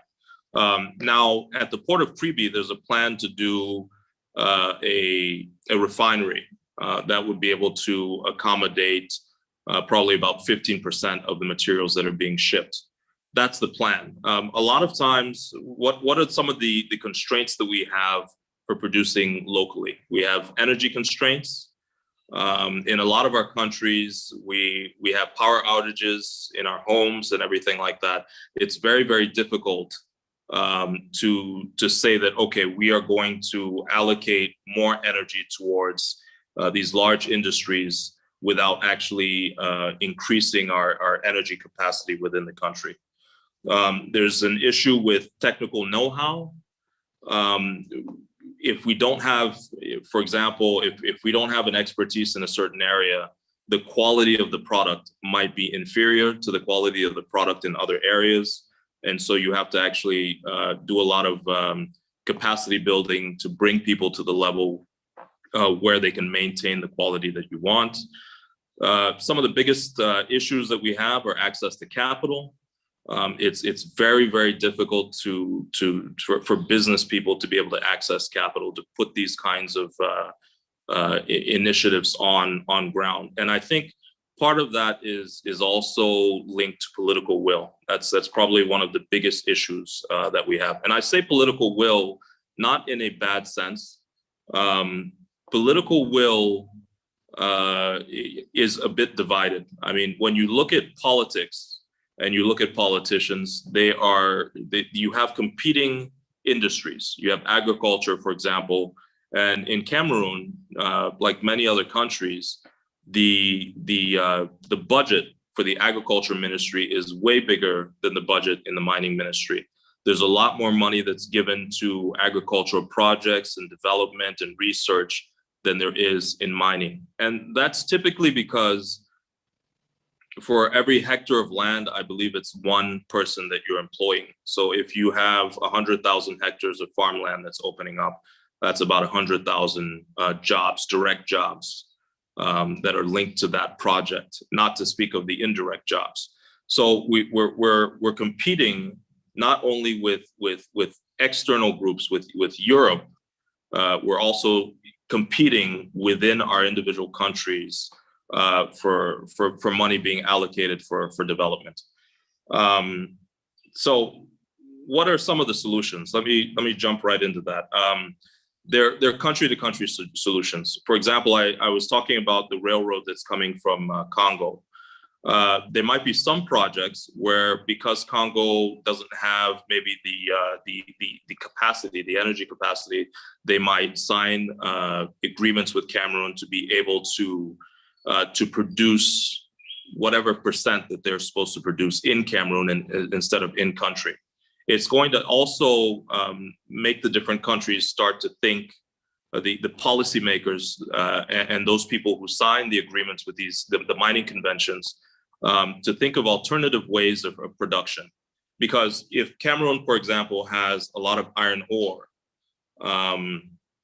if cobalt is available, but in smaller quantities, they might not necessarily want to produce, or it might not be feasible to refine cobalt locally because of the first of all, the cost of energy and a lot of other reasons. So the feasibility studies that are done might show that no, it's actually better to ship it to maybe Nigeria, another country next door, because they have better capacities to be able to produce.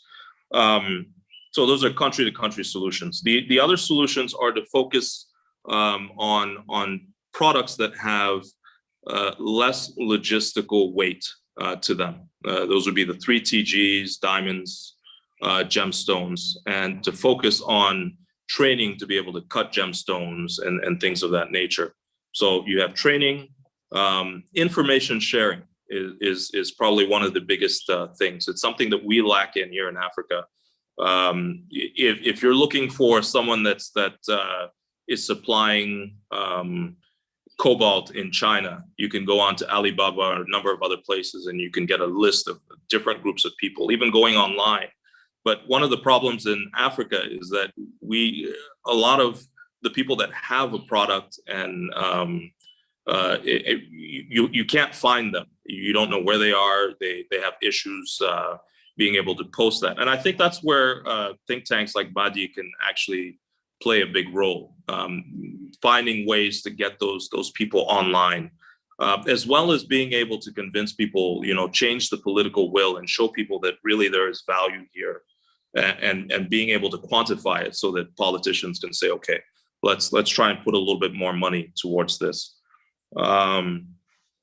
Now, the other issue or things that we actually need to do is integrating and standardizing logistical costs, so that when someone says, okay, I'm going to be getting a product from this particular country, there are no variations in the cost to ship and everything like that. I think we have a lot of issues when it comes to that. And I think if we start looking at those issues and we start pressuring our governments to respect the CFTA, I think we will actually end up moving a little bit closer to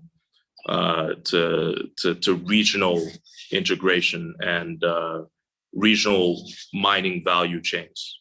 Okay, that's all that I have for today. I know we're short on time, so I tried to summarize as much as possible. Thank you.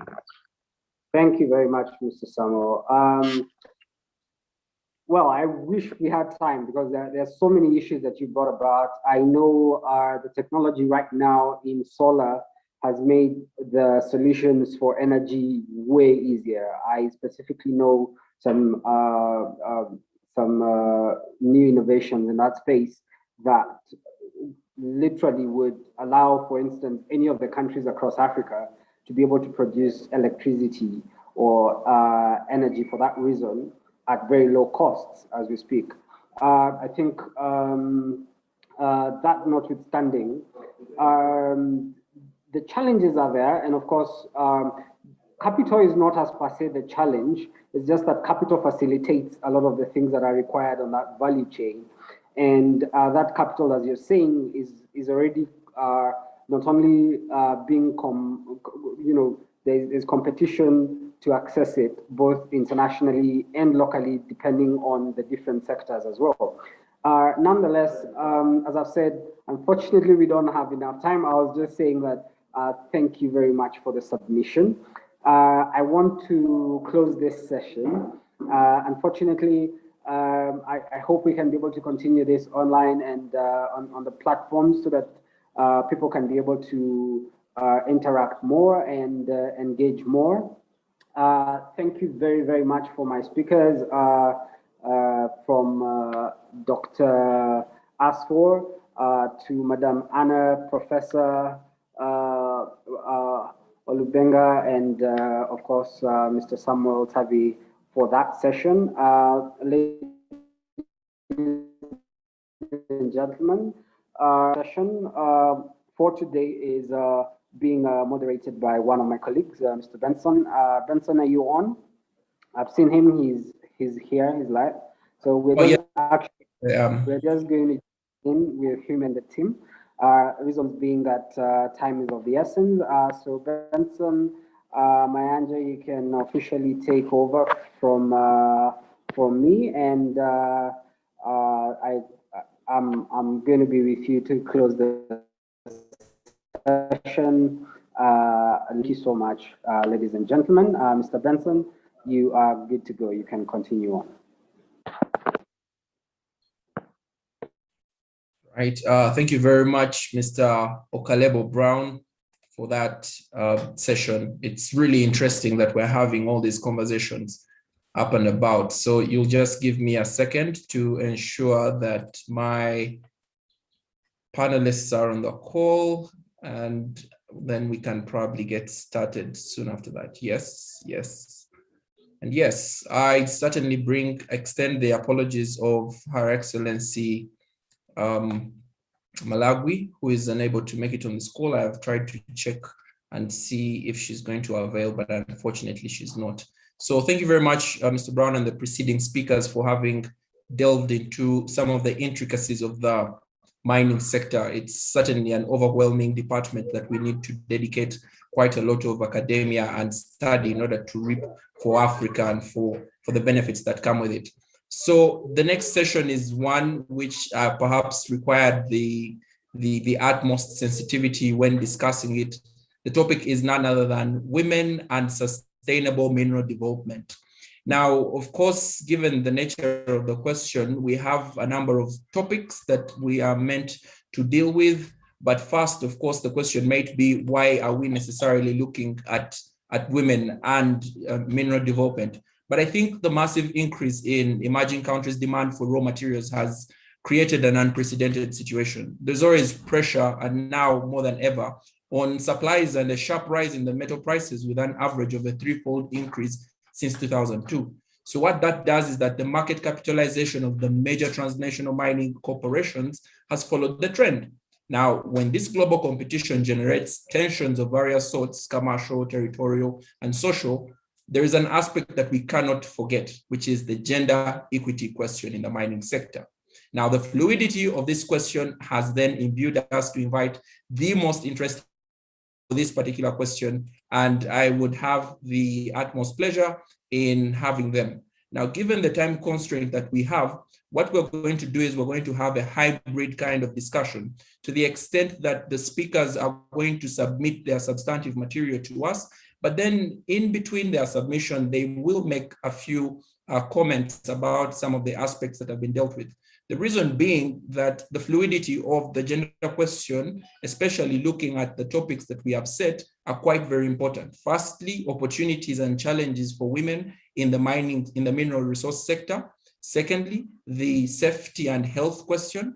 Thirdly, policy regulation and women, small scale and medium enterprises. And then lastly, access to finance and technology. Now, in order to get this discussion kickstarted, I think it's important that we begin with, like one of the people who have been a human rights activist, Mrs. Winfred Ngabire has over 16 years of experience in development as well as natural resource governance work, and is a strong advocate for social justice, inclusiveness, and accountability. She's worked with a couple of organizations and was most recently named among the top 100 women in development 2020. She is the executive director of Global Rights Alert. So, Mrs. Winfred, I'm going to just ask you to blow us away with the concepts within, like the opportunities and challenges, the policy regulation and women, and introduce this discussion for the rest of us to pick a leaf and borrow from. Thank you, Mrs. Winfred. I see you on the call and you're very welcome. Thank you, Benson, and hello, viewers and listeners. So you asked us to talk about opportunities and challenges for women in extractives, and particularly in the mineral sector. And I don't want to go back to the history of how much resource we have as Africa and what that means. But I'm just going to say that globally, the extractive sector employs about 15.8% of women. The workforce, 15.8% is women. And of that, 12% works in the mining sector specifically. So you can already see that it's a very small number compared to the total workforce in the extractives. And also, but we find that women are on a long spectrum. They're in artisanal small scale mining, they're involved in large scale mining, they're engineers, they are geologists, and they're doing all sorts of work, including administration. But of the people that are working in artisanal small scale mining, many of them, over 90%, are women. And unfortunately, artisanal small scale miners do not earn a lot of money. And so women are there doing casual labor. They are panning, they are doing manual labor, they are carrying sacks and sacks of ores. And that has an impact on their health, but also on the time they spend and on the money that they earn. So ultimately, they don't grow rich from the rich resources that we have. They remain poor in unhealthy conditions, and the cycle of poverty, goes on and on and on. And that is because of so many factors, including what we have traditionally believed, the education levels that they have, the access to finances. So that impacts on how women are able to benefit or not benefit from the mineral sector. So why are women not thriving when literally every part of the continent is full of minerals? The first thing that I don't understand is where this belief of mining oil and gas is a man's territory. I don't know where it came from. And up to now, if you went to the mines, the women that we work with, they still believe that that is not their area, that they can stand around, they can do all the other work, but they cannot go deep down to look for the minerals. Because again, they think or they hear that when they do that, minerals will disappear. We have groups of women who have a license, but still cannot do the work because of beliefs like those.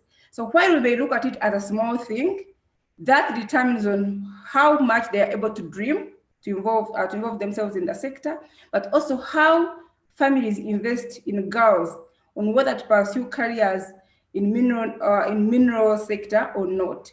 So if we don't change the attitudes, if we don't change the mindset, if we don't change the perception, then our abilities, our dreams as women, and how we can benefit will definitely continue to be limited.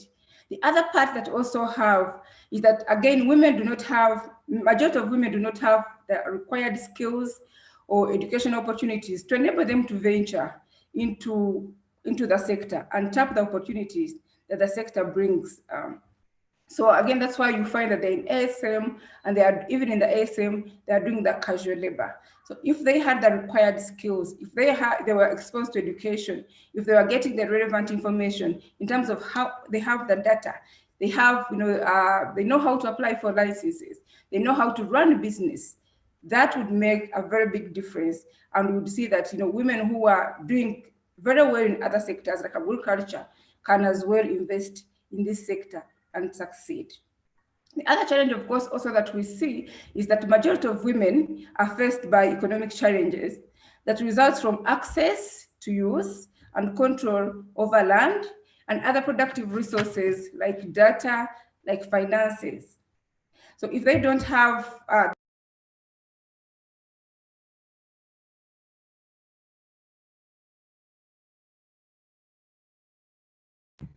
Hello? Hello? We can hear you, Mrs. Winfred. You just got a mute a bit. They don't have, resources to access data. If they don't have resources to access, they don't have finances. The investments can only be so small, and that will not bring about the transformational development that we want to see, that is planned for Africa, as envisaged by our African Mining Vision, as well as the different national development plans and all these other plans that we have in our countries and under the regional level. So finances, women are not able to access finances that is needed to buy machinery, for example, that is needed to buy all the equipment, that is needed to invest in the research that will give them reliable data that then they can use to make informed decisions on how much resources we have, where to invest, how to invest, and to project how the market is going to be.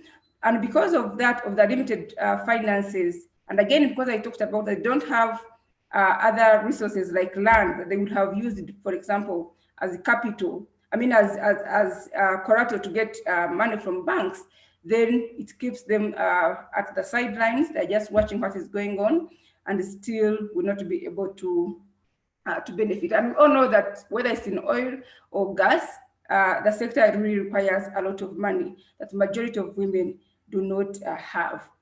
Where women have formed associations and groups, and they want to take on the sector and thrive, we find challenges that the associations are not functioning very well. They function very well at the start, but 2 years down the road, there are allegations of corruption, they are mismanaged, the structures are not there. And so it discourages the young women and men and young men that would have wanted to gain. It discourages the other women that would have wanted to join.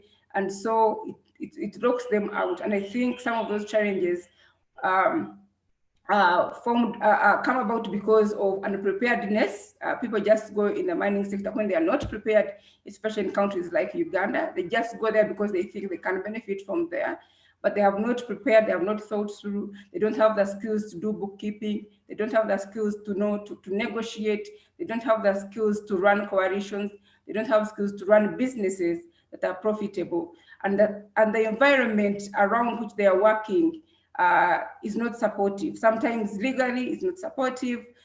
Majority of women are artisanals, and in many countries they are demonized. They are a group that is chased from one mine to another. They are a group that is not given support, which could have enabled them to be strong business women in their own capacities. In some places, there are efforts, in some countries, there are efforts to formalize mining and to make sure that women are taking part. But also we know that if these efforts are not thought through, they can actually push women out. For example, in Uganda, we are doing now online, you apply for license online, but we need to ask ourselves how many women have smartphones? How many women can have access to internet? How many women know how to read and write in English? Because most of the literature out there, even the forms are in English. So how many women involved in small-scale mining and artisanal mining are able to do that? And then, in addition to all that, there is what we expect of what a woman should be doing. So a woman is a miner, that is her job, but she also has another big job at home. She's carrying a whole family. So she must play her motherhood roles. She must play her, wifey roles.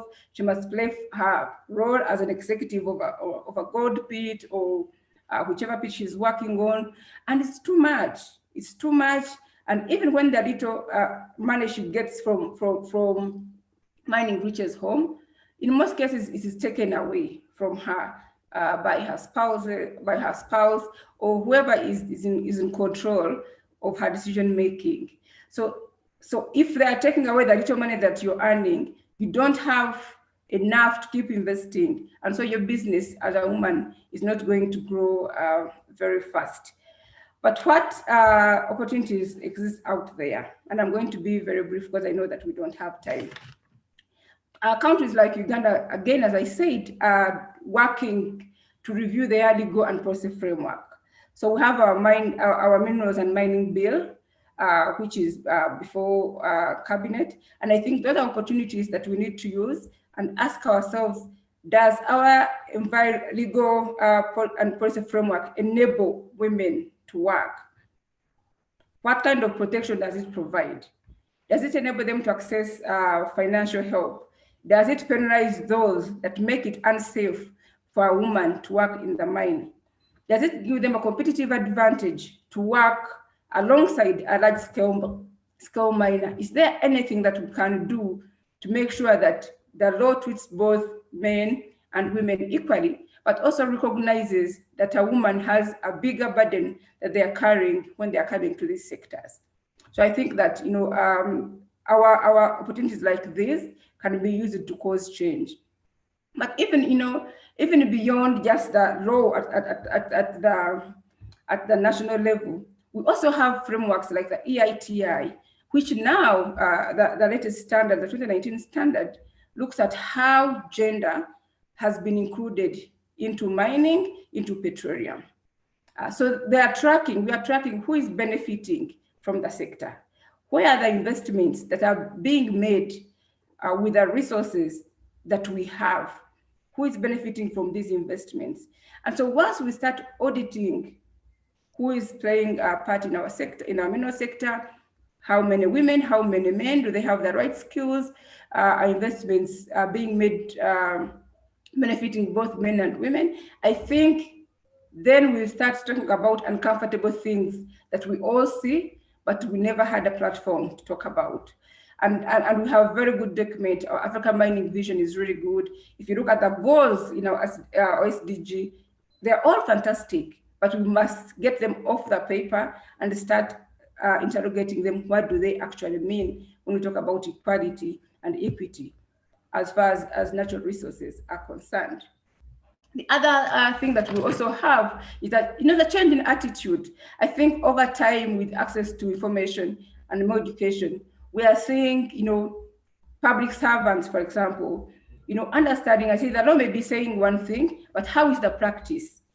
And I can use an example again here, when we know that artisanals are not really recognized by law, but the government of Uganda has been able to work with them so that they can clean up the sector. And as I speak, we have a group of women in mining, the Muogoma group in Uwende, which we really are proud of, that have alliances.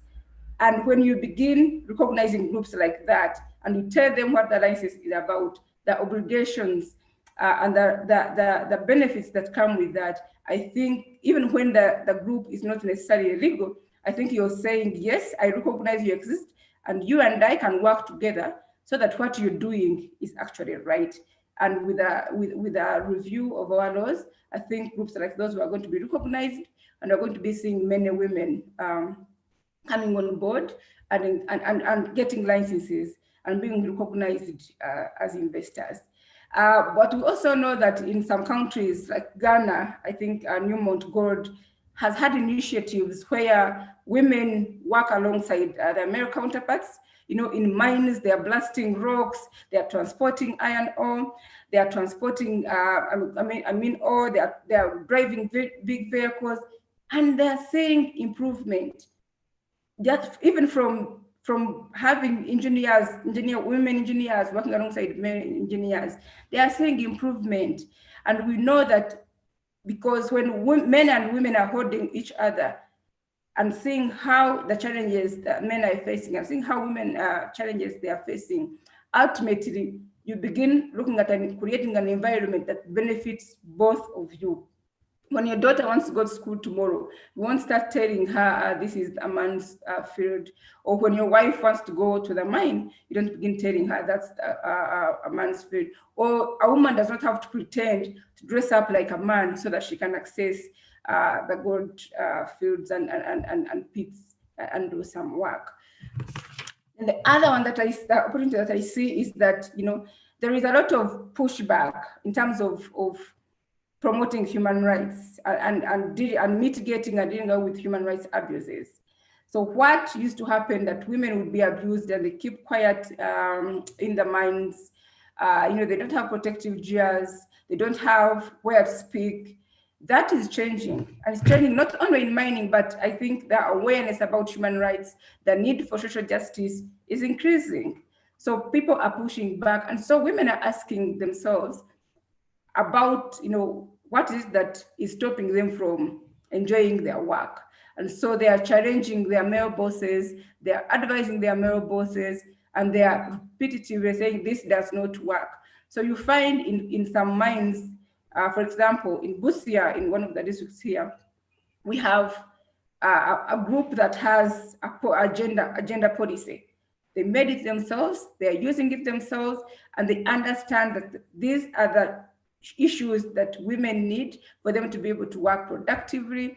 And they know that these are issues that women cannot involve themselves into, so that their children, their husbands, their brothers, and everyone they work with is safe. So when you have a gender policy at that level, and it is working, I think it sets a very good example, and our governments can pick that and scale it up to a national level. But also mining associations can pick it up and scale it in their localities where they are working.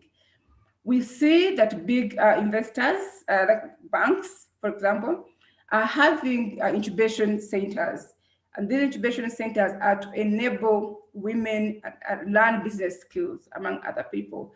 The Stanbic Bank incubation program, for example, is helping people to understand the oil and gas sector in Uganda. And I think that women have a chance to benefit from that. They can understand what business they can do. They can test out their business models and be able to get linkages then to investors in the oil sector. So through that, I think they're able to get access to information, they're able to get access to financing, and they're able to learn on how to run successful business, and also allowed to fail so that they can learn again and again, and eventually they will have services that they want to deliver in the sector, and they also receive the money that they want to get out of the sector. So last but not least is for me to say that Africa is so rich that there is so much that not only for women, but for men as well. As long as we have access to data, as long as we understand the projections, as long as we have access to markets and access to all this information, women can thrive in the mining sector. So we can't say that, no, it's so small, only a few men can benefit. No, it is too, we have so many resources. We haven't even discovered everything that we have. So women can invest in, finding out how much we have. Women can invest in areas where we know the resources that we have. There are very fantastic speakers here who are working at African level, who are working very well with private sectors and government. And I think once we allow ourselves to be free to share this information, once we know that minerals belong to everyone in Africa, that belief and the need to have everyone get out of poverty, the need to have everyone enjoy social development is enough to make us motivated, to make us encouraged that yes, opportunities are out there and we can benefit from them. Or of course, I want to also recognize that a number of investors in the sector, whether in the oil or gas, really offer scholarship. There may be very few, but they offer scholarships where girls can go and study, all the sciences. They become geologists, they become data analysts, and whatever it is that they want to become. So those opportunities are available, and I think we need to talk more about them, but also we need to push back where funding for our development does not necessarily benefit us. Sometimes we go for offers like those, and then you come back and you're seated because you really studied what was available, but not what we wanted.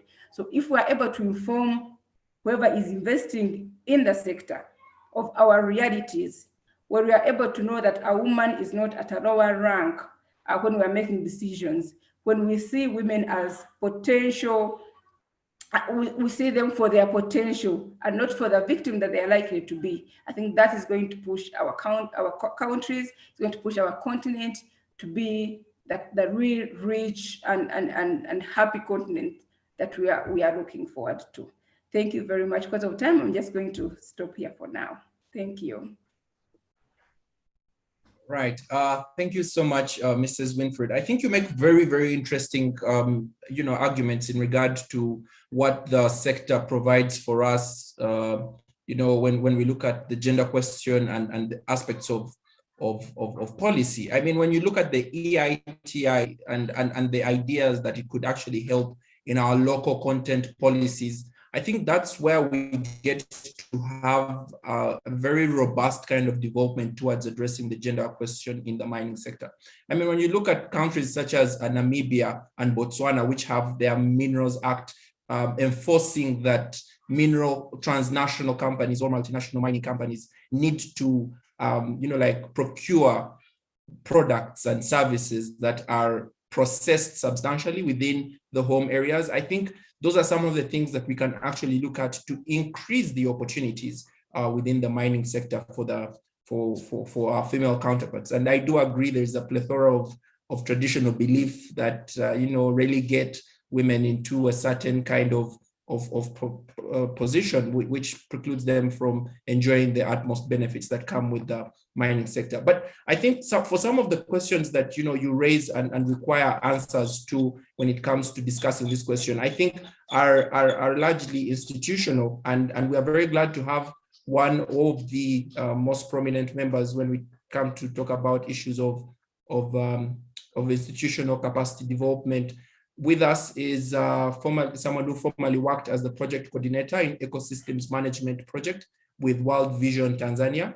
She has about over 14 years of success for both non-profit and private sector experience in achieving positive results, mainly with Anglo Gold Ashanti, which is as ASM management coordinator, and World Vision Tanzania project coordinator, and GEMA Africa Limited, the general manager. She now serves as the executive director, NATE Vision Tanzania, and we're very glad to hear some of the responses that are coming. So Mrs. Judith Karanji, and with your emphasis, Marando, if I have pronounced it rightly, we are very glad to have you on this call, and we're very looking forward to the discussion that you will provide in response to some of those questions. Thank you. Thank you so much, Benson. It's a privilege to be here, and I'm honored. I'm humbled with all the presentations, and I would like to congratulate Dr. Frank and the team for formulating Madini Africa, one of the very important platforms for all us to share. Specifically, Winfred has touched a lot of aspects, and I'll go straight forward to the safety and health aspects of women in addressing the sustainability in the mineral industry and extractives as well. So allow me to share the content from the screen so we can all follow.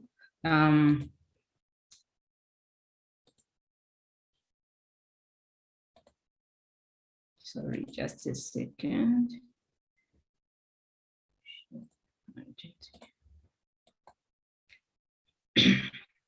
Yes, can we see it?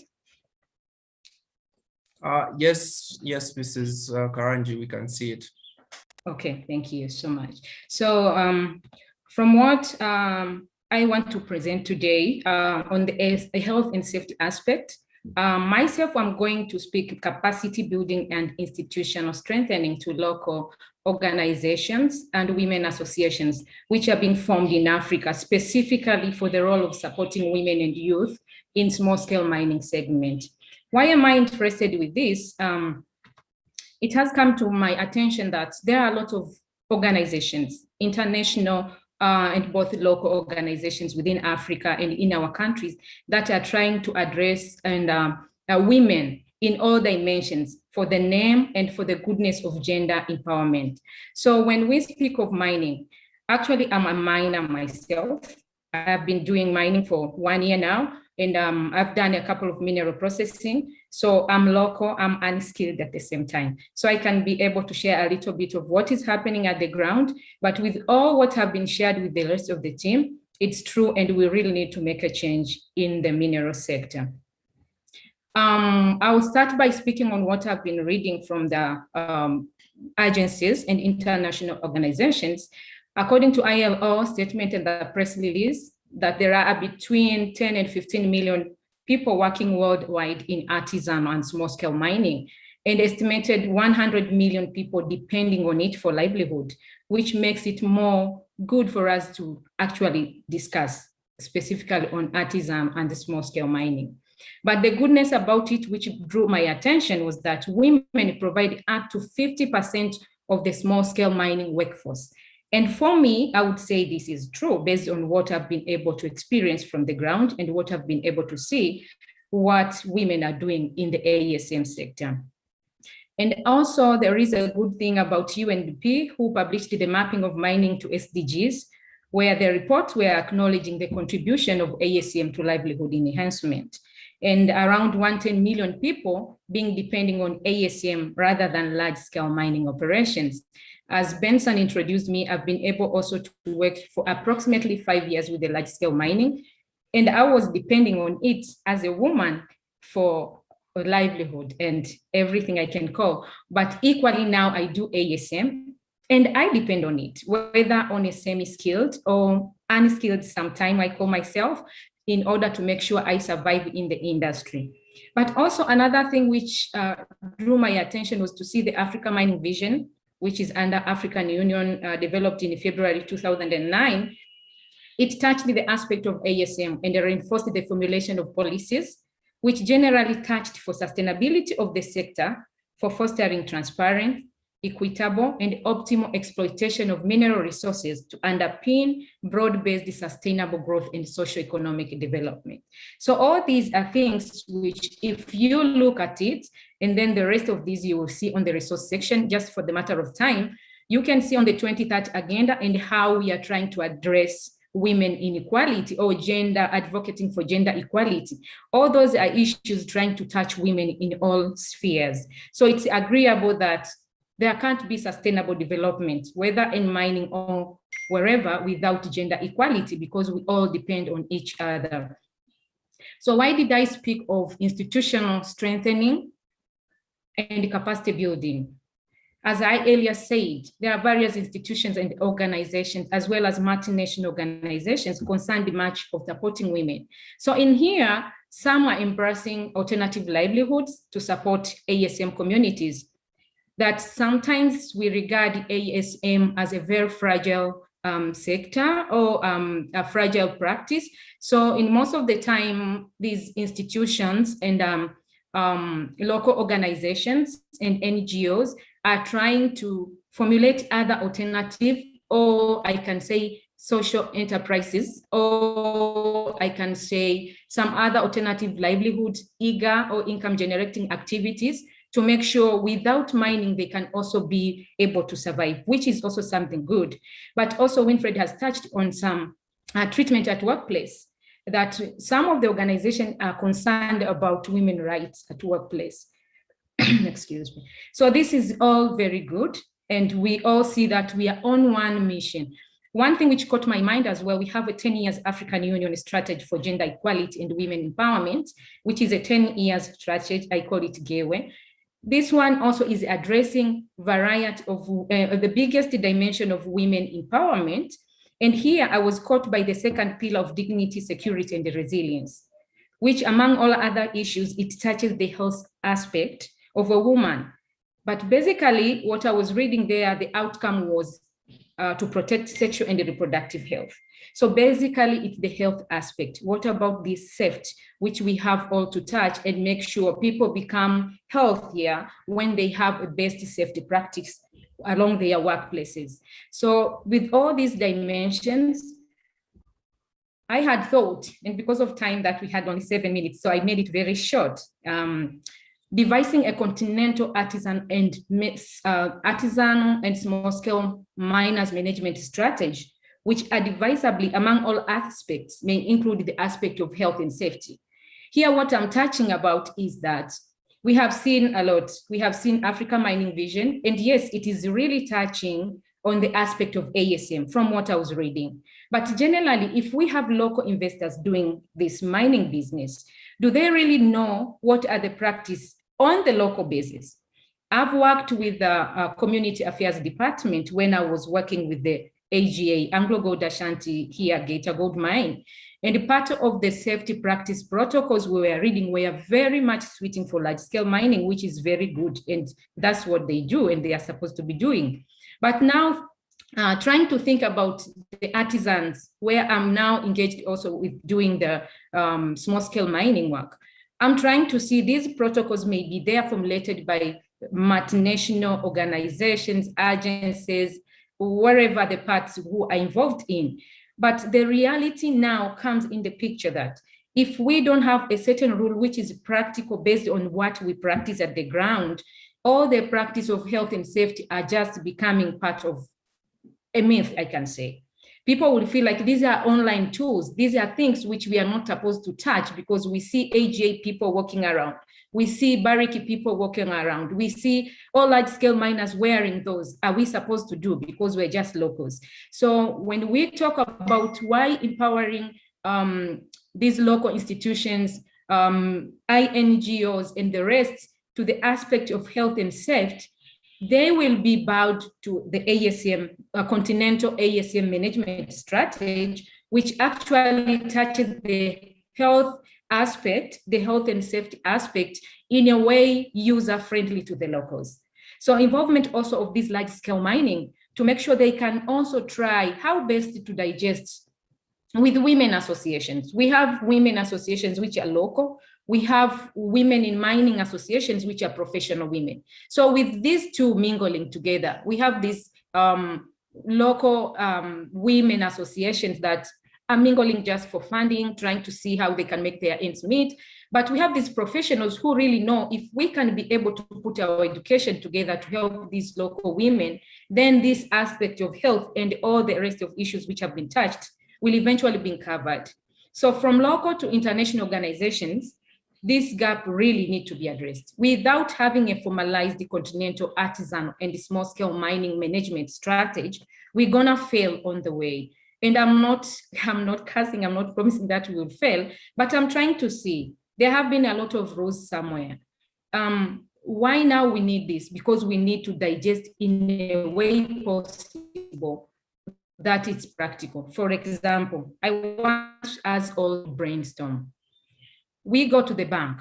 Winifred has touched something very important. There are a lot of constraints for women to access financial services from the banks because of lack of collaterals and all those factors which banks have. But assume now, because I've seen a lot of banks opening up now and a lot of financial institutions trying to see and how they can stretch on it. So for me, I could say we have a step ahead toward where we want to achieve. But my question now comes in, how can these kind of financial institutions be part of addressing health and safety in mining practically? If we have, let's say, two groups within one certain locality, and these groups actually, they want medical insurance cards and they don't. So if you are giving them a loan, I'm just giving an example for us all to think on a practical aspect. You give them a loan of, let's say, 10 million Tanzanian shillings. I'll give it in my local currency. And then you expect them to be returning every month like 1.1 million. So why don't you put 1.1.01 in order for them to get a medical insurance from you as an institution so that you can be able to help them. So when we speak of them being practical, we want us, skilled people, financial institutions, NGOs opening up for empowerment to come up with the strategies. This is medical insurance is one. We have other form of insurances and all other health and safety issues that we can be able to touch in a way possible based on what we get funds for. So that was one example. And you necessarily don't have to feed people. Spoon feeding is bad, but at least you can put a policy. Instead of saying between 2 to 3 years of my project operations, 1 year specifically, I'll deal with these women, making sure they are covered up for their expenses in the next 2 years. We may have learned already how they can sustain themselves. So that is the sustainability of women in the mining, according to me and what I see at the ground. But now coming to charity organizations. When I was working with World Vision, I really loved doing trainings. I've worked as a project coordinator, but equally also a regional training officer with a lot of health issues as well addressed on malaria issues. So one thing which I want us to pick in the industry, you arrange a training of 10 days training for mindset transformation. It's not a bad idea to transform the mindset. And it's what actually we need to start with so people can get used to the policies we are formulating. But my thing is, if you have 10 days and maybe you are targeting 5 group of eager groups for women in the ASM communities, and then between those 10 days, actually only 2 hours per day is what a woman is attending a training. The rest of the hours, maybe she'll be outside breastfeeding, she will have excuses, but at the end of the day, in the evening, she will come up to collect some allowance for the day because they know with the NGOs, we normally get food and we will not go home without fare. So those kind of things, I think we need to go beyond when we think of health and safety and say, you know, instead of doing 5 days training, 10 days training, we can cut up to 5 days. And then the rest of 5 days, we are covering for health insurances. So we make it very clear with the ASM communities of women that, you know, when you attend a 5 days training fully, women, the rest of the 5 days, you've been covered with the health insurance. I'm just giving this as an example. I'm not saying this is what has to be part of the policy, but I just want us to see it in a practical aspect at the ground, how we can be able to touch these women, especially those unskilled, probably some semi-skilled. Industry manufacturing safety gears, all in the form of PPEs. When you go online, me at Net Vision, I also sell PPEs with the personal protective equipment. So I could say all the safety gears and whatever, when we go online, in most of the times we are used to see people from large scale mining operations. That is my layman point of view. So wherever I see somebody passing with the reflector, I know he's a large scale miner employee. So with that kind of a mindset, we need also to involve these people, manufacturers of these gears, whether they come locally from our own African continent or whether it's a global way or partnership, wherever we choose to go about. For me, I'm concerned on how these things can be really practical at the ground so we can touch the aspect of health and safety in the and small scale miners. So that was something which I really wished to share. And the rest of things have been shared by Winfred, challenges that we face. I don't have to go back through all those, but specifically on this aspect of health and safety, we really need whoever is engaged, where you are an institution, where you are a local NGO, INGOs, and all kind of private sectors. We need to find a way to touch the practical aspects of health and safety at the ground when we go. Thank you so much for listening. It was my pleasure being with you today. Thanks a lot. All right.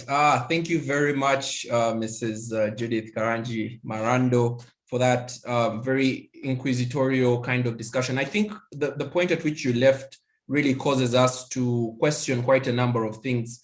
For instance, when you ask us to brainstorm, you start to think about how Mrs. Winfred was talking about the recent move towards for the women getting licenses, and then it took me to the community development agreements that we normally have before companies can engage in mining, and then I recalled the entire idea behind the social license to operate. So for brainstorming purposes, I imagine that if at all were to generate a gender policy, even when states and bureaucracy probably may have failed us, the ability to empower women and women association by extension to have these kinds of power or leverage to strike community development agreements or to actually provide the social licenses to operate only when a particular transnational company or multinational company is willing to include questions of gender equity. Say, for instance, that you will not provide a social license to operate if a company is not willing to take into consideration the special concerns that women might have in sexual and reproductive health.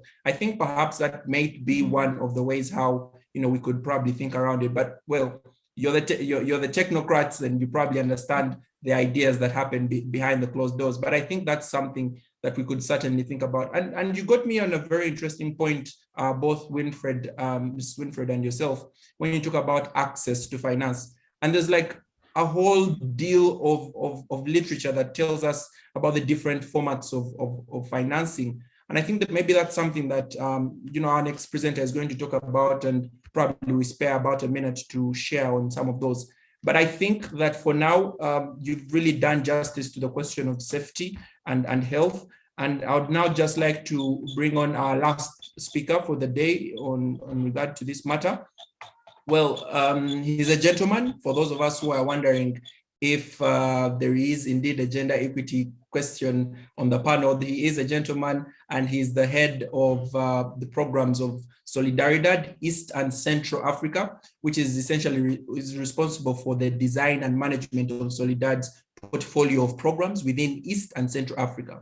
So to operationalize Solidaridad's multi-annual strategic plans, it involves strategic planning, fundraising, and program design and implementation to establish an innovative portfolio that will likely include partnerships with both government and private sector. So clearly we realize that his CV or his introduction therefore speaks to some of the questions that we're looking at, questions of planning, questions of policy, questions of like the opportunities and how we can be able to address the how question. So Mr. Stephen Chituka, we are very humbled to have you on this call, and we are very excited to listen in to what you're going to share with us. You're welcome. Thank you. Oh, thank you, Boniface, Benson, and pleasure to have me here as a speaker. And I just want to applaud my other speakers for this session, Judith and Winfred. I think their insights were powerful. Now, I want to start looking at the issue of sustainable development. And in that, I just want to say that for us to claim that we are working towards sustainable development in the minerals sector, we need to answer three key things. And one of them is, are we designing programs or frameworks that ensure the people who are mining get out of poverty. That's number one. And number two, are we designing programs that ensure natural resources are managed sustainably? And lastly, it's a question of are these programs again responding to ensuring we have better working conditions? So if the answer is yes to the three key pointers, then I can say we are moving towards sustainable development within the sector. So in my view, that's how we can define sustainable development. But besides that, to also achieve that, we also need to have strong interaction between the private sector and also the civil society organizations. And in this, I'm also looking at the grassroots organization, the mining associations, and all other local groups that are working in the sector. And lastly, we also need to have a strengthened interaction between a supportive public sector. So if we put those three categories of organization together, and then we develop programs or frameworks that respond to the three key issues that I've already mentioned, then we can comfortably say we are moving towards sustainable development. But then if I put it in form of a question, it's a question of are the people who mine really out of poverty?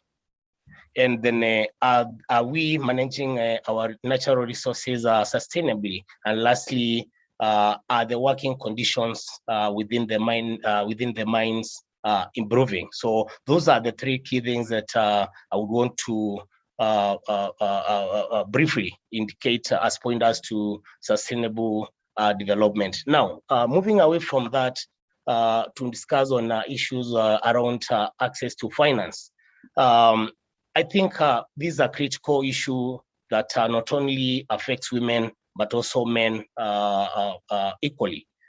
And one thing that we need to appreciate is that we have two forms of finance,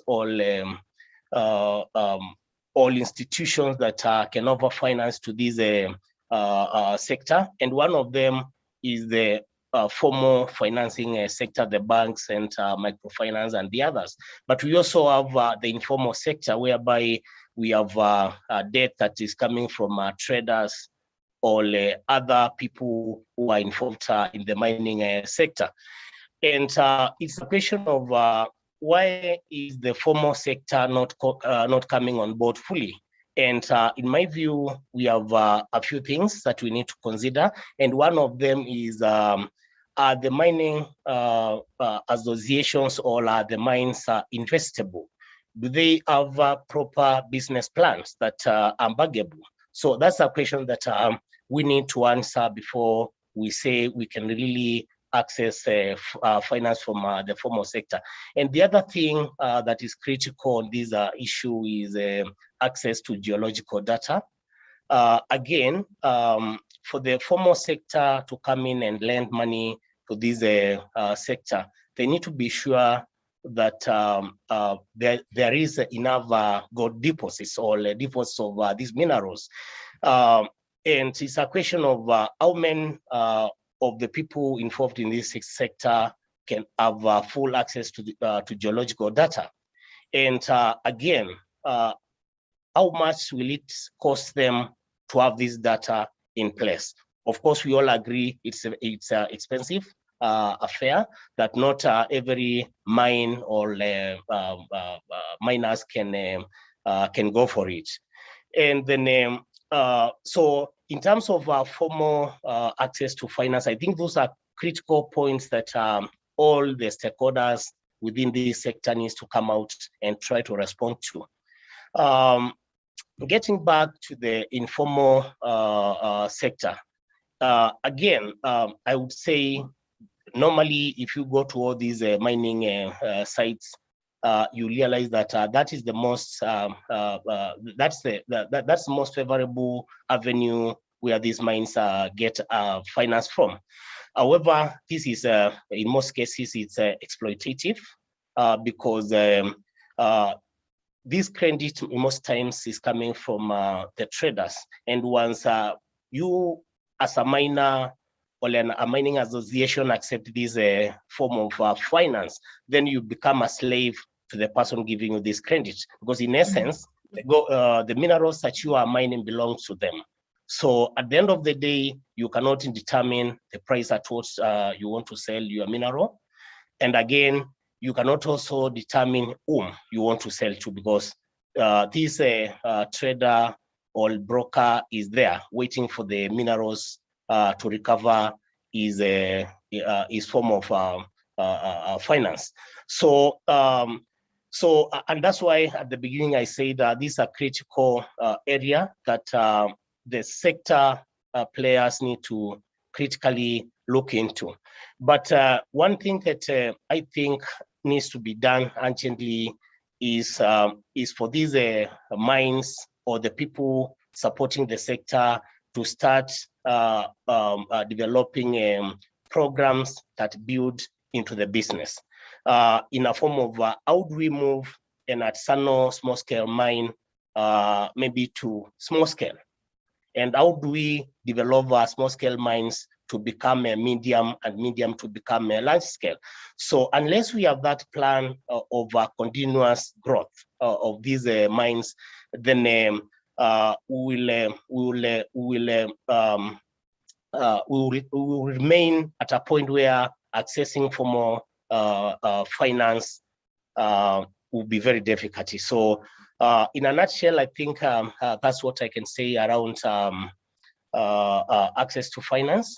But also besides that, getting to the points that Winfriend already shared, I just want to add 2 points on limitations of women to access the opportunities. And besides what Winfried already indicated, I just want to raise points around, besides I think she talks about access to productive assets, and also access to finance as the key limitations. But I also want to add issues of institutional frameworks in form of policies and regulations, and this is at all levels, at the civil society organizations within their groupings, and also at national, regional levels, whereby we need to have policies that also support social inclusion and gender matters within the mining sector. And the last point that I also want to add as a limiting factor to that is issues around access to, I've already talked about geological data as a key factor. So again, for us to see women succeeding in unlocking their potential within the mining sector, they also need to have access to geological data and other innovative technologies. But lastly, my parting shot on this is as a sector, and also besides issues around women involvement in minerals, I think what I see as the parting shot is for us to come out and promote formulation of gender sensitive regulatory frameworks and also programming. And the second thing is also to strengthen the capacity of all the stakeholders in a way that they can promote, they can protect, and also they can report matters around gender equity and human rights. So I think that would be my parting shot, and thank you for having me as a speaker in this session. All right, thank you very much, Mr. Stephen. You've actually delved into quite very significant concepts of the financing sector when it comes to mining, and there's really a lot of fascinating work. I had the opportunity to read up on some of the historical financing projects, and it took me to Tanzania, And I saw what happened with the different concepts of either debt financing, microfinancing.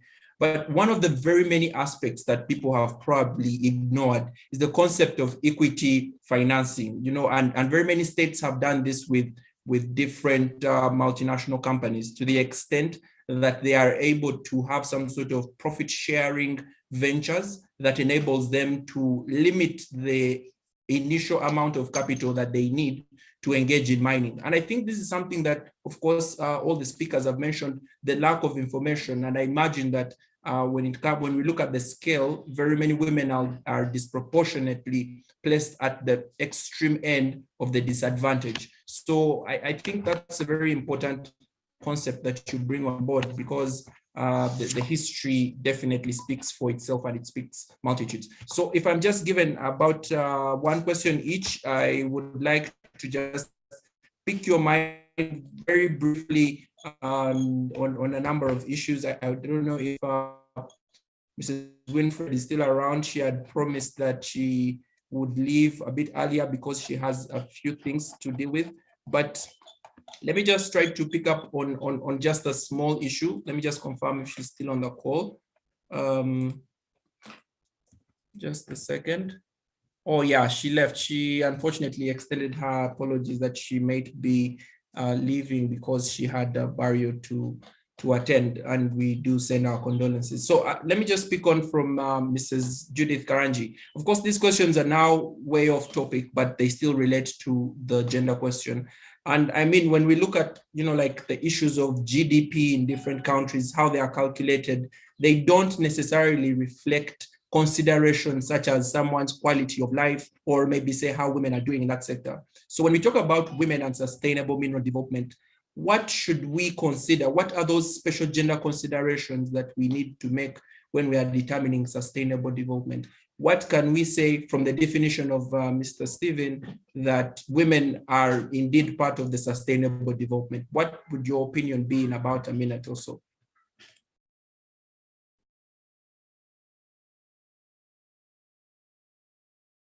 Mrs. Judith, you actually muted. You okay, sorry. Yeah. Okay.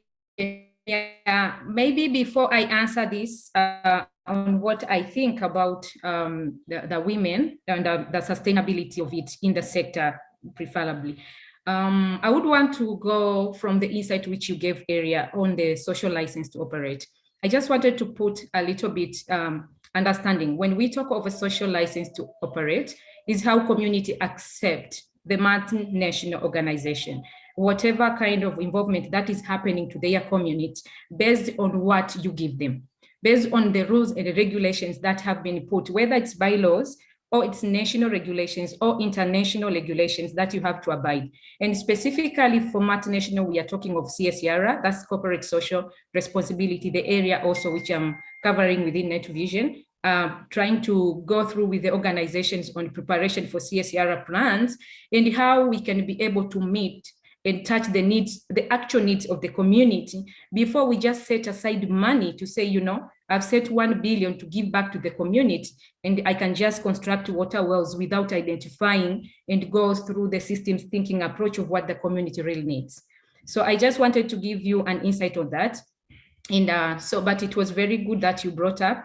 Yeah, I will go back to your second question. Generally, when you ask me what should we consider, everything has been touched with the other two speakers. We can go more on a scholarly data and information, like women do A, does B, and C. But my take here will be, Mr. Stephen has touched a very important aspect, that we need logical information for us to access. I own 2 prospecting licenses. My friend, it's not an easy thing to keep them, because you need to abide by the government regulations, at least for my country. But I want to be fair and I want to be just. When we want to be privileged, it doesn't mean we have to go above laws. That's something which we all, when we capacitate women, they are not disabled. Actually, it's just that they have been underprivileged for some time. So we need to cover them up, bringing them to speak up for their voices. They are not disabled, no. Let's differentiate between the two. Because sometimes when we touch about women, we discuss as if they are not able to do something and we need to empower them. Let's speak of empowerment in a sense that we understand women are capable, but they have never been well represented compared to the other gender in schools, that you find number of enrollments in Africa, in different countries, men were more enrolled than girls, boys were more enrolled than girls. So that goes the same way to the mining industry. I can give an example on the large scale mining operations as well. There are a lot of male colleagues working than women. Why? It's because we feel like women are not capable of doing heavy duties. Well, there are some limits to this because of nature, but that doesn't mean women are disabled completely to do a lot of roles. So I would speak about this in a sense that when we start speaking of women empowerment within the industry, first of all, we need to put up the voice for equal treatment and the way of looking at women. When I give an example of owning the prospecting licenses, I mean, I'm not having share with anybody, let me tell you, Buddy, and the rest. I'm proud of it because every time I face financial difficulties is when I look at how can I be able to move at next step. I've fallen several times. This is from my own experience. And I would wish, I know a lot of women, if they are given a chance to explain, they can explain. I've fallen a lot of times. Sometimes I'm about to lose a certain, not because the government is not fair, but because I've felt obliged. So I am going back and check, how am I going to solve my problem? And this is how I want these institutions, and I advise, for them to look in a set of different eye. When we have funds and when we want to capacitate women, do we have to put policies? Collateral thing is very good for financial institutions. One day I approached the bank personally with my artisan preliminary mining license. And I told them, you know what? I have this area and I want to go and do mining. So I need to access funds. What do you have? I gave them my experience and I told them, if I was able to be a general manager for a company and it had 5 branches within my country, I was able, actually 2 of the branches were made under my supervision and I tried to mobilize, then I'm capable. The bank manager laughed and he said, that's not enough. I said, yes, it's not enough. What am I supposed to be doing? So he told me, first of all, we are waiting for the government to formulate the geological committee, which will be able to go through the data. And then I said, I have preliminary information from the exploration company. This is the step I was able to do. I went further, me as Net Vision, got into MOU with a local exploration company. And then I told them they are able to cover me to this extent. This is their invoice. So what I want to tell you is not about women not being able to bring back money. And when I speak, I'm knowledgeable, skilled, maybe not representing the right group of those locals, which I really want to touch. But this tells it all that we have rules and the regulations which are ongoing for several years. And we feel that if we change them, then our financial situations within the banks are going to crash. That is not the truth. So for me, I fought for it. And then I moved from that bank. I went to another bank. And I said, that bank manager was a woman. I sat with her and I said, my sister, I need to make a step. So from there, when we discussed about me getting a loan, it's very unfortunate I got a death case of 2 of my brothers who died in a mining pit. That is another story to speak another time. So I had to stop and say, let me focus on other issues before we keep going ahead. And with this story being very, very, very, it may not be appropriate with what you asked, but my thing was, what should we do for women? First of all, we need to trust that women can do. Let's leave out the barriers. Let's put some of the policies and digest with the right people. When you put financial policies within your banks, within your institutions, have you involved the women at the ground and hear them out telling you how they are gonna have good plans? So this is one of the things which I may say in a broader term, that when we make these policies within the financial institutions, when we touch from the NGOs and wherever, we need to make sure we involve the right people to be in our teams. And when I say of the right people, my dear, let's touch even those locals.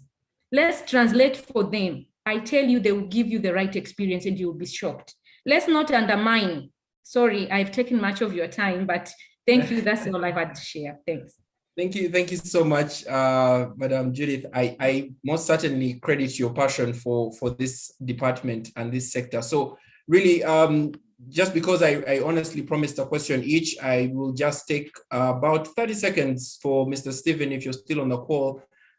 Just as you are a policymaker, I am a student of the law, and we are lectured that the law is a pedestal for social change and should reflect the aspirations and desires of a majority society. So even when a broader perspective of the discussion has said, let's make policy that favors women in a certain way, how do we balance the scale to ensure that we aren't creating an unfair shift in opportunities for men in an attempt to grant those opportunities to women? How would you say, in about a minute or two, actually a minute or 30 seconds, you could just make a response to that so that we can go and read up on the same? Thank you very much. Okay, thank you. So what I would say is what we need to do is bringing everyone on the table. And like I said at the beginning, when I was talking about the three organizations in form of the civil society organization, the private sector, and the public sector. So what we need to do is to ensure that the civil society organization, the grassroots organization, their capacities strengthened in a way that they can sit with the decision makers. They can hold decision makers accountable, and they can also follow and monitor the development of these frameworks, their implementation, and also maybe enforcement. So if we do that by bringing everyone on the table, then I think we can balance, and like Benson, you are asking, on the frameworks that we are developing. So that's what I can say. Well, thank you so much for that. I'm very sure a number of people who are very interested in discussions of women empowerment are definitely getting the equity that comes with the same.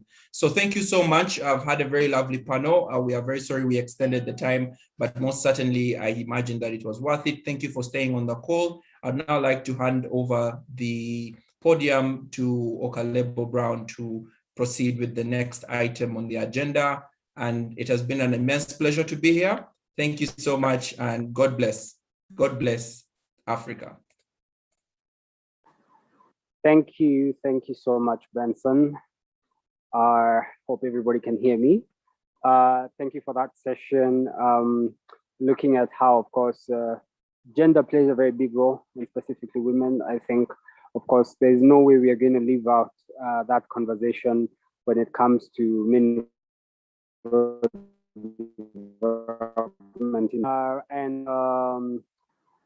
Thank you so much for all the panelists today, the moderators as well. We started out with Blair earlier in the first session, and we had Brian could not join us, so I stepped in for him quite a bit, and now we've just had Benson, and of course the chairman, Dr. Frank Mugenyi, who I'm going to invite now to close the session, day one session for us. Dr. Frank, are you there? Dr. Frank Mugenyi, are you there?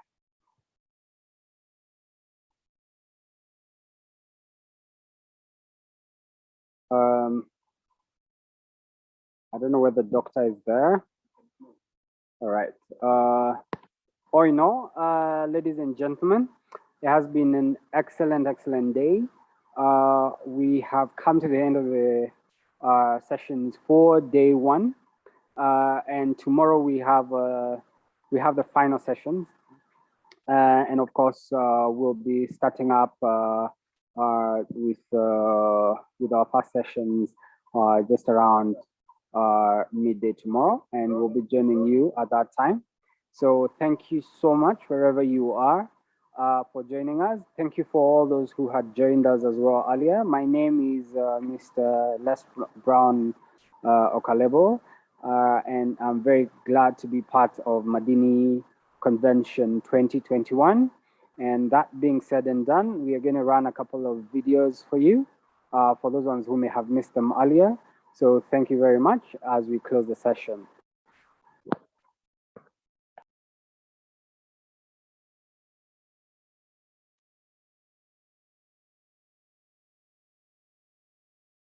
Hello, my name is Frank Dixon Mujeni, founder and chairman of board of directors of Minerals Africa Development Institution. Minerals African Development Institution is an African think tank and a social enterprise that has come on to support member states and private sectors to ensure that mineral resources contribute sustainably to African development and also the sustainable development of the world, contributing towards the sustainable development goals, but also Africa's Agenda 2063. We bring you the first ever signature event of Minerals Africa Development Institution. It is called Madini Convention. MADI is the acronym of Minerals Africa Development Institution. Madini is the Swahili word of minerals, and Swahili is an African language. In actual fact, it is the fourth language of the African Union Commission.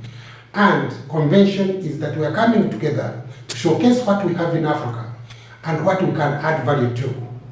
The theme of our first annual event is adding value to our mineral resources. Africa demands that we add value in order to develop. On the 1st of January this year, Africa launched its trade under its Continental Free Trade Area Agreement, AFCFTA. In that case, we have started trading as Africans together. No longer country trading differently, we all come together to trade as one. And unified Africa means Africa will need to build a great, good industrial base in which we can access goods and services that are made in Africa. Minerals will contribute greatly to this. Development of regional value chains will be the key to developing our industrial base in the mineral resources sector. For long enough, Africa has been trading in unprocessed commodities, raw materials. Yes, because we've not been ready. We want to be ready technologically, we want to be ready skill-wise, we want to be ready to ensure that we have what it takes to add value to our continent, feeding into global value chains. We have a skill set of young people. Africa is 1.3 billion people. 70 to 80% of our young people are under age of 35. This means they need more jobs and decent jobs and skilled jobs. We do not want our young people to be crossing the deserts and oceans to be looking for jobs elsewhere, where they think there are greener pastures. The greener pasture is in Africa. Africa is green and will be green forever. So Madini Convention is an annual event that will be coming on to you annually, courtesy of Minerals Africa Development Institution, to see how we work together from far and near, from abroad and from within, from diaspora, from Africans, everywhere we are, to come together to see how we ensure that our mineral resources contribute towards our economic and social structure transformation. They contribute to inclusive growth and sustainable development of Africa. I thank you. Hello.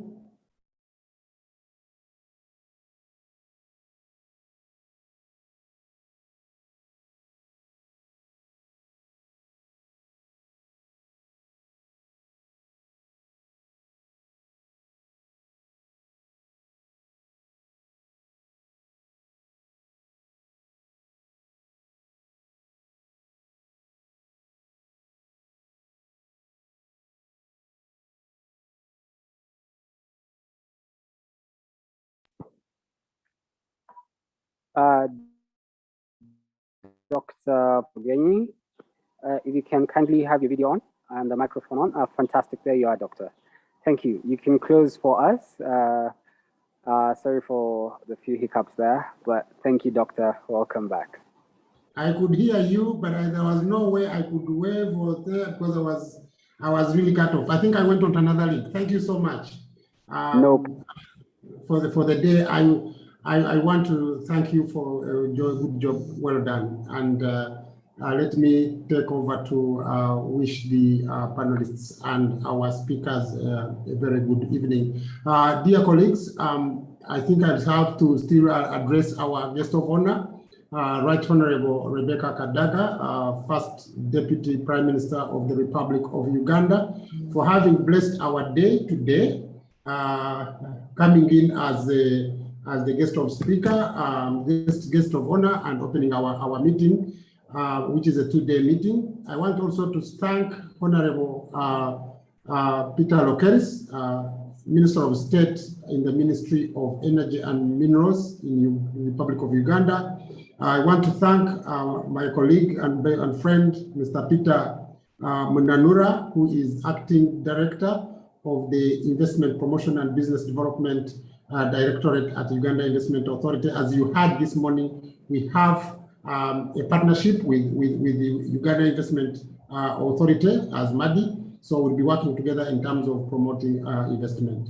I want to thank the team who have done a tremendous job. We regret and apologize for the delays, but normally on days like these ones, when we have opening sessions and we have high-level opening personalities, that's likely to happen. But at least we started off with a resounding success because the meeting started very well.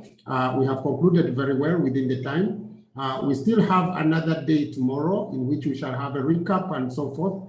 I would like to encourage our listeners, our attendees, wherever you are on any social media. We are on LinkedIn, we are on YouTube, we are on Facebook, we are live, streaming live on our Madini website. We've been streaming on that one. In fact, I think that's where when I left there, I went on to a different Zoom. But we've been having very successful stream handles. So I'm quite happy to have concluded this day very well.